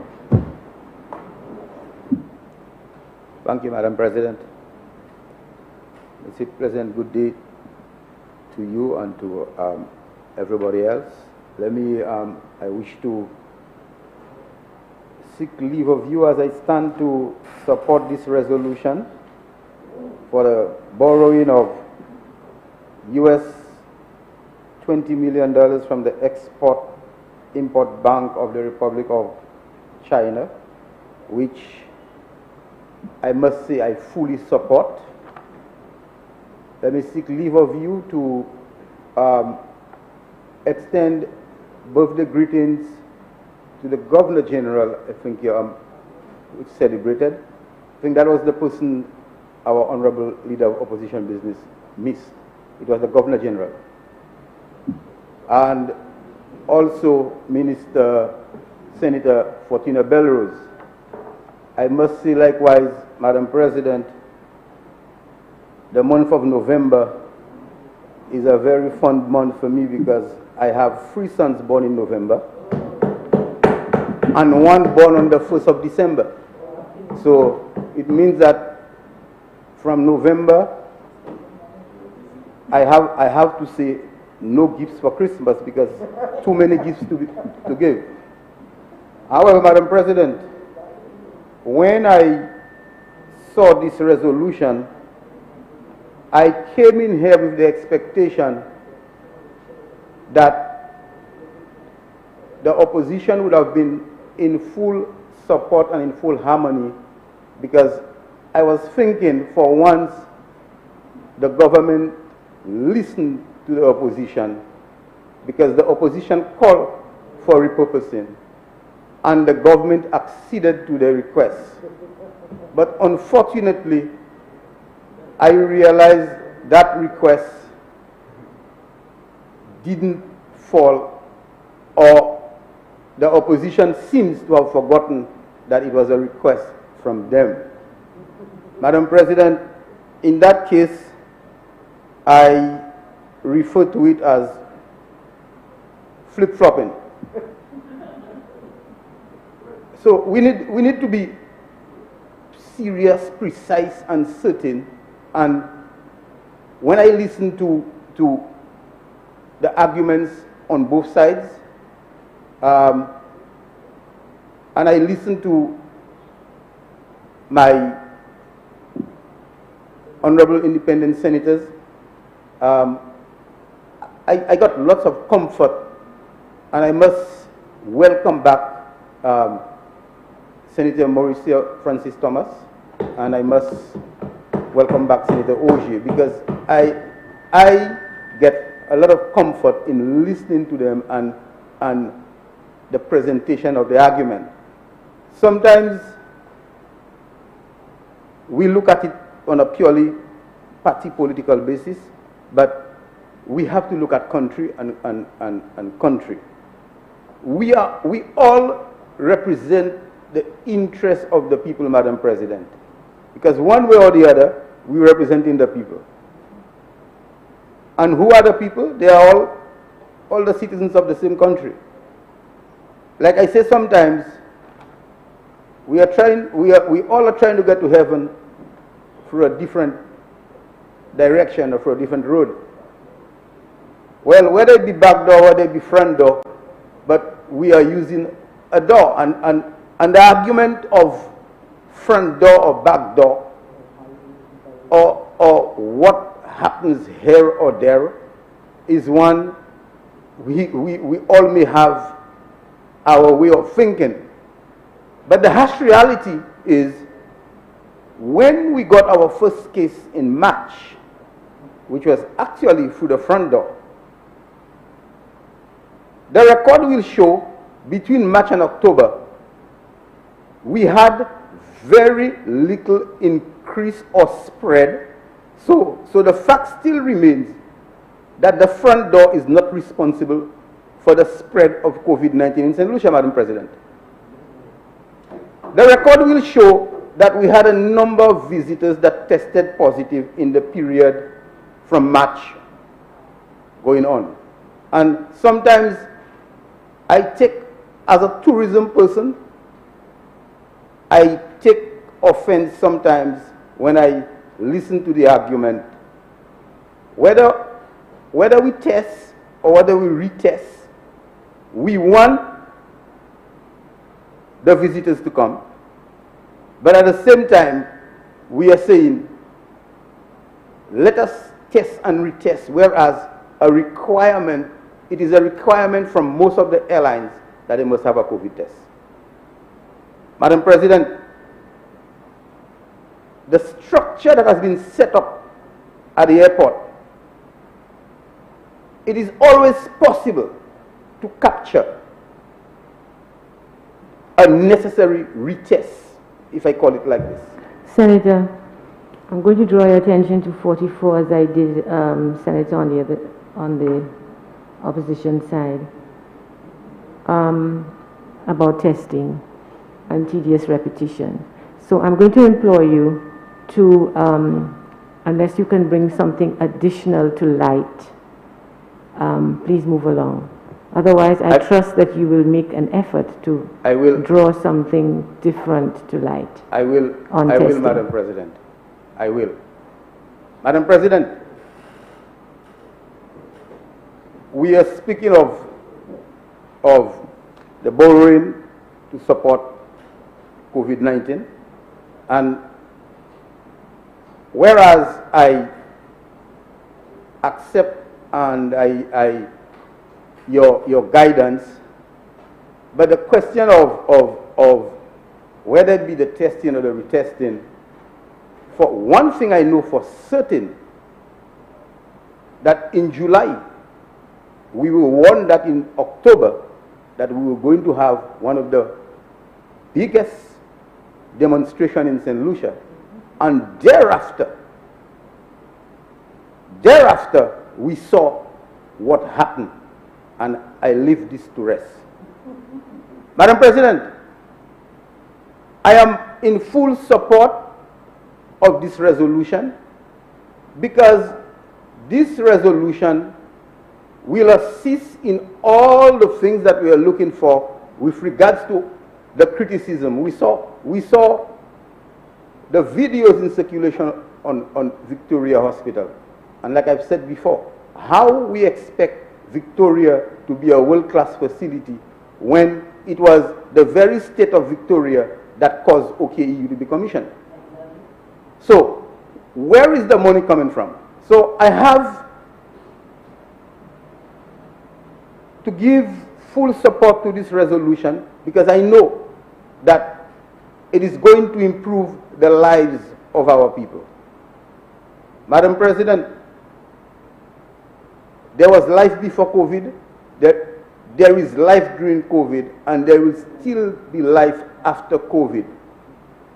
And there are things that have to continue, like our roads.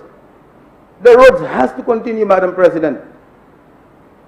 And if my colleague senators would take a drive to the community called Majomel, they would see the reason why roads have to continue in St. Lucia. Because the people of this community have to walk miles, Madam President, to get health care and to get all what we are talking about. So at the end of the day, we have to understand that when the income of the country, whether it be the country or the income of people, decreases, it also means that your income decreases, your expenditure will likewise increase. And how do you cater for the shortfall? Borrowing, that is, nobody in the current crisis that the world is in has too much money to give to anybody. So borrowing is the order of the day. Madam President, we hear of cries to charge the visitors, charge them for the test. But you know, I'm thinking, those very visitors in good times was asked to pay for an airport redevelopment tax, which was zeroed by the opposition. Today, in bad times, we are asking that more burden be placed on the very visitors that we need to come to our shores. We have to be careful, and we have to be consistent in what we do. I must say, Madam President, a lot have been said about this resolution. I think it is, our people will be happy to hear that the government, in its wisdom, and I think the government has done a wonderful job with regards to the management of COVID-19. I think our healthcare professionals under our Minister of Health has done a wonderful job. Our frontline workers have put their lives out for our people, and it is the responsibility of government in one way or the other. We saw how vulnerable we are as a people, and all the things that we do not do as a people, we are expecting government to be responsible to bail us out down the line. And I would like to say to our people that we need to pay our NIC contribution, because when we do not help those national institutions, we find ourselves not contributing to our own development, but we expect government to get money to support us when the time of crisis comes. It is a very critical time in the world that we live in today. We are living in extreme perilous time, and we need to take care of ourselves. We need to practice the protocols that are put in place. Madam President, without a doubt that the match was not illegal, but was the protocols which were supposed to be followed, were they followed so that our people would have been protected at the end of the day? I leave it, this is food for thought. I give 100% support to this resolution, which will empower the Minister of Finance to borrow these $20 million from the Export-Import Bank of Republic of China, that will enable the government to be able to continue to support the citizens of this nation. I thank you.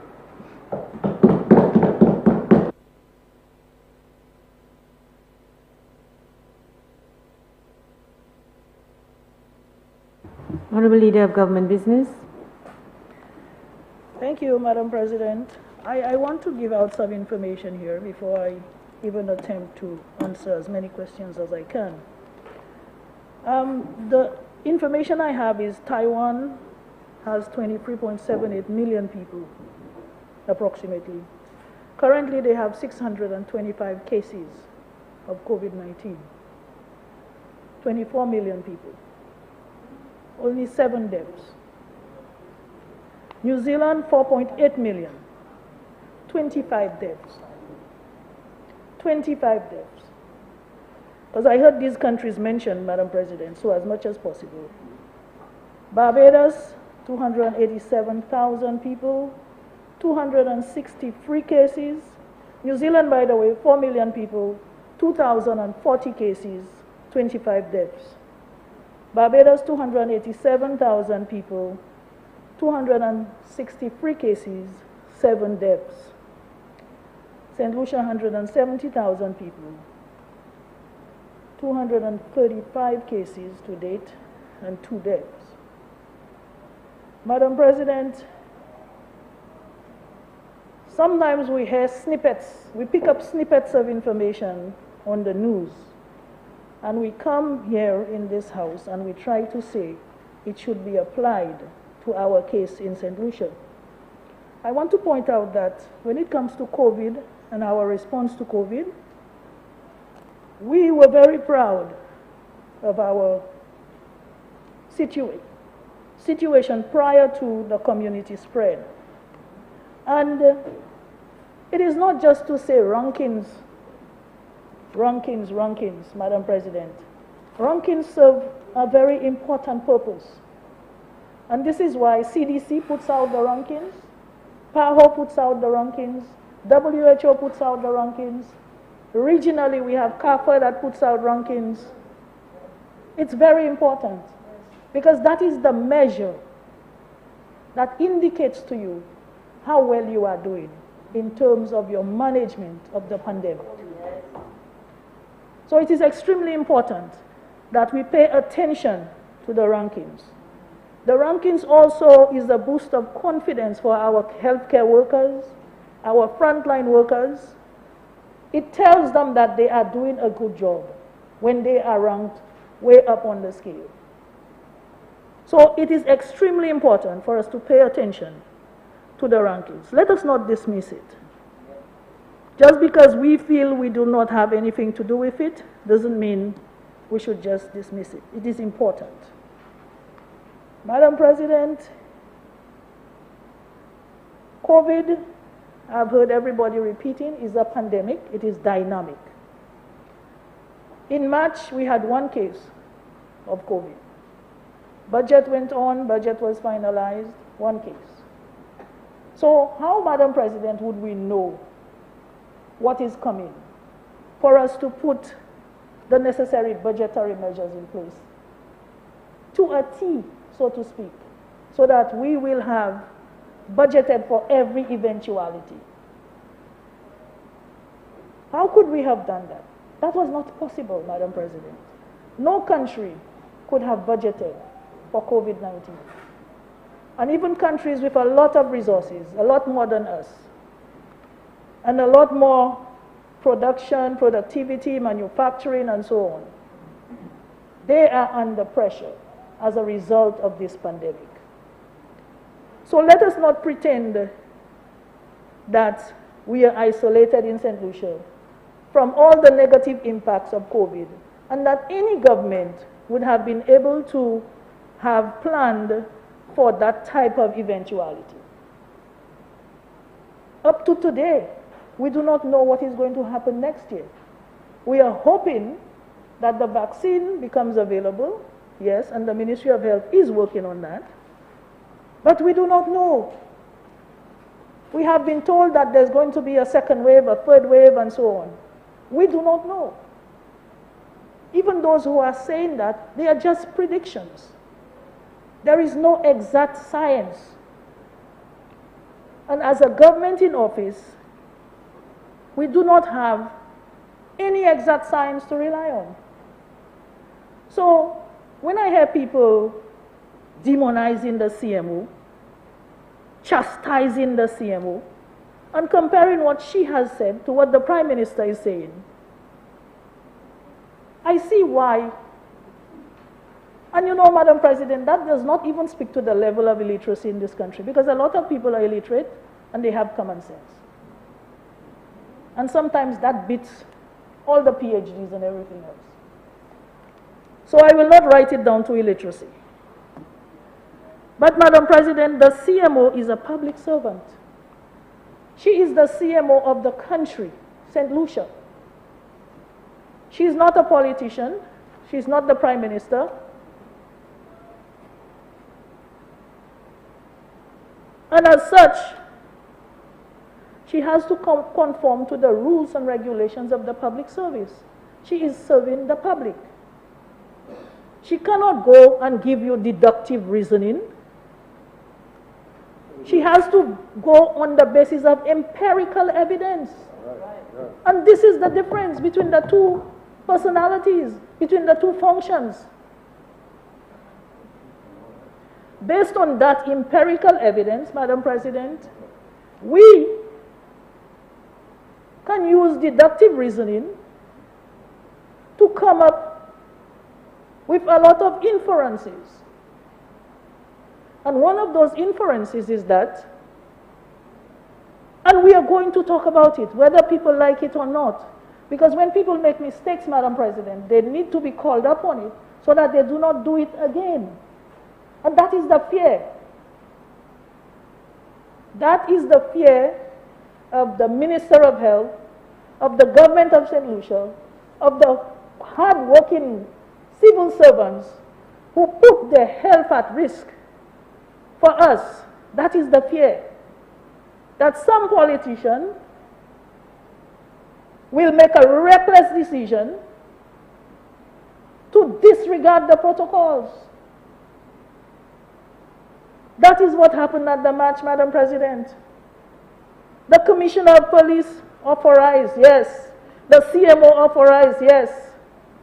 But what exactly did they authorize? Did we stay within the confines of what was authorized? They did not. And they are refusing to accept responsibility for what has happened. This is what created the community spread. From March to September, tourists are coming in and going out. Madam President, no community spread.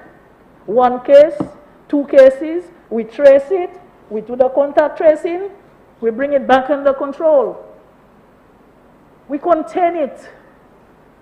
And this is what the Ministry of Health was doing, and they were doing so well. They were containing the virus. We always maintained we knew it would come to our shores. We said we knew we would have community spread at some point. But, Madam President, it is the way that it happened. We knew of the back door. We all know of the back door. We are seeing it in the media. People are being intercepted. Boats are coming in, whether under curfew or not. So, Madam President, let us not come to this house and pretend that things are not what they are. We need to be truthful to ourselves if we are going to come together and unite and control this epidemic. Madam President, this is why when I speak about this, I am incensed, because when that happened, you could have walked in the ministry and felt the depression that created among the workers. To see that night and day people are up, monitoring, doing what needs to be done to protect the country, the citizens of this country. And some of these very same people went out there and put this country at risk. So, Madam President, I'm hearing the call to move on. It's not the match, and you all don't have any proof. How much proof do we need? How much more proof? Where would we get that proof? Where would we get the proof that the match created the problem? It is deductive reasoning. Huh? If A, then B. If A equal B and C equal D, right? B equals C, annual A. You understand? So, Madam President, I think with that said, I am going to move on. But I have given the information about Taiwan, a country of 24 million people, 625 cases, 7 deaths to date. That is where we ought to be going. And prior to COVID, and I know that one of the independent senators visited Taiwan as well, you would see, if you visit Taiwan, you would see prior to COVID, people are walking around with masks on a daily basis, all the time. It's normal for a lot of people in Taiwan. So the discipline is already there. So what we need is to instill that discipline in our people. So instead of people to come to this honorable house and point fingers and say what the government should do, a lot of what you say in the government should do, you can do it yourselves. Talk to your people.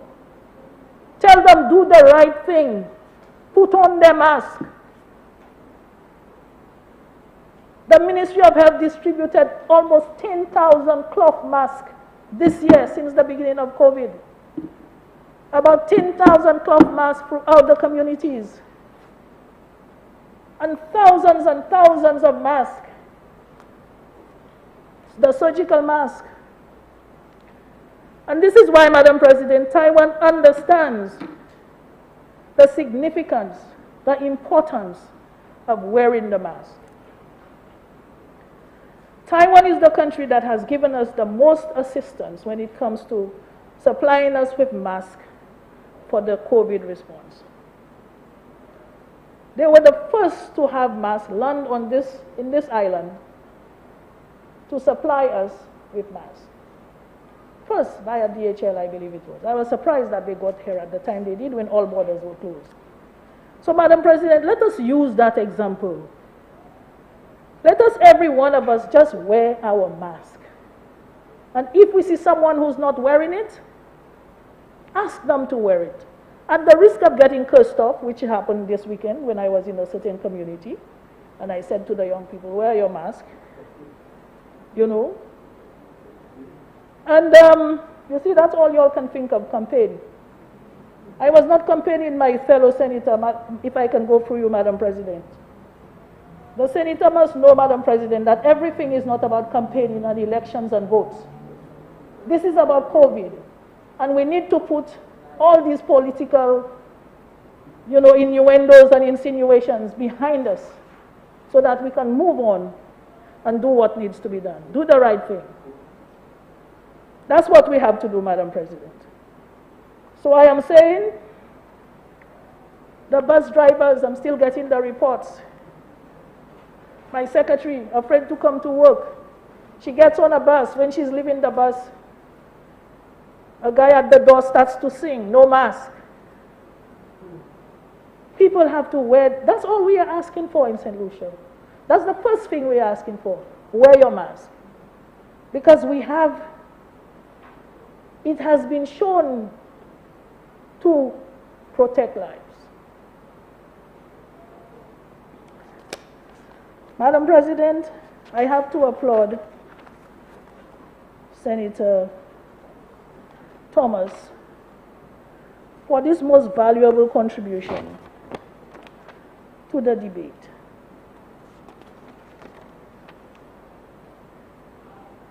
I have served in this honorable house, Madam President, for years, and I have heard many calls for constructive criticism. Constructive criticism. And I have had opportunities to listen to and hear constructive criticisms coming from the other side and from the opposition, from the independent senators. But, Madam President, of late, what is coming from leader of the opposition is just pure politicking as far as I am concerned. That's all I'm seeing him doing, politicking.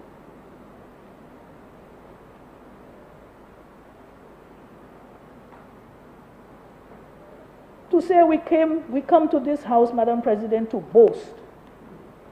When our workers do well and they protect us and they do everything, they go above and beyond the call of duty, and outside organizations put them as number one, I believe it is good for us to give them the applause that they need. It is good for us to boast about them, for us to boast about the hard work that they have done. Madam President, this government is not taking the credit for having contained COVID, because we have a command center that is guiding us. Madam President, they give us the advice that we need. They show us the empirical evidence that we use for us to then take decisions, for us to then create the policies that we know we are putting in place to protect the people of this country. It doesn't fall out of the sky. We are not doctors, but we get the information. We get, you know, the basis for us to design and develop our policies, Madam President. So for people to come and say, do a second test, do a second test, we need a second test, we don't test. On what basis? Barbados has a model, Madam President. It is different from our model. We started out by requiring people coming to St. Lucia with a negative COVID test. Barbados didn't do that. Barbados did not require that. I am not saying it's right or wrong. That is their model. St. Lucia had its own model based on information that we are receiving from our CMO, who is guided by international organizations, regional organizations, and based on our own experience. She customizes it to fit our needs, Madam President. This is not something that we get out of a hat. We have to know what it is that we are doing, and we have to have the right people, the professionals who are advising us. If there becomes a need for a second test like they're asking for, Madam President, the CMO and her team are going to make that recommendation. But to date, based on our model, that recommendation has not been made. Is it necessary? We can ask. But to come here and demand that we do a second test, do a second test, what is the rationale or the justification for that? People are coming in with a negative test. They are tested. They cannot board the airline without that negative test. When they get here, they go straight to their hotel. If it is a national, you go into quarantine. After 7 days, you come with your test. After 7 days, if you are not symptomatic, you are tested again. You are tested. And you go the 14 days. At the end of the 14 days, if you are still not symptomatic, you are tested. If you become symptomatic after you get in here, even if it is after the first day, you are tested again, and then you are isolated if you test positive. Is that the same system that they have in Barbados? In Barbados, you get tested, from what I was made to understand. And once the second test is negative, you're good to go. We are not going to do this here. For now, our system is working. We have started containing the spread, the community spread, from all indication. Let us follow the protocols, allow the people, the frontline workers to do their job for us to continue to contain this virus. All the cases that we are getting for the past 3-4 weeks, they are all in quarantine. They are all from our quarantine facilities. So let us not encourage these people who are coming through the back door and pretend it doesn't exist. And then next thing, we have someone in community who gets infected and we cannot trace it. This is not what we want. Senator Auger asked for zero cases by the end of December this year. This is his wish for our country, and I believe almost everybody in this country would wish for the same. So let us all put our heads together and do all we can to ensure that the senator's wish comes true, because it is in all our interests to do so. We speak of debt, we speak of many other issues that are affecting us, but when you look at all of it, it all goes back to this pandemic. We were on the right track as far as growth is concerned, and from the time the pandemic hit, we have had to take a step back, redirect resources into healthcare so that we can protect our people and contain this virus. And this is what is creating the need to redirect funds and to continue to borrow. From the onset, my government said we are going to borrow only if we can create a revenue stream. And from all indication, this is what was happening. And we were on a positive path of growth up to the point where the pandemic hit. So let us get back to that point where we have the virus under control, to the point where we can continue to grow our economy, to put resources in agriculture, to continue to improve on the tourism product, to put our children back in school. This is what we want for our country. This is what I believe most people in their right mind would want for this country. We do not want to come to this house every time and borrow. But at this point, we have no choice. We must do so so that our people can survive. And any government in office would be doing the same. You would not do any different if it was the opposition that was in office. So let us not bury our head in the sand and pretend we do not understand the importance of what is going on here right now. Anybody who opposes that, I believe, do not understand the nature of this pandemic and what it is we are dealing with. We need to stop this virus spread in community. We need to allow our tourist product to develop and grow so that our people can go back to work to make their own money so that they can take care of their family and their own needs. No government will be able to sustain an entire country for very long. Madam President,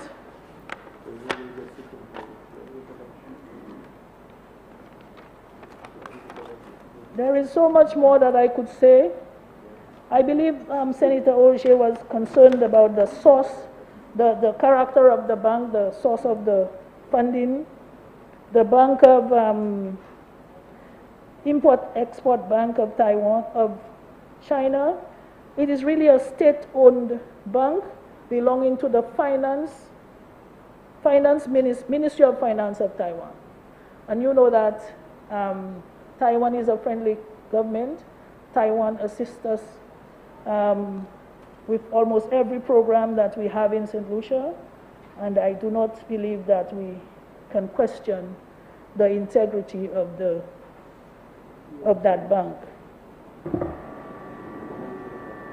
Senator Oje.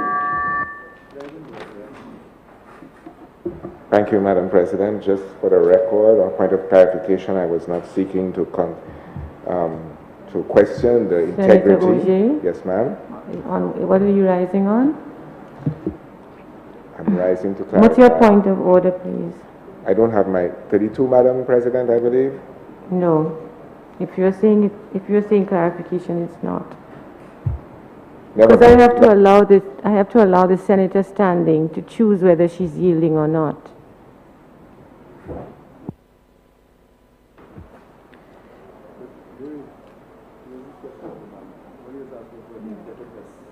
Okay, well, okay, Madam President, I believe I have clarified the origin of the bank, that it belongs to the Ministry of Finance of Taiwan, and it is a state-owned agency.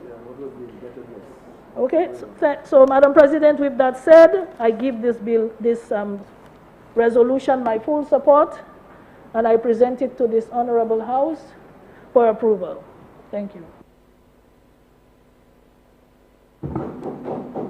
Senators, the question is that Parliament authorize the Minister of Finance to borrow the sum of $20 million from the Export-Import Bank of the Republic of China for the purpose of financing the COVID-19 response project. Be it further resolved that A, the loan is repayable in 30 consecutive equal or as nearly equal as possible semi-annual installments, the first of which must be made on the last day of the 66-month period from the date the first advance under the loan agreement is made by the Export-Import Bank of the Republic of China, and thereafter on the last day of each successive 6-month period. B, if the full amount of the loan has been drawn down, each installment must be in the amount of $666,667, except that the last installment must be in the amount of $666,657,000. Otherwise, the amount of each installment shall be adjusted by the Export-Import Bank of the Republic of China. C, interest is payable at a rate of 6 months of the 6-month London Interbank offered rate plus 1.5% per annum. D, the loan payments must commence after the grace period of 5.5 years have expired. I now put the question. As many as are of that opinion, say aye. As many as are of a contrary opinion, say no. I think the ayes have it. The ayes have it.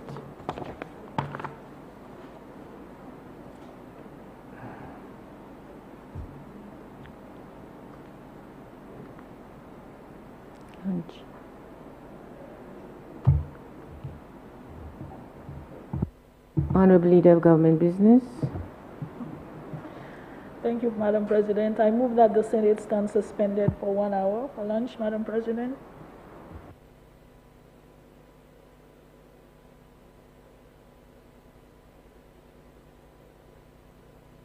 Senators, I remind you that devices are allowed in the chamber mainly for the purpose of assisting you with your discussion or the debate.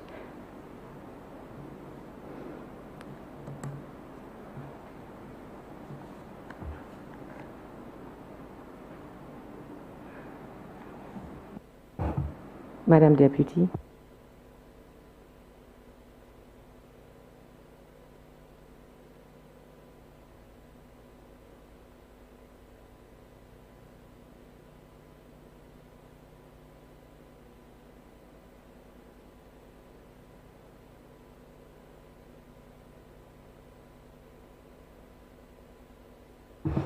Senators, the question is that the House be suspended for 1 hour for lunch. I now put the question. As many as are of that opinion, say aye. As many as are of a contrary opinion, say no. I think the ayes have it. The ayes have it.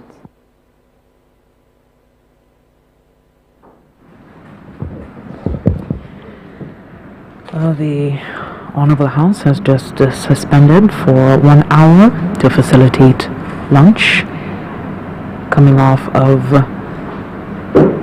the majority support on the motion forwarded by the Honorable Minister for Health and Wellness and Leader of Government Business. Be it resolved that Parliament authorizes the Minister of Finance to borrow the sum of US $20 million from the Export-Import Bank of the Republic of China for the purpose of financing the COVID-19 response project.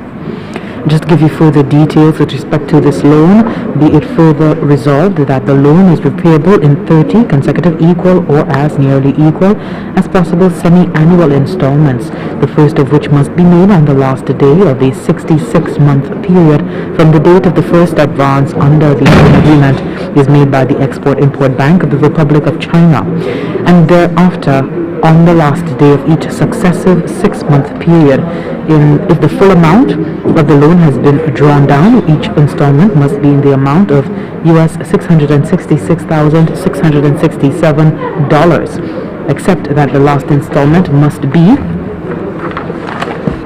in the amount of US $666,657. Otherwise, the amount of each installment shall be adjusted by the Export-Import Bank of the Republic of China.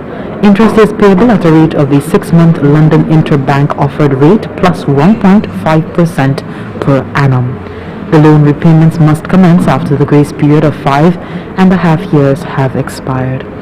This motion, it was resolved in the lower house earlier this week, and now we've so far seen the majority and thus approval in the upper house. We do take you now back to studio. Do stay tuned to NTN. The sitting of the Senate will continue in about an hour's time. Stay with us.